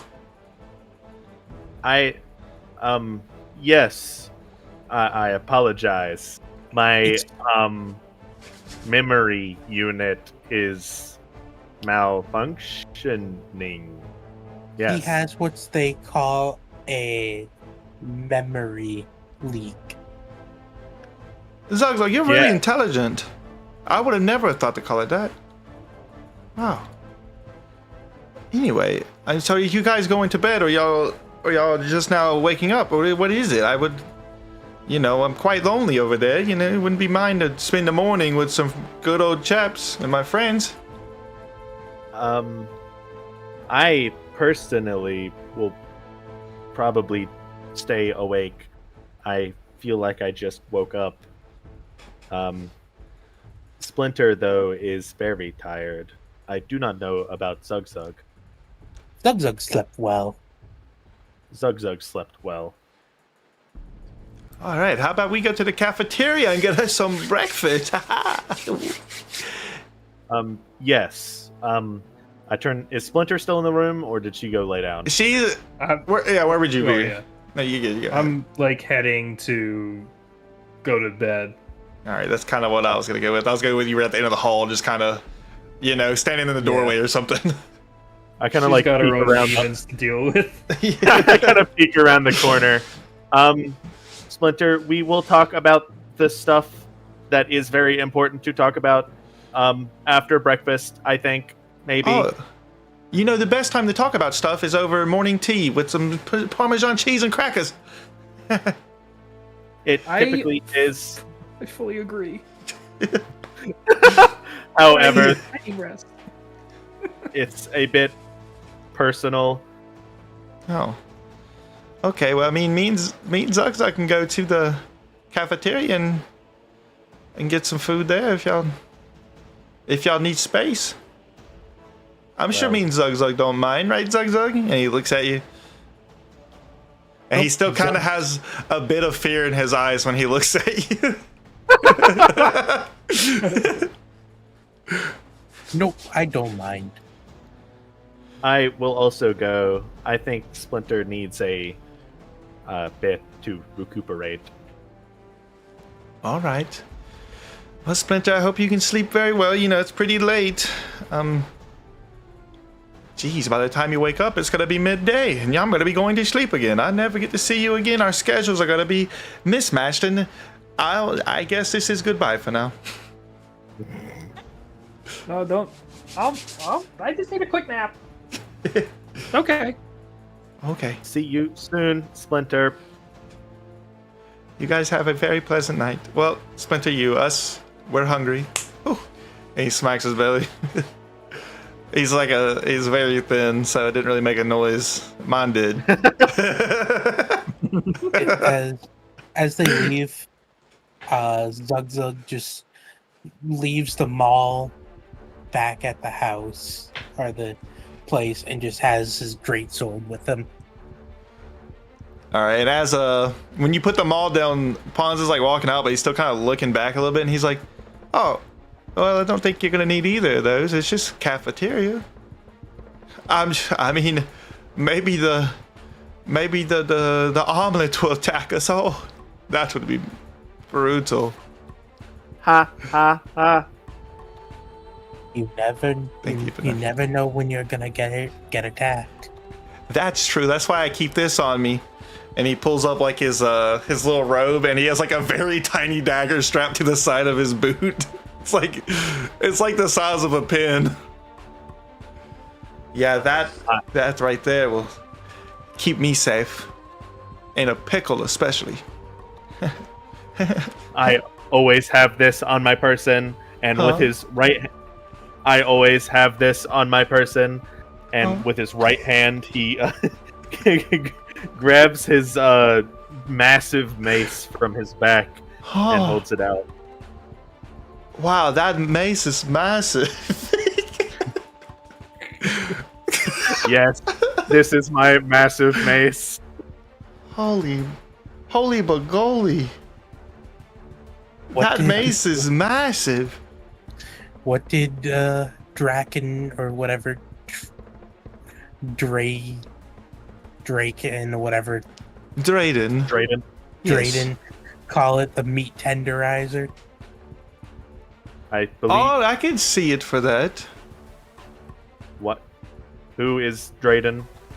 Oh, Drayden, we rode a wagon with him, and he talked to you many of times about wanting you to become a chef, maybe become his apprentice, or he'd become your apprentice. You don't remember Drayden?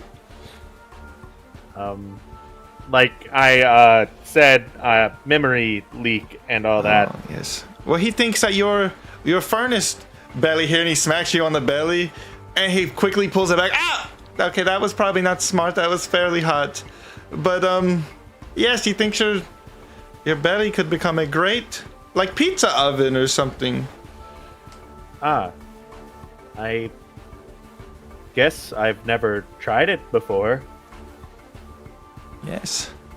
Seems like it'd be pretty useful in a pinch. Especially in the cold. You could use you for warmth. Ooh.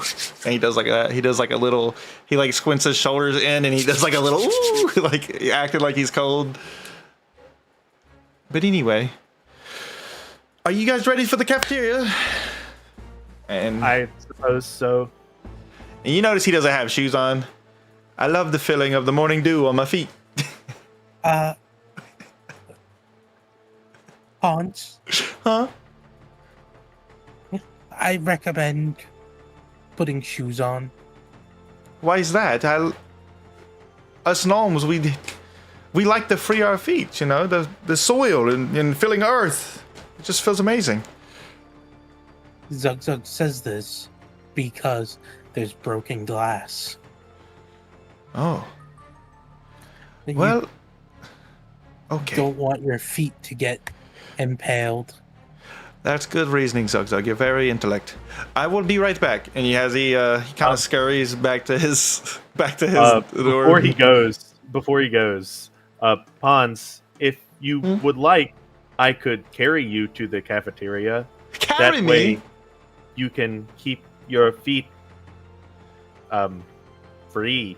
That sounds quite thrilling. Is the back of you as hot as the front of you? It is not. It is safe for most fleshy riders. All right, and he kind of like reaches out for you, not like the fucking spiffle baby pick me up move, but he's like actually trying to trying to figure out how to, I like move my arm and my arm to kind of like help him get on my shoulders, and I kind of make sure that I'm kind of crouched down so he doesn't hit his head on anything. Gotcha. And he gets up there. Wow. I've never been this tall. Zug Zug, look at me, I'm as tall as you. Oh wow, your head is really shiny. Zug Zug said thank you. Yes, it's quite appealing. Alright, onward we go. I'm hungry. Woo. And I guess we mosey on to the cafeteria. Alright. And if no one else has anything else to say, we will end it there unless someone has something to add. We good? Watch out for the berries. Yeah, watch out for the berries. There's day one, there's glass everywhere, blood in the floor, grape berries in the floor. The woman gets bullied that's sleeping outside. It's just a very pleasant day one. And the monkey teacher is just sitting up there limping. We bring terrible chaos wherever we roam. It's been one day. And the other students aren't even here yet. They're gonna have a great first impression. Whoa, man, this place is a fucking dump. Well, I hope that session one of this starting of this campaign was pretty good for you guys. I think it was pretty cool. Pretty cool. Pretty cool. Yes, I hope it was exciting. You guys had a lot of fun and a blast and a cool time and a really good time. And yeah, I'm happy with it. That was fun. A lot of goof and gas, a lot of laughs. All right, 1 second. I gotta do something real quick. I'm gonna fucking stop the music. Stop the music. Stop the music. Stop the music. Stop it. Stop. But overall, I think that went as good as it could have went. I hope you guys had a blast, and I hope that the bringing Belle and Giuseppe back thing kind of shocked everybody. It was like a big woo. That was sick. Pretty crazy. I appreciate that, guys. It's the logo. I loved being able to be Giuseppe again. And his voice is slightly lighter than it was. He has his young voice before he started smoking all those cigarettes. You see, within the 5 years between that prime Giuseppe and Giuseppe y'all met, he got a lot of back problems, which caused his voice to get deeper for some reason. I thought you were gonna say like the smoke from the boats and stuff got in his lungs. Yeah. But yeah, I was pretty sick. I liked it a lot, and I got really hyped up when I thought of the Splinter going through the meditating screen of seeing Alistair's eyeballs. I was hyped up at that one. I enjoyed that. That was really sick. That was really cool. Yeah, I hope John got a kick out of it. She's not traumatized at all. Yeah. Yeah, monkey. All that trauma, and then I had to dump more onto you. And then you almost killed my favorite character, Monkey. I don't know. Splinter probably would have caught him. She probably got his face full of ass or something. If it went that route. Like snapped her neck. Like that was it, man. Alistair, so good to see you again. Yeah. Brother, why can't you see me?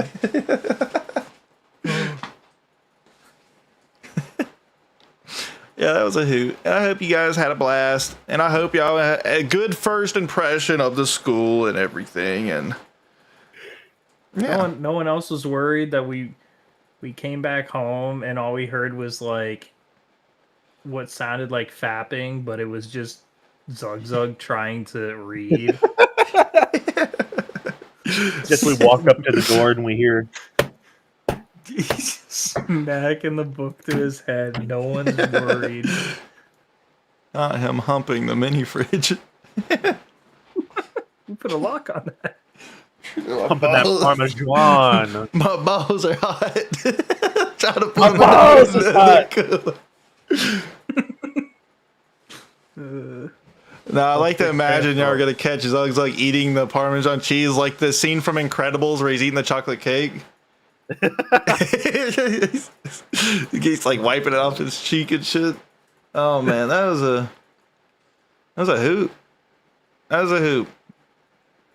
You know what? It was almost even a holler. Whoa. John, did you read any of that book? I ended up skimming it quite quickly. It's pretty cool. But I also didn't look at it for the first like hour because I had to role play. And then I skimmed it a bit. I tried to take it away from you. Did you lose access to it? I just left the forge. I took it away from you, but it was pretty later. It was like when you were, it might have been when y'all made it to Monkey, and I was like, damn, I should have took this away from when he left the fucking book place. Yeah, I mean, I forget the name. I remember a bit of the story, but I forget the name. LOL. It's alright. It's alright. It's just a book of history. It means nothing to anybody except for me and my writing. But yeah, I'm going to end the stream, and I hope you, if anyone was out there from now, the live viewers, or in the future from now, maybe 10 years from now, you've randomly stumbled upon this and made it all the way through. Thank you for watching. And I hope you had a blast. And if anyone has anything to advertise, you can. I also will put your links down in the description for your streams or whatever. And yes, I got nothing right now. you got nothing. What about something? I got nothing because I need to reinstall OBS and all that fun junk. Gotcha. That's okay. You know what? Where you can find us? Right here on Dice Right here. Every skip week from here on to the end of Earth, unless I start hating these guys, and then it will not be to the end of Earth. Which is possible. End Yes. of Earth, yes. But yes, you guys have a great night. Bye-bye. Bye. Bye-bye. Bye, everybody.